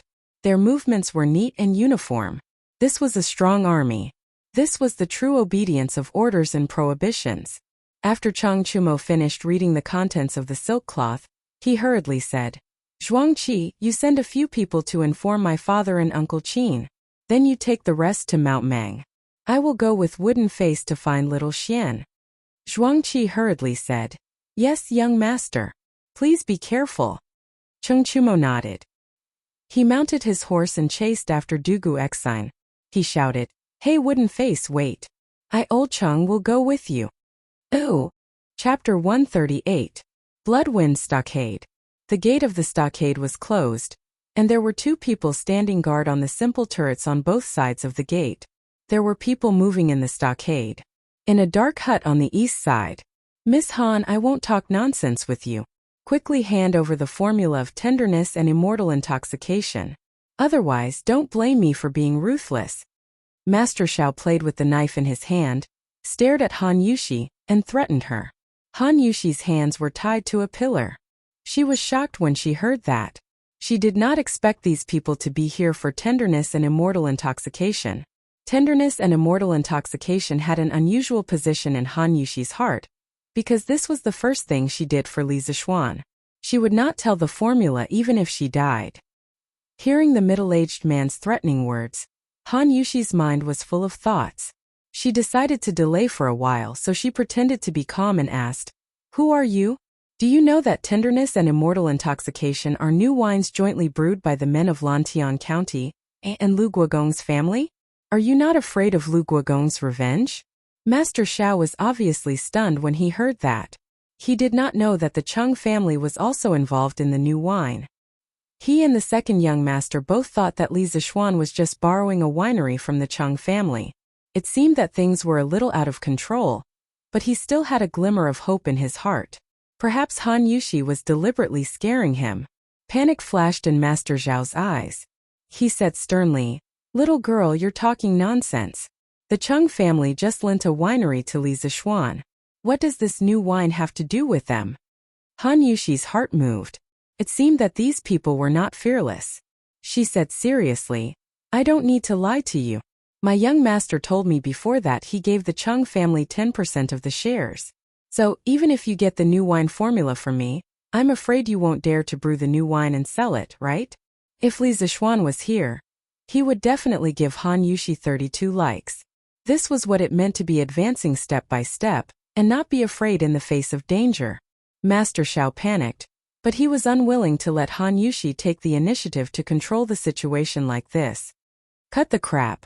If worst comes to worst, I'll just take the formula far away and sell it to other merchants at a high price.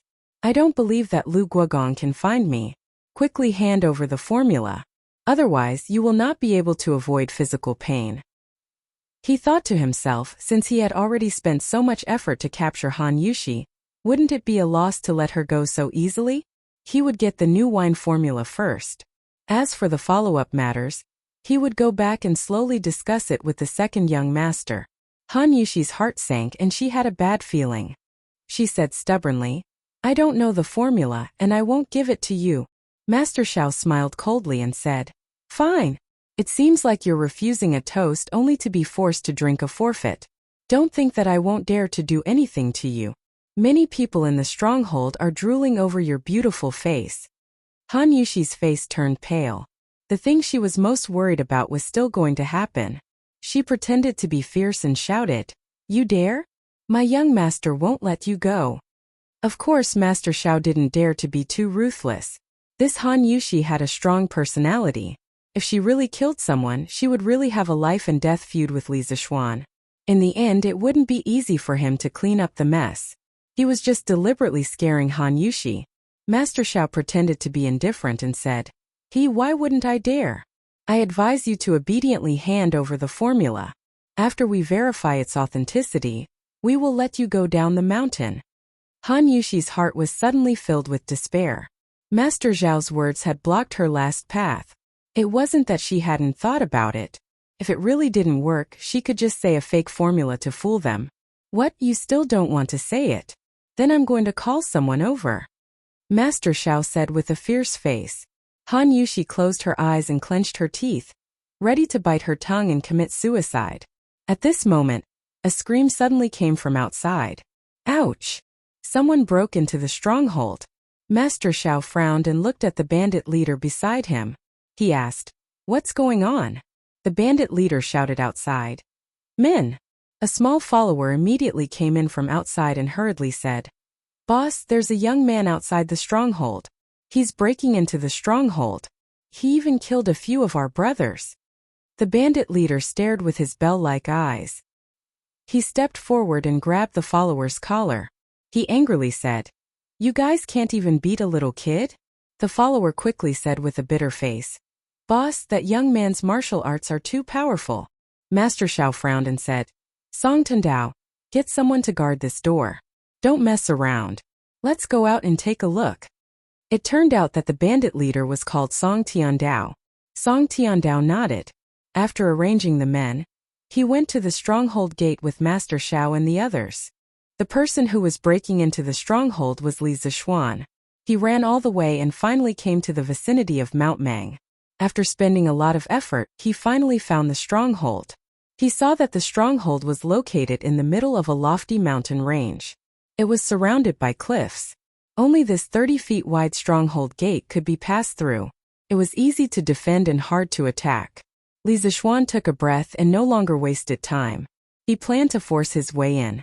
At least he had to see Han Yushi first. He gathered his chi in his palm and threw out 2 pebbles.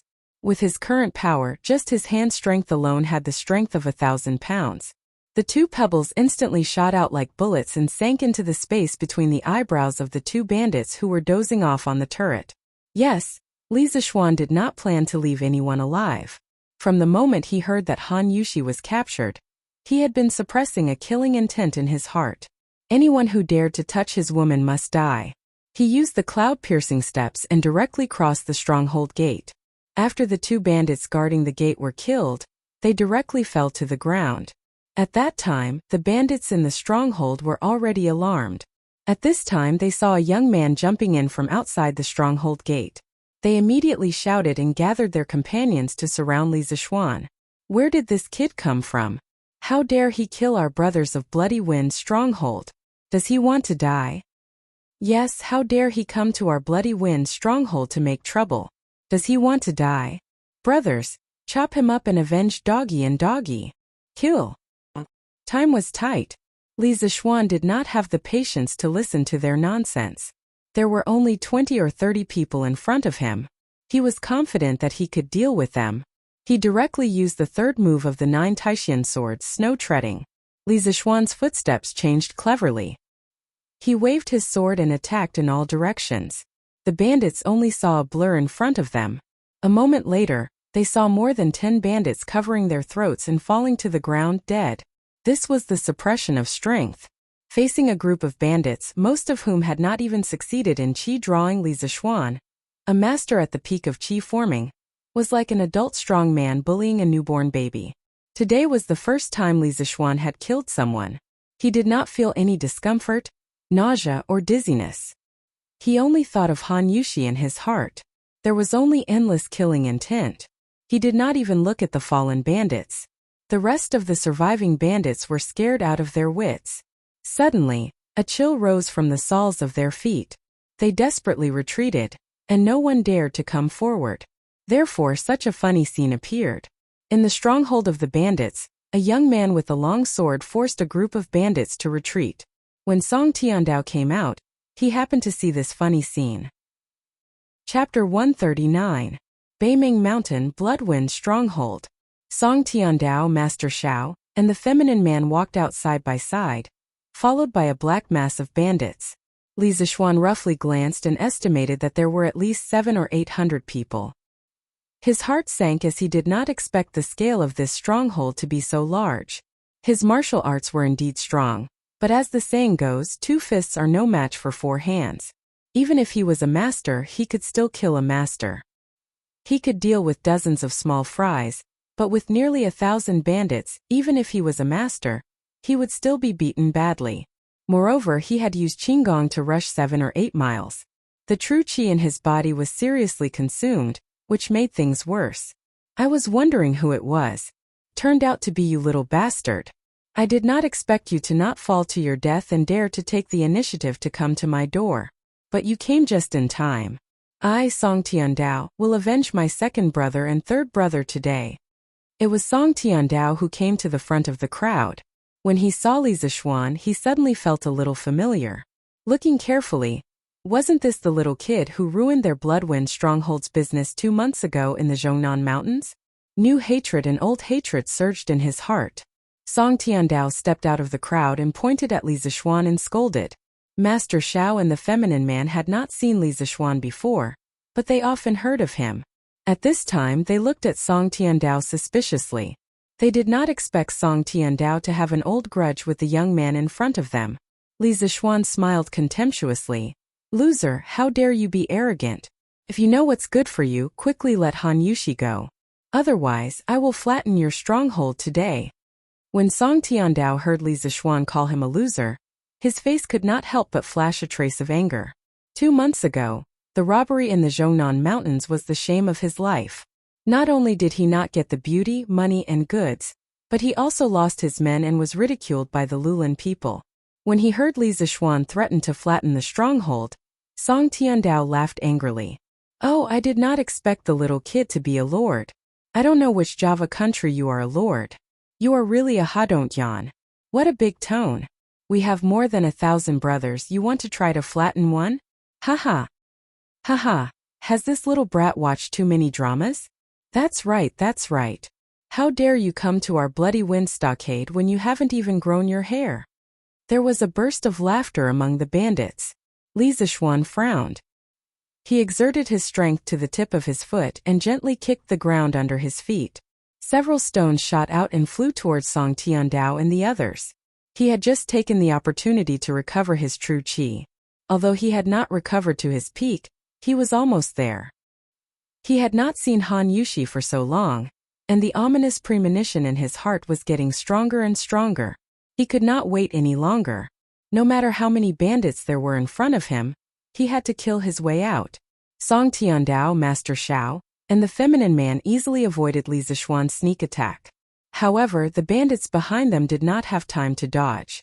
4 or 5 bandits were instantly killed and fell to the ground. When the rest of the bandits saw this, they glared at Li Zishuan, but did not dare to say a word. Of course, Li Zishuan did not expect to kill the bandit leader with just this. His goal was only to enrage him. When people were angry, they would often lose their rationality. Perhaps the bandit leader would come out and fight him one-on-one in a fit of rage. In his previous life, when he read The Legend of the Sui and Tang Heroes, he often saw that when 2 armies faced each other, they usually liked to fight the generals first. Although he was not sure if there would be such a thing in the real Tang dynasty, he still wanted to try. In a one-on-one fight, he was certainly not afraid of the defeated general. At that time, he might be able to capture him and save Han Yushi. Song Tiandao saw that Li Zishuan dared to kill his men under his nose. As expected, he was furious. He shouted angrily, "How dare you? Men, take my broadsword. Little child, you better tell me your name first. Otherwise, you'll be a nameless ghost after you die." Li Zishuan saw that Song Tiandao was indeed enraged and wanted to fight him one-on-one. He was delighted. At this moment, he looked at the hundreds of thatched cottages behind the bandits. He did not know where Han Yushi was locked up. He shouted loudly, "I am Li Zishuan, the man of Lantian County, who was personally conferred by the emperor. You gathered in the forest and kidnapped my fiancé. If you don't want to die under the encirclement of the imperial army, immediately put down your weapons and hand over my fiancé. I will spare your lives." His shout contained a bit of true qi and traveled far. His purpose was to tell Han Yushi that he was here and to tell her not to do anything stupid. Han Yushi was in the house, like a lamb waiting to be slaughtered.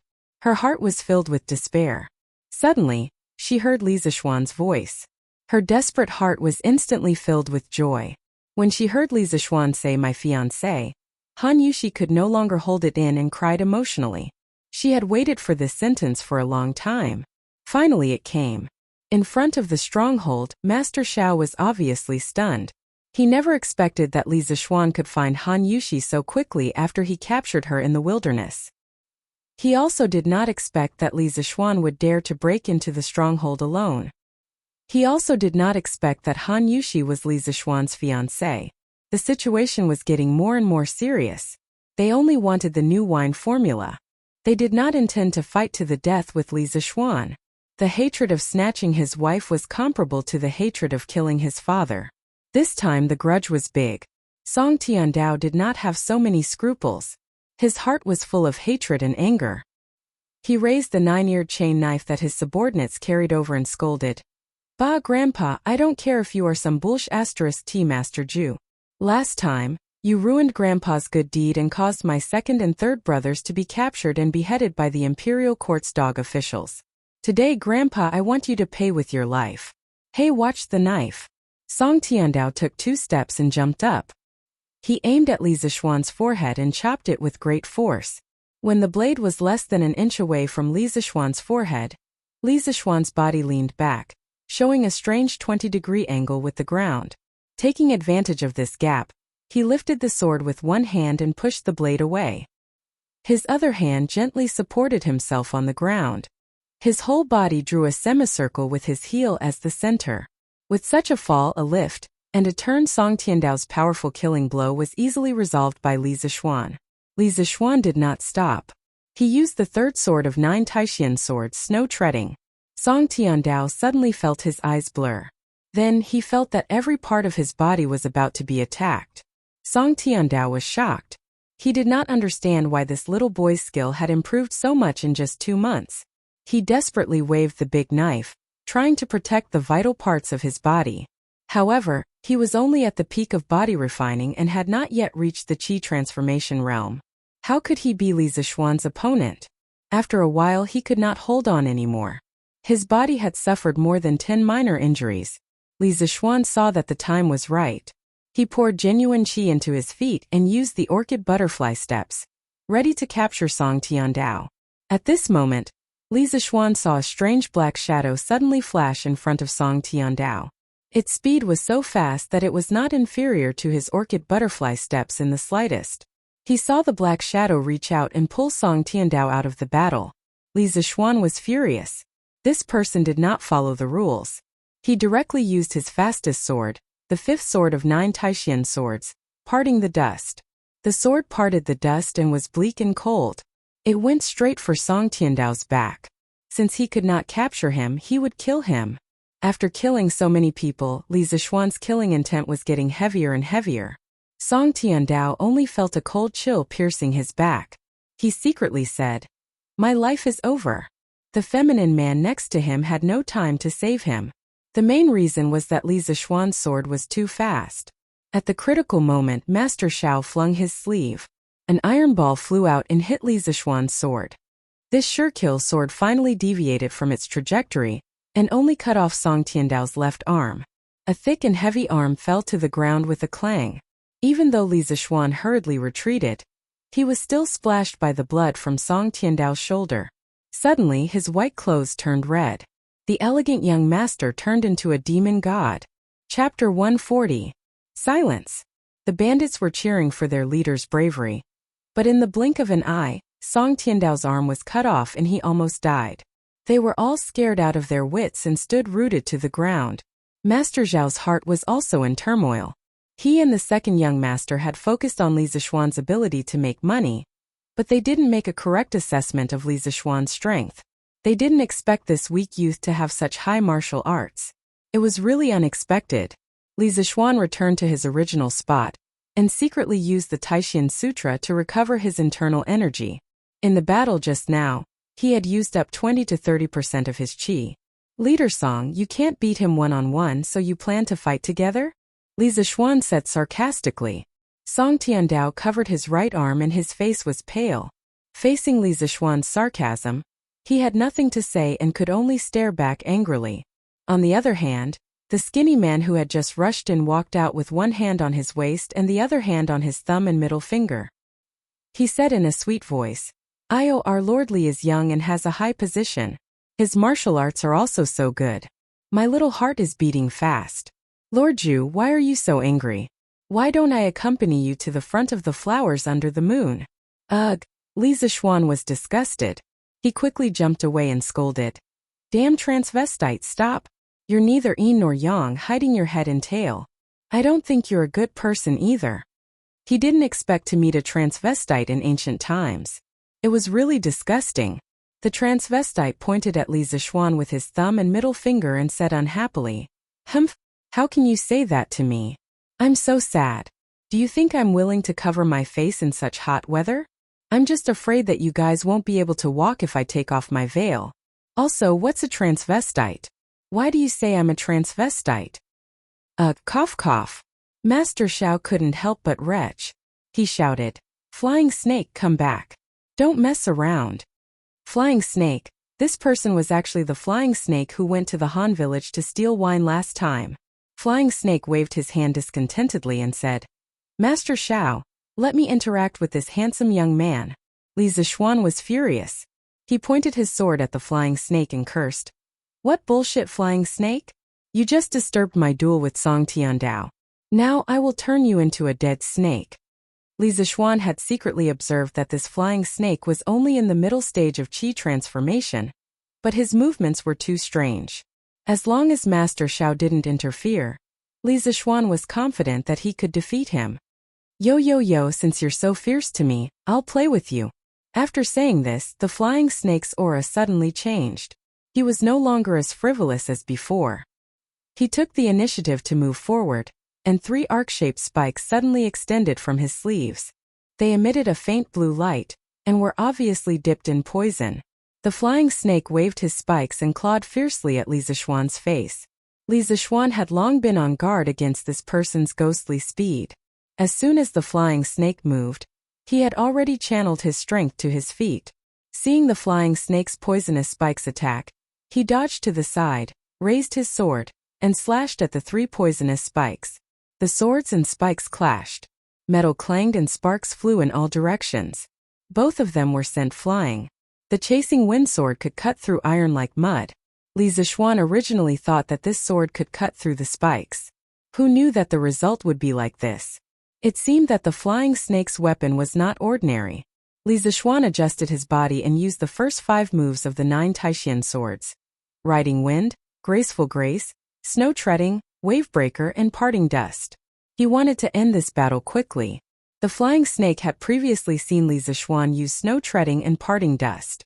At that time, he had been amazed by the exquisiteness of Li Zishuan's swordsmanship. However, he had never imagined that this was a complete set of swordsmanship. Furthermore, as he continuously used them, his attacks were endless. Each move was fiercer than the last. The flying snake could only rely on his ghostly body movements to barely block.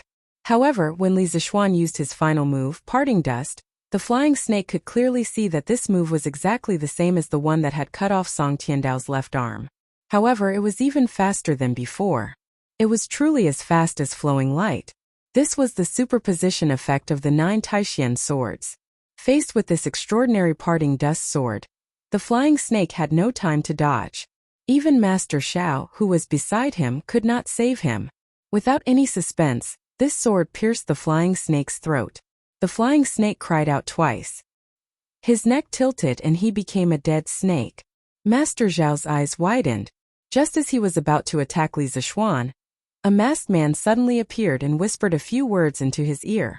A trace of panic flashed through Master Zhao's eyes. He ignored Song Tiandao and the other bandits and led the rest of the black-clothed men to retreat. Li Zishuan felt somewhat baffled. Song Tiandao felt even more incredulous.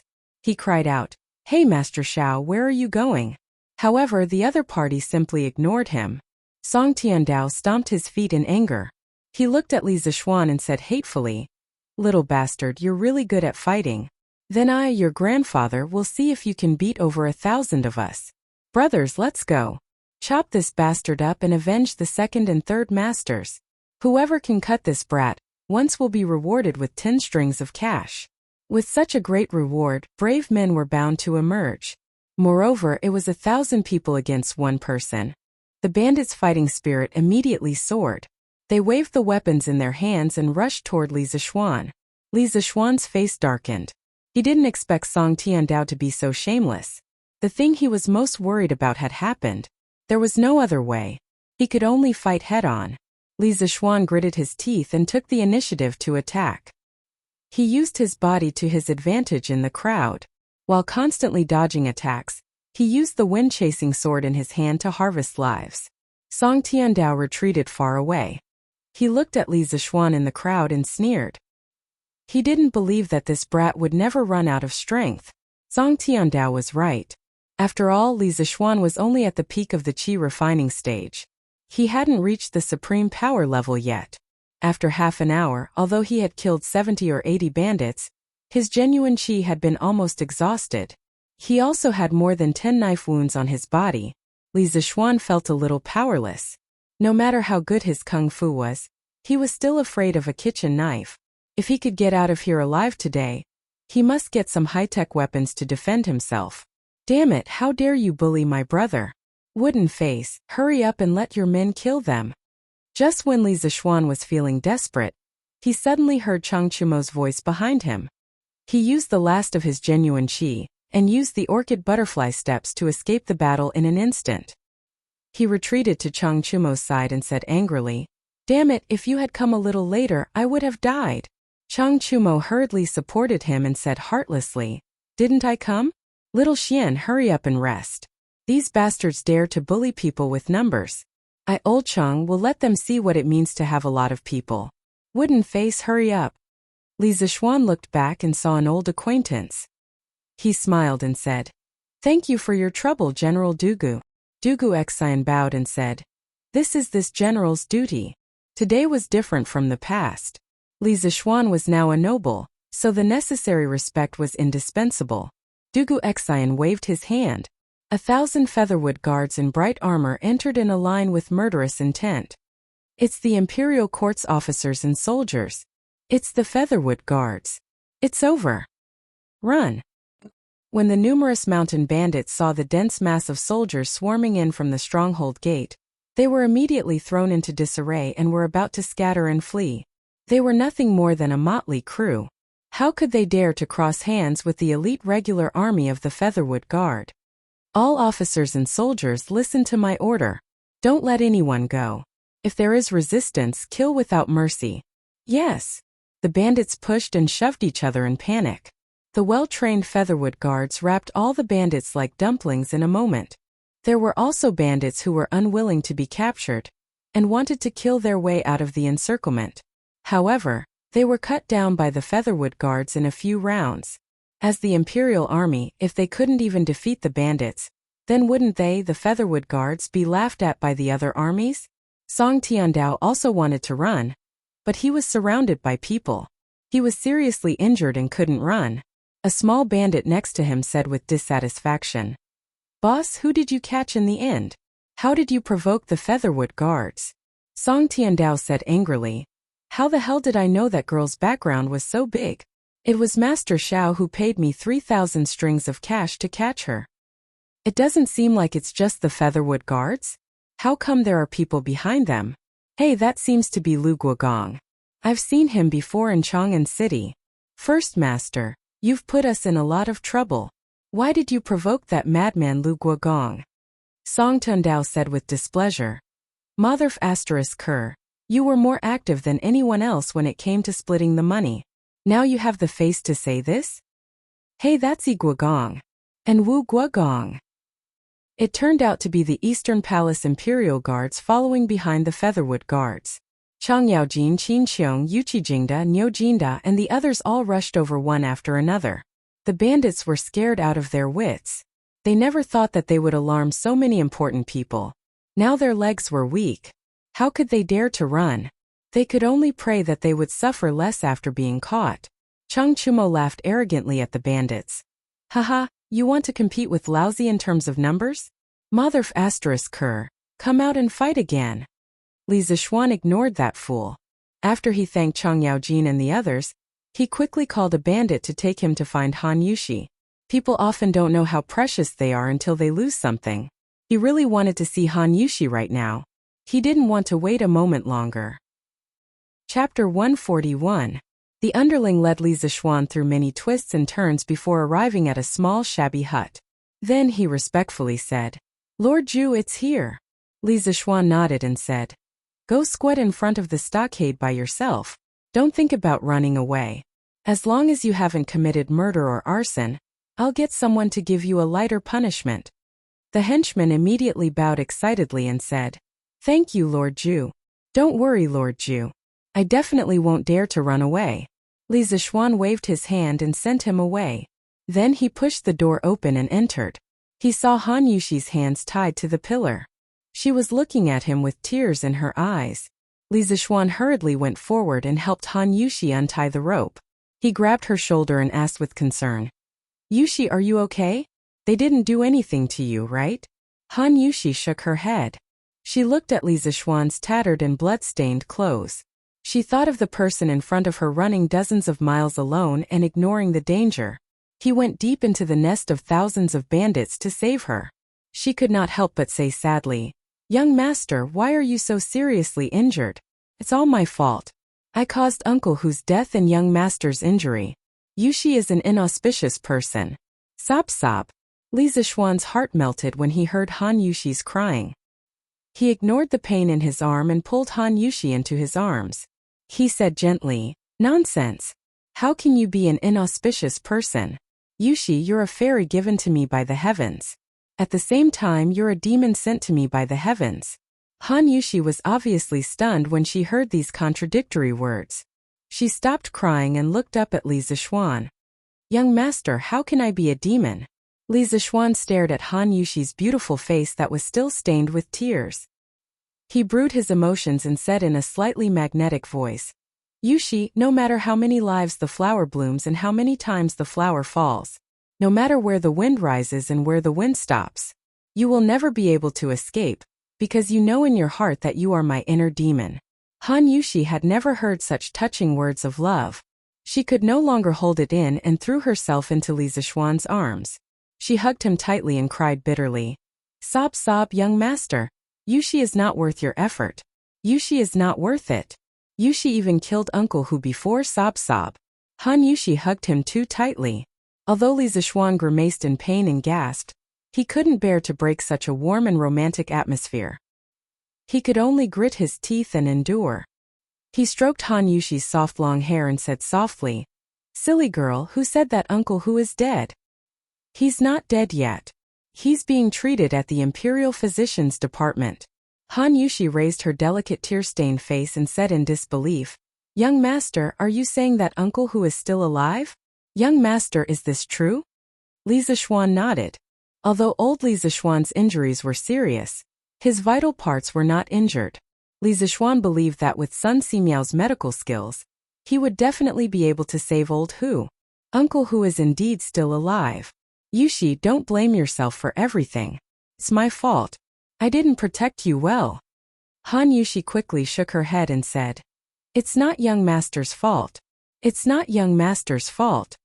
Li Zixuan stroked her cheek and said affectionately, Yushi, marry Yushi. Yushi, marry me. Let me protect you for the rest of your life. You are my inner demon. I can't leave you.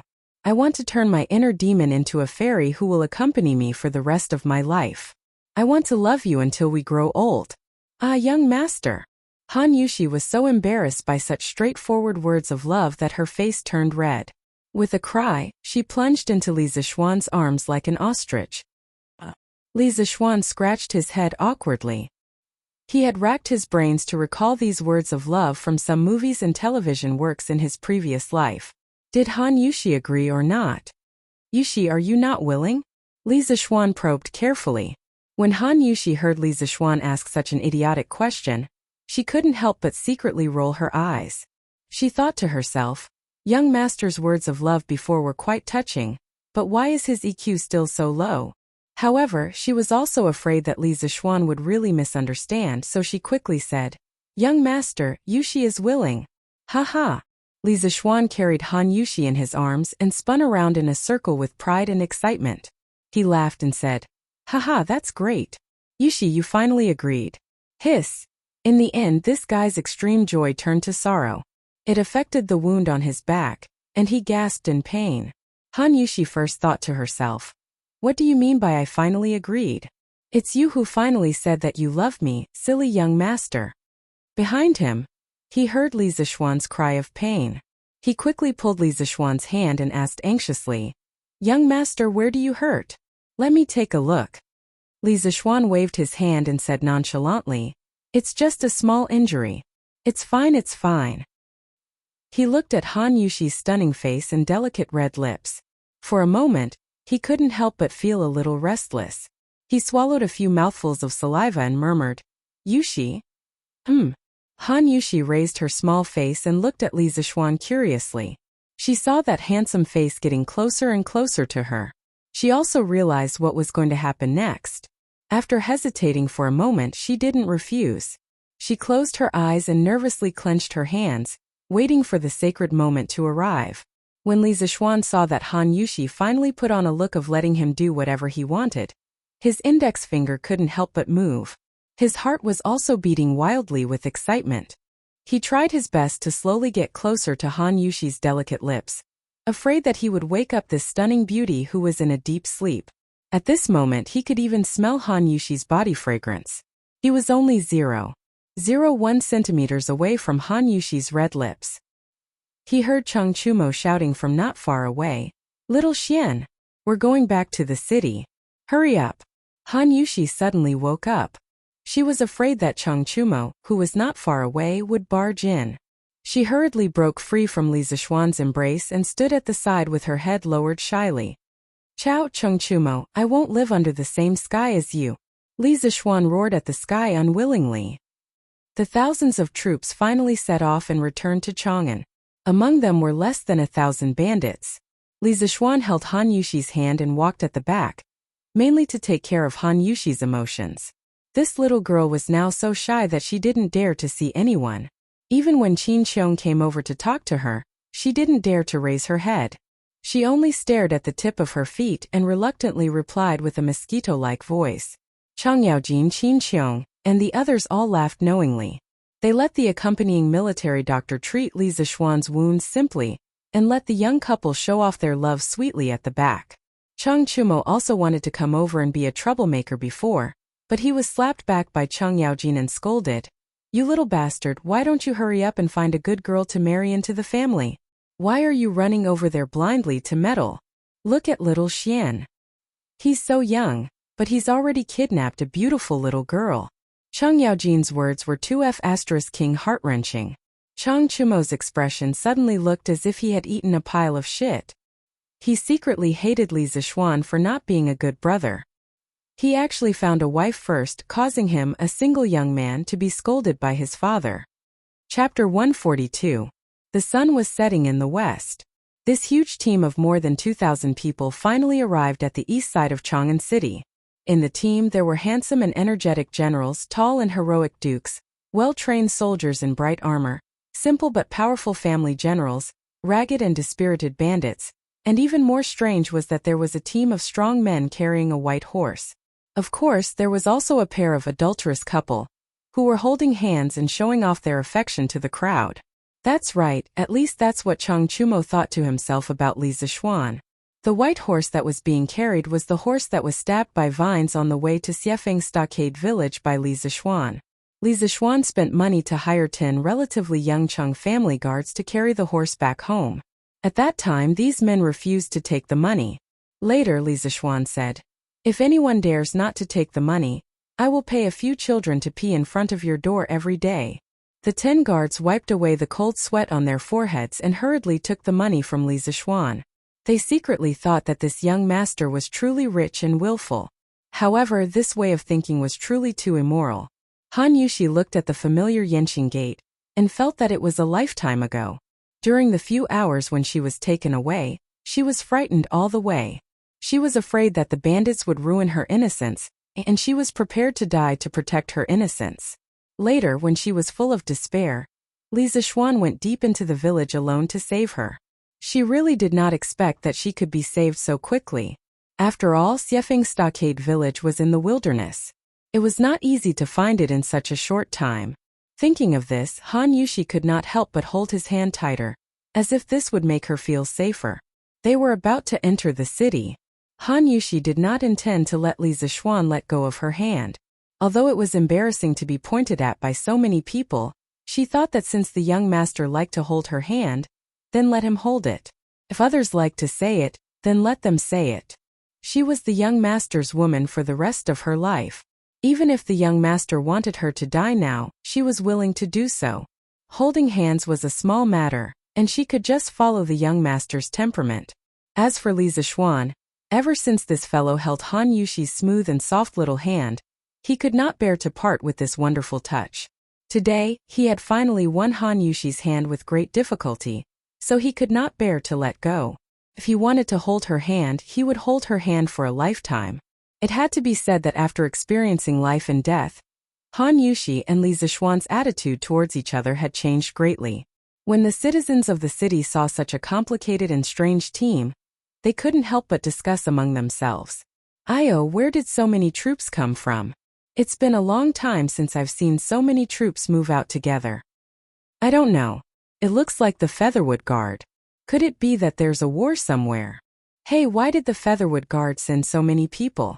Do you think these people are bandits? I think they are quite similar. Hey, isn't that Duke Lu? There's also Duke Yi and Duke Wu. Heavens, where are these bandits so powerful that they can even alarm these dukes to personally suppress the bandits?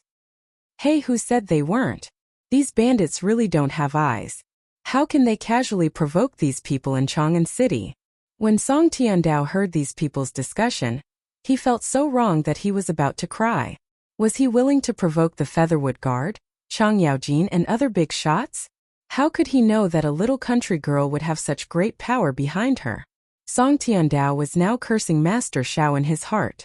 If it weren't for him, he would still be the head of the carefree camp in the mountain stronghold. As a result, not only did he not get the 3,000 string of cash, but he also became a prisoner. Thinking about how Li Zixuan was alone among thousands of people in the mountain stronghold, as if he was in a no-man's land. With a long sword he killed people like cutting melons and vegetables. Thinking of this, Song Tiandao felt goosebumps all over his body. This was not something a 14 or 15-year-old child would do. This was much more ferocious than the authentic bandits.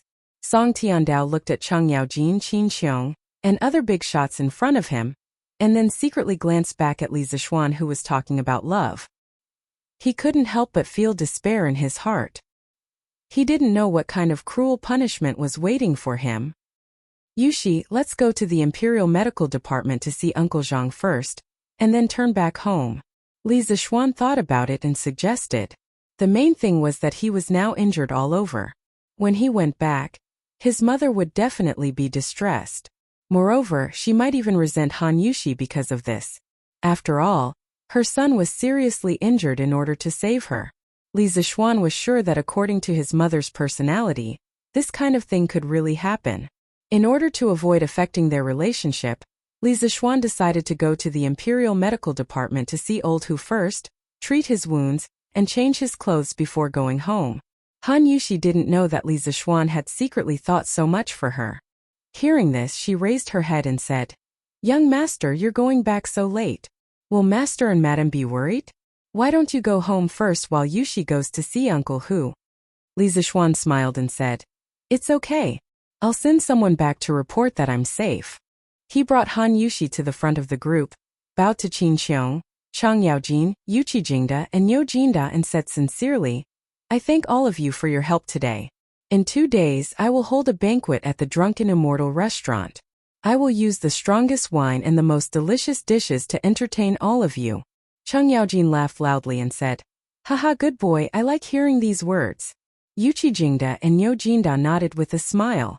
Although part of the reason they came today was because of Li Zixuan, it was mainly because of Qin Xiong. Qin Xiong smiled and said, "Little Xian, you don't have to be so polite to me. Yushi is my adopted daughter. You went to save her alone. I should thank you." Li Zixuan repeatedly said that he didn't dare.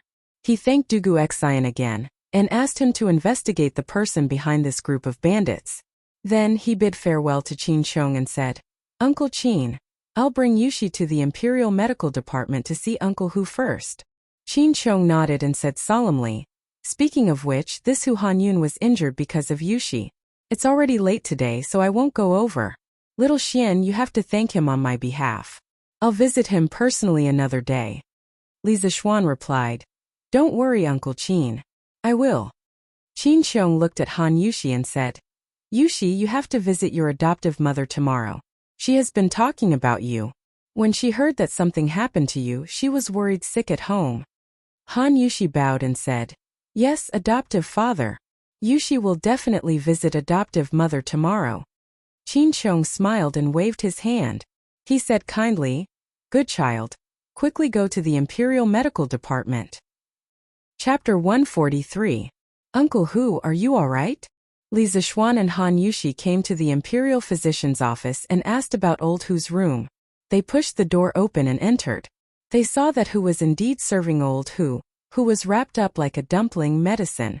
He quickly walked over and asked.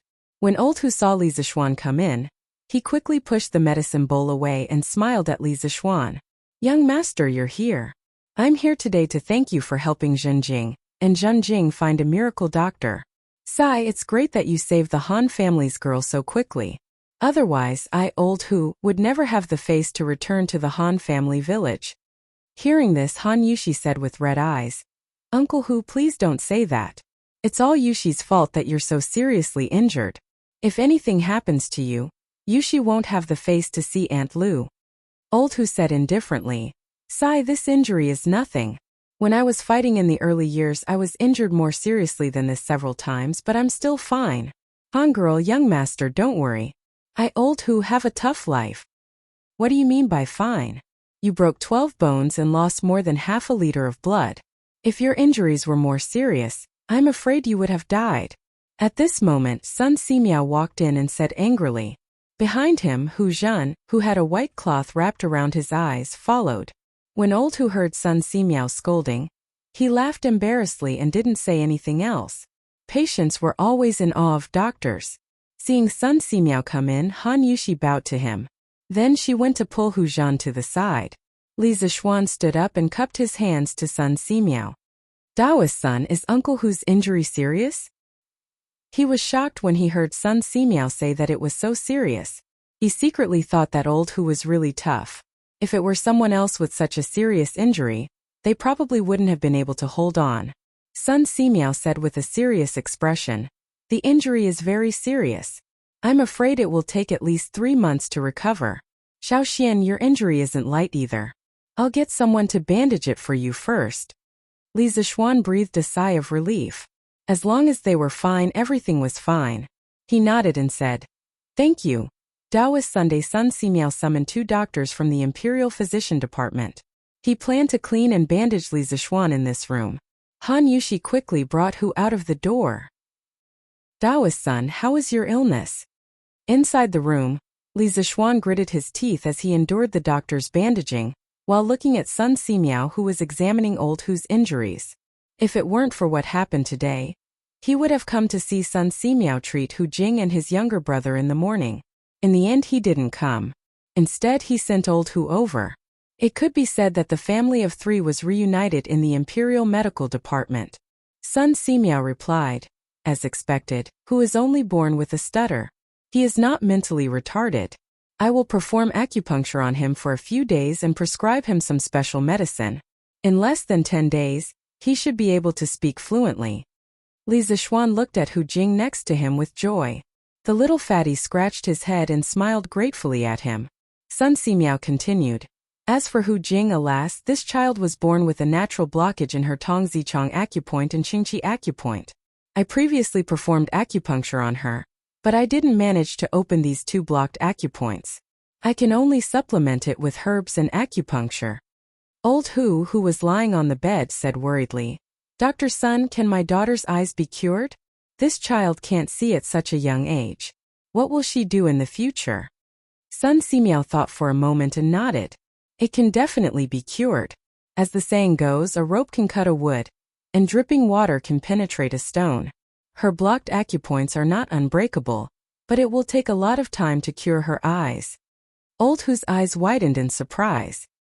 He pleaded excitedly, "Dr. Sun, please save my daughter. I beg divine Dr. Sun to save my daughter. This child has suffered too much since she was young.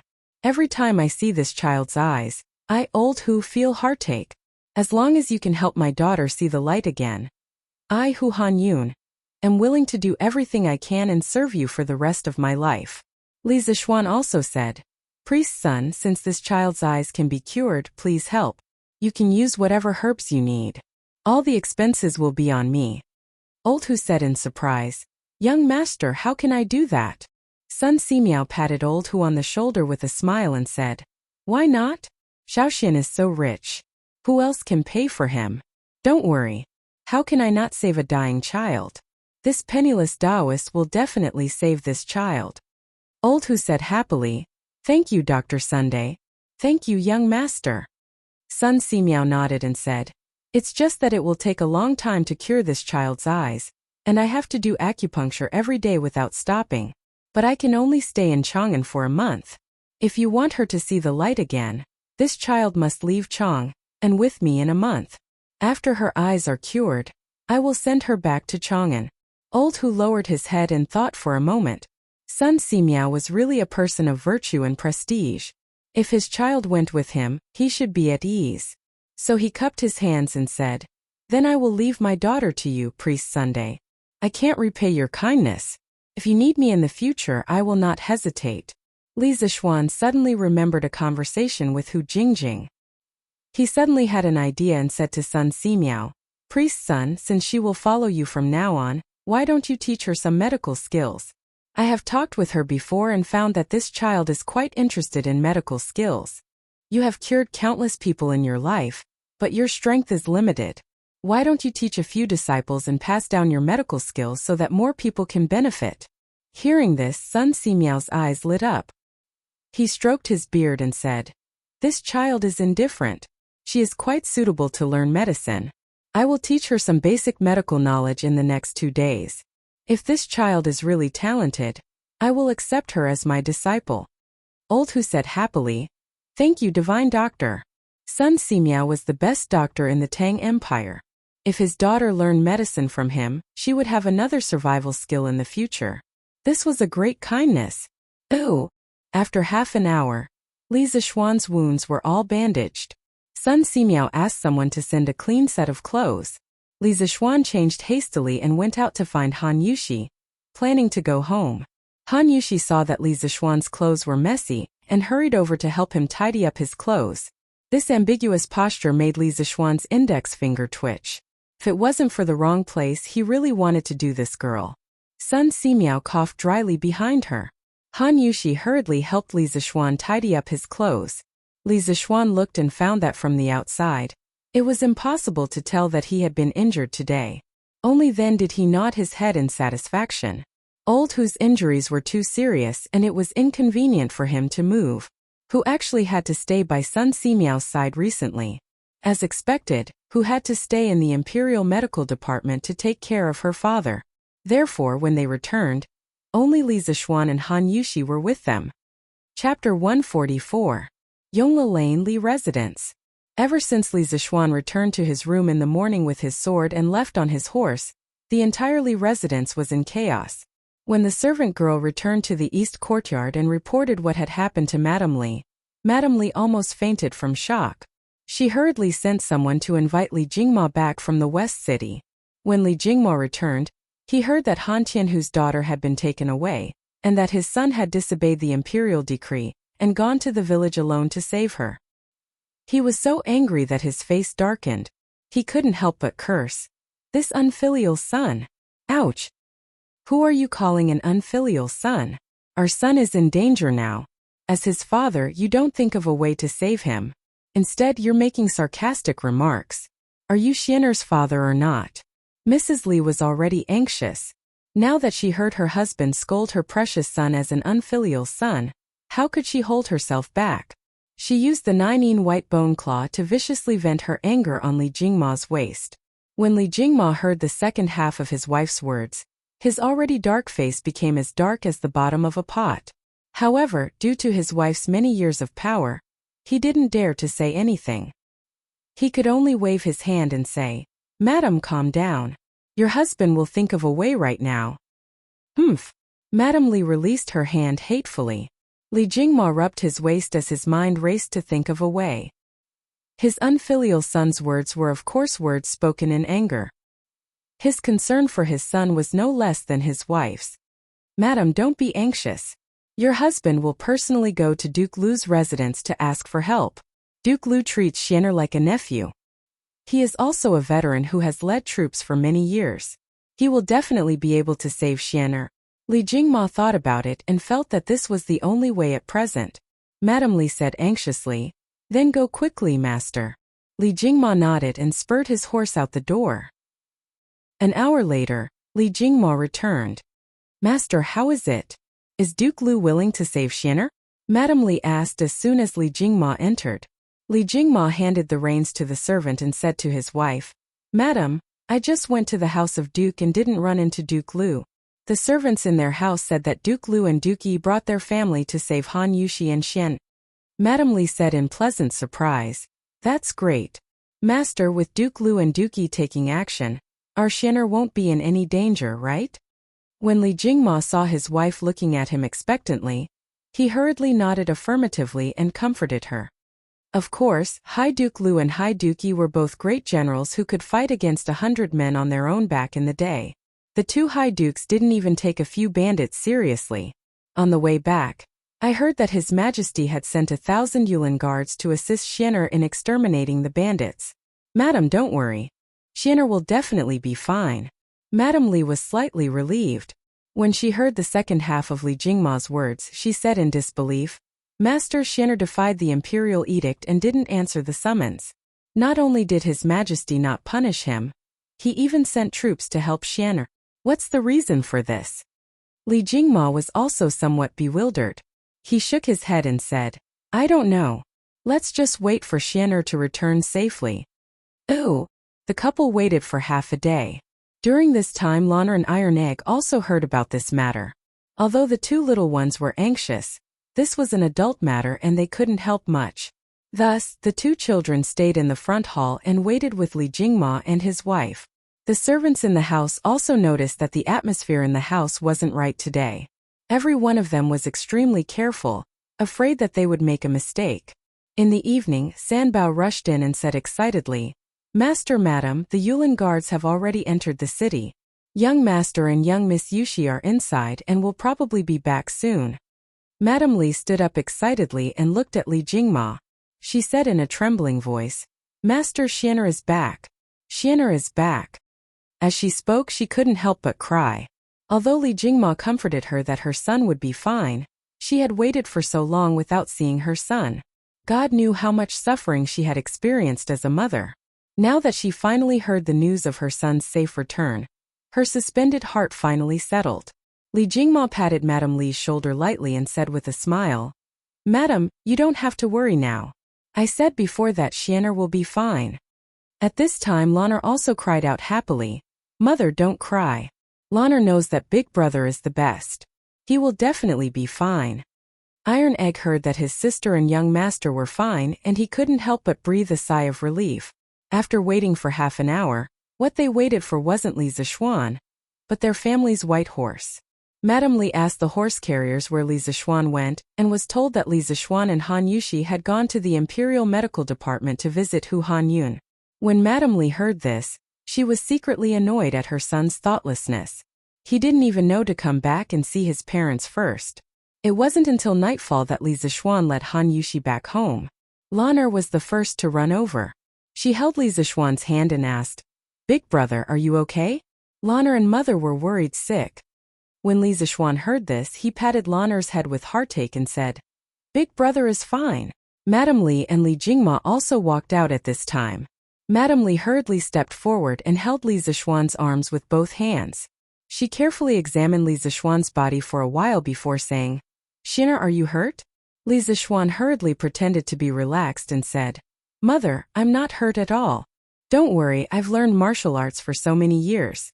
I'm very powerful. Lana interjected. Mother, you see, Lana already said that Big Brother's martial arts are the best. He'll definitely be fine. At this time, Iron Egg ran over to greet Li Zishuan first.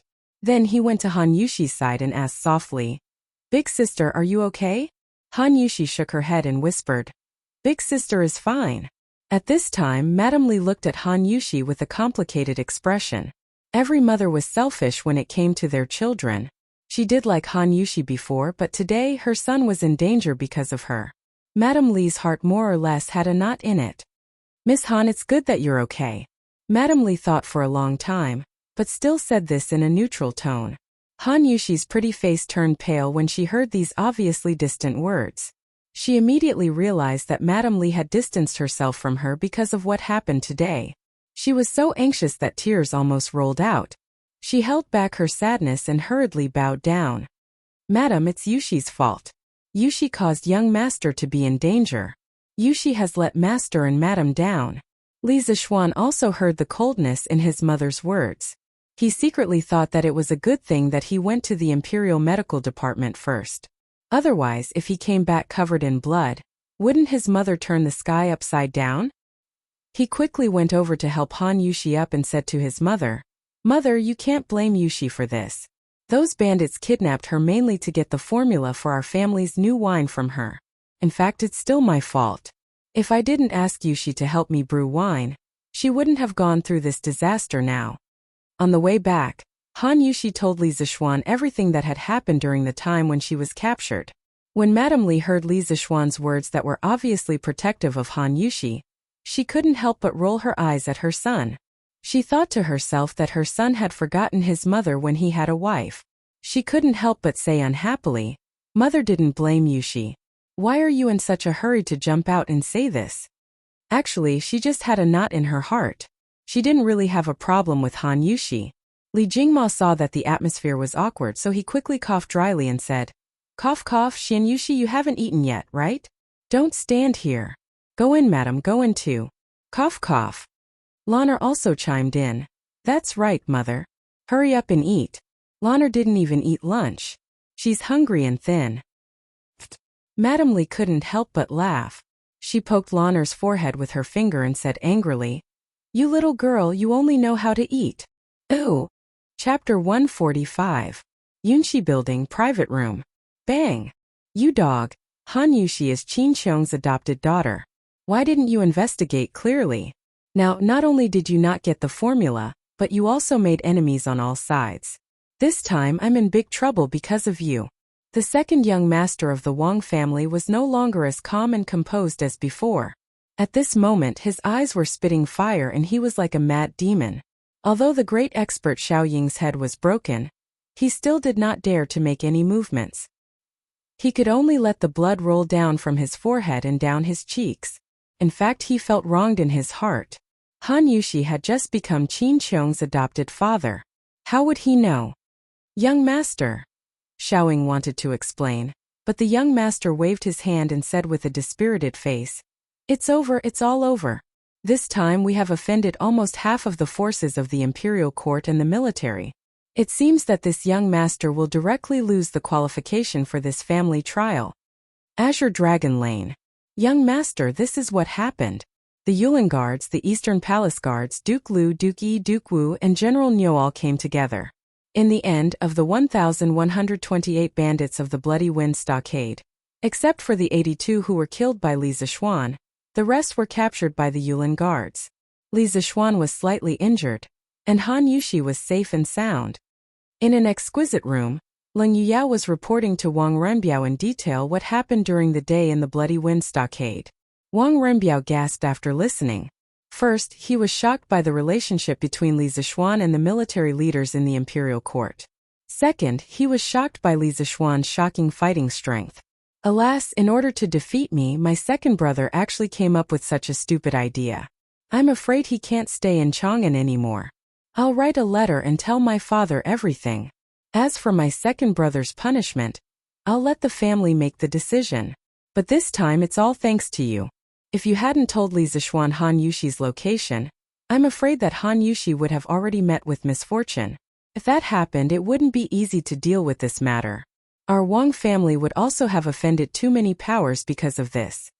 Although the Wang clan was one of the 5 clans and 7 watch clans and had a deep foundation, if they were to directly go against these high-ranking military bigwigs, the Wang clan would not be able to withstand it.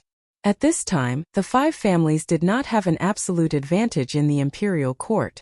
The first reason was that the Guanlong military group was still very powerful at that time. The second reason was that the emperor wanted to suppress it. The third reason was that the imperial examination system was vigorously implemented, which led to the appearance of many concubine court officials. Their only advantage at this time was the public opinion of the world, and their unparalleled right to speak as a landowning household. Leng Yuyao shook her head and continued. The Jianghu expert second young master recruited, Flying Snake, was also killed by Li Zishuan with a single sword strike. Li Zishuan's combat strength is infinitely close to the grandmaster level. If young master wants to be his enemy in the future, you must be careful. Xiao Ying heard the news before the imperial court's army arrived and fled in advance.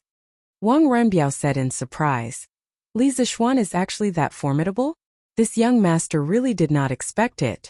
But Yao why do you always think that I will become enemies with Li Zishuan? I am currently working with him, so you shouldn't always look at things based on your personal grudges. Leng Yuyao was still expressionless. She said coldly, Young master, Yuyao is not saying this because she hates Li Zishuan. Yuyao is just relying on her intuition that young master and Li Zishuan will become enemies in the end. Wang Renbiao asked curiously, Oh? Why is that?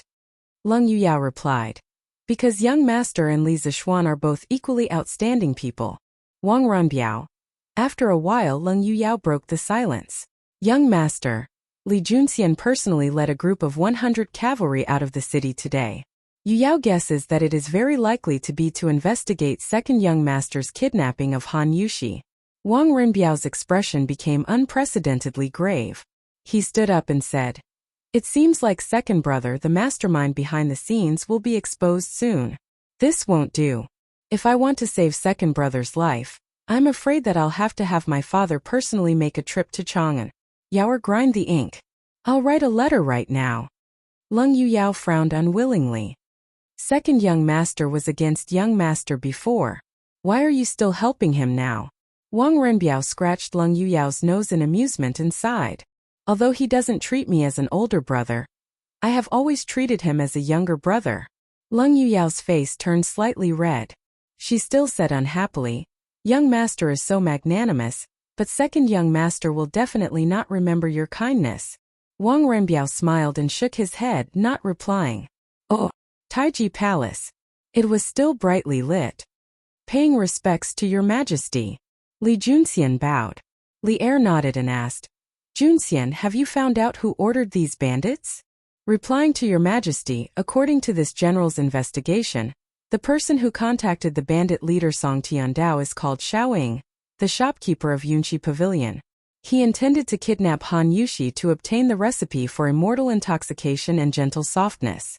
The owner of immortal intoxication is Wang Rani, the bastard son of Sui Province's governor Wang Yu.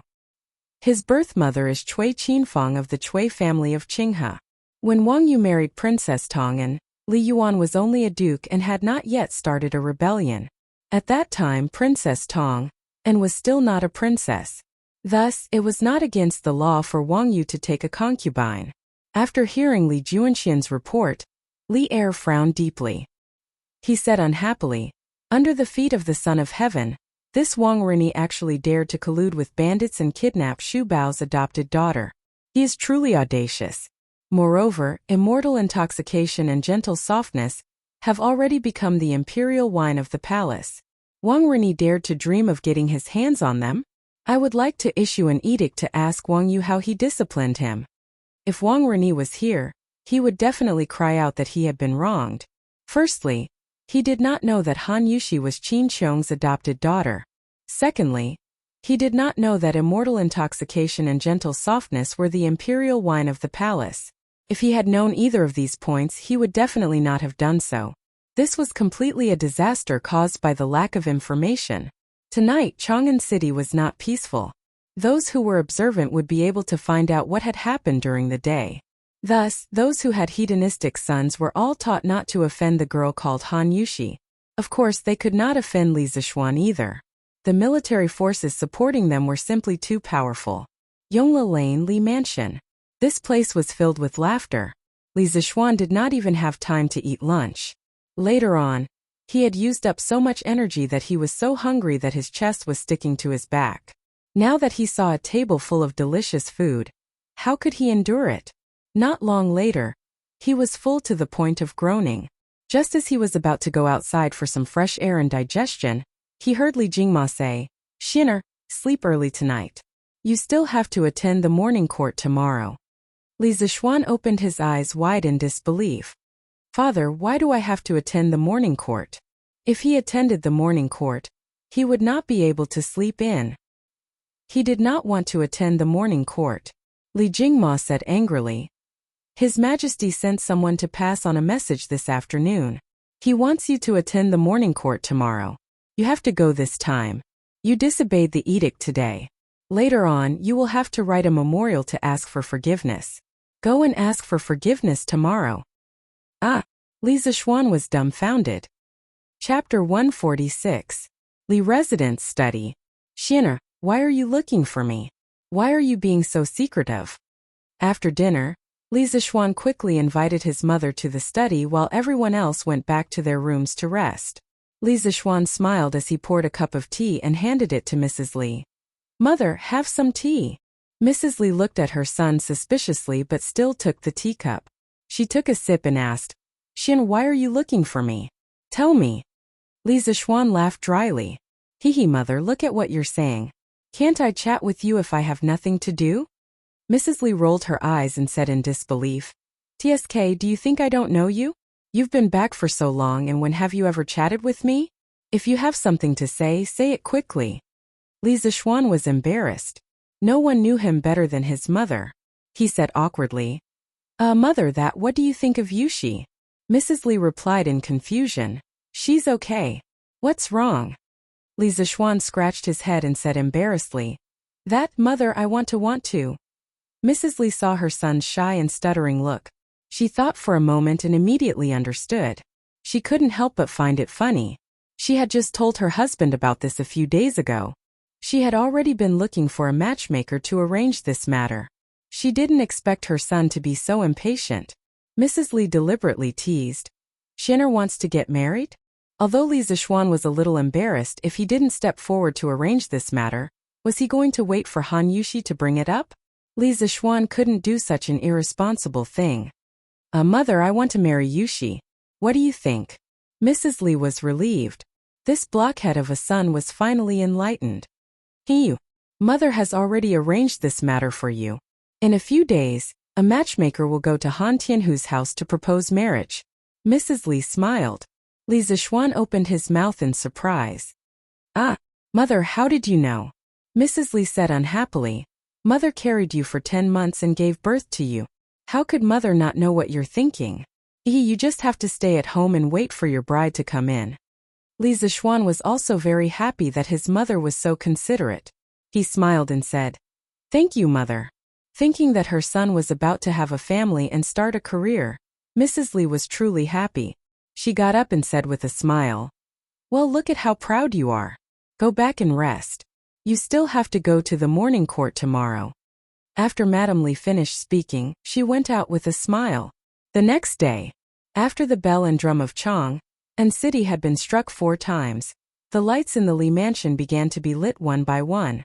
The maids and servants were busy lighting the fire and boiling water, preparing to wash their masters and make breakfast. The groom washed the horse clean. Li Jingma and Madame Li hurried back and forth, not daring to be careless in the slightest. Today was their son's first official appearance in court. Last time, Li Zishuan had been summoned by Li Er to denounce him for his crimes, not to have an official appearance. Li Zishuan was still asleep when he was pulled up.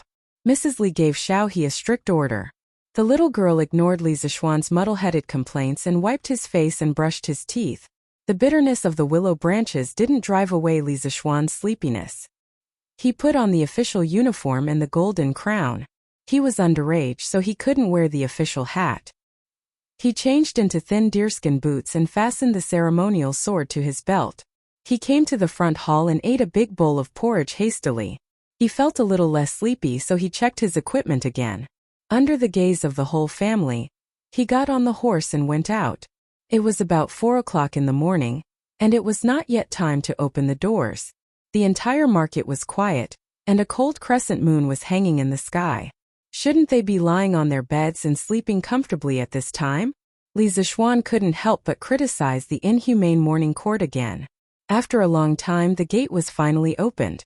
Li Zishuan got on the horse and went out of Yongla Lane to Vermilion Bird Avenue. He saw soldiers patrolling the streets, but no other officials passed by. After checking his identity, the soldiers of the warden's office saluted in unison, leaving 2 carrying huge lanterns to lead the way. Taiji Palace was in the north of the city.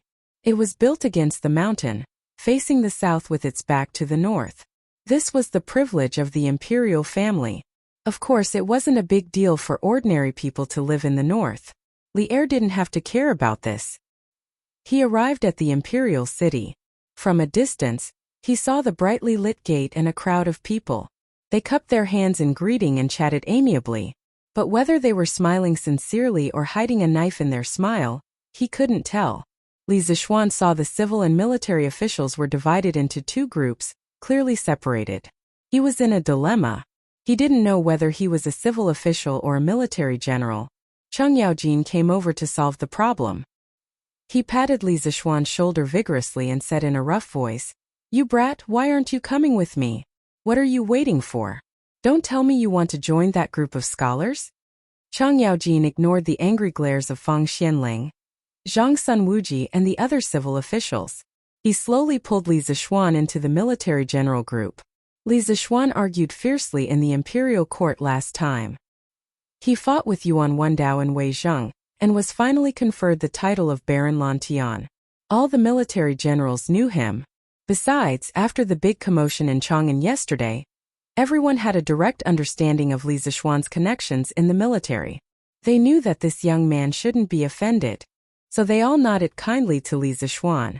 Li Zixuan was just a loser in his previous life. He had never been an official and wasn't good at socializing, but he adhered to the principle that people shouldn't be offended by too much courtesy. He bowed respectfully to all the big shots. After one round, his face muscles were stiff from smiling and his neck was sore from nodding. Then he returned to Chang Yaojin, Qin Qiong and the others. Li Zixuan went to Qin Qiong and whispered, "Uncle Qin, I didn't answer the summons yesterday. Will His Majesty punish me today?" He heard that Han Yushi was in trouble yesterday and his heart was in a mess. He didn't have time to care about Li Er's summons. Later, when he returned home, he felt a lingering fear. In his previous life, he had seen many historical dramas. In them it was said that disobeying an imperial decree was a serious crime. So he was very uneasy now. Qin Qiong stroked his beard and smiled. "It should be fine. Yesterday, His Majesty heard that you disobeyed an imperial decree and was indeed very angry.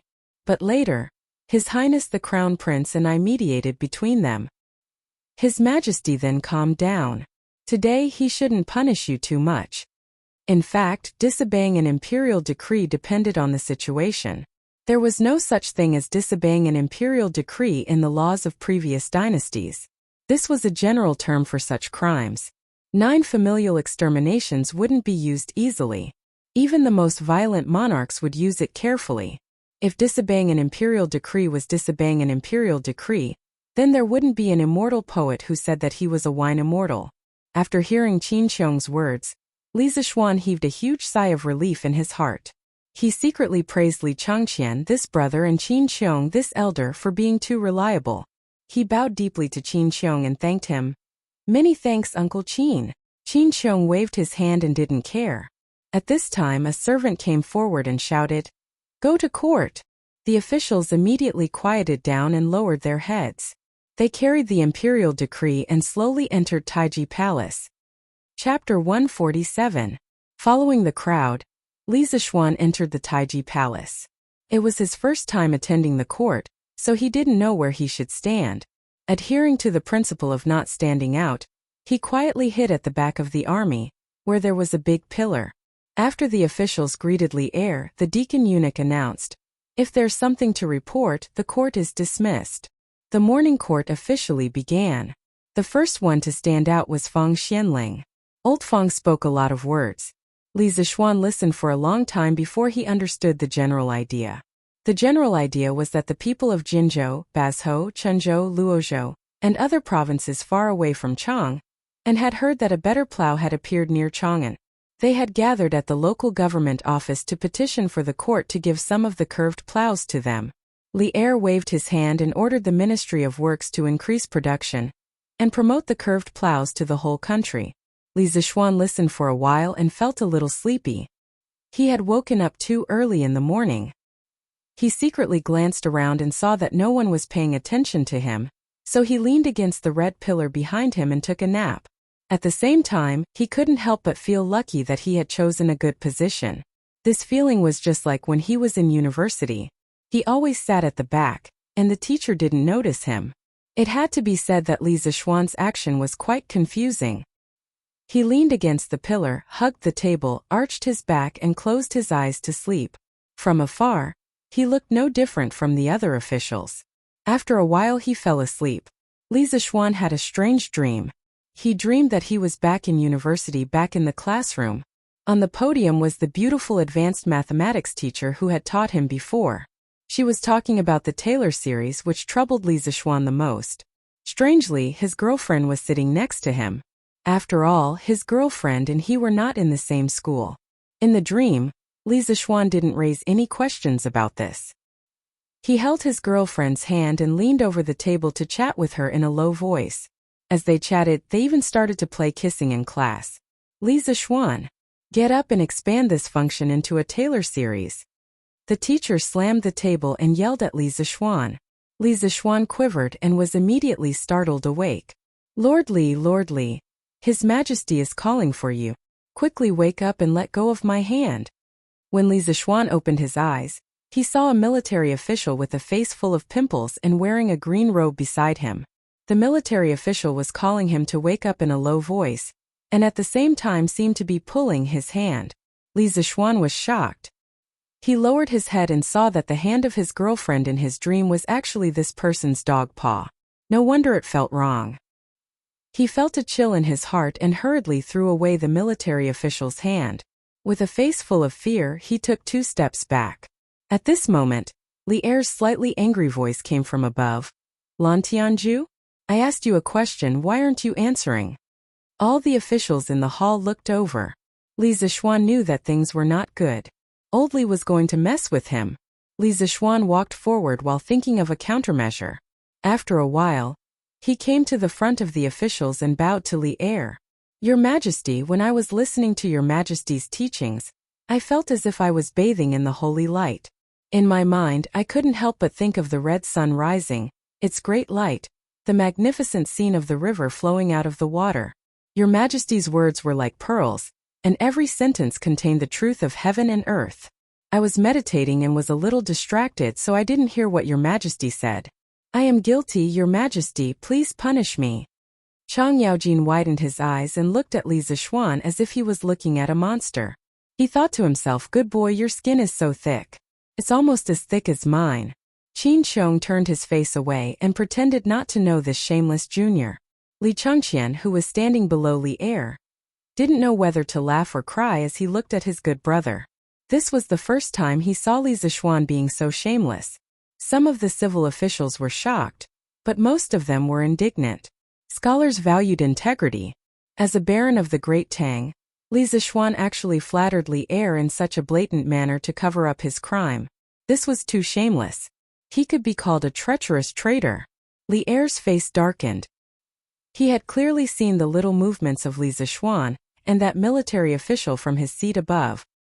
He had not expected that Li Zixuan would come up with such blatant lies, his mouth full of nonsense.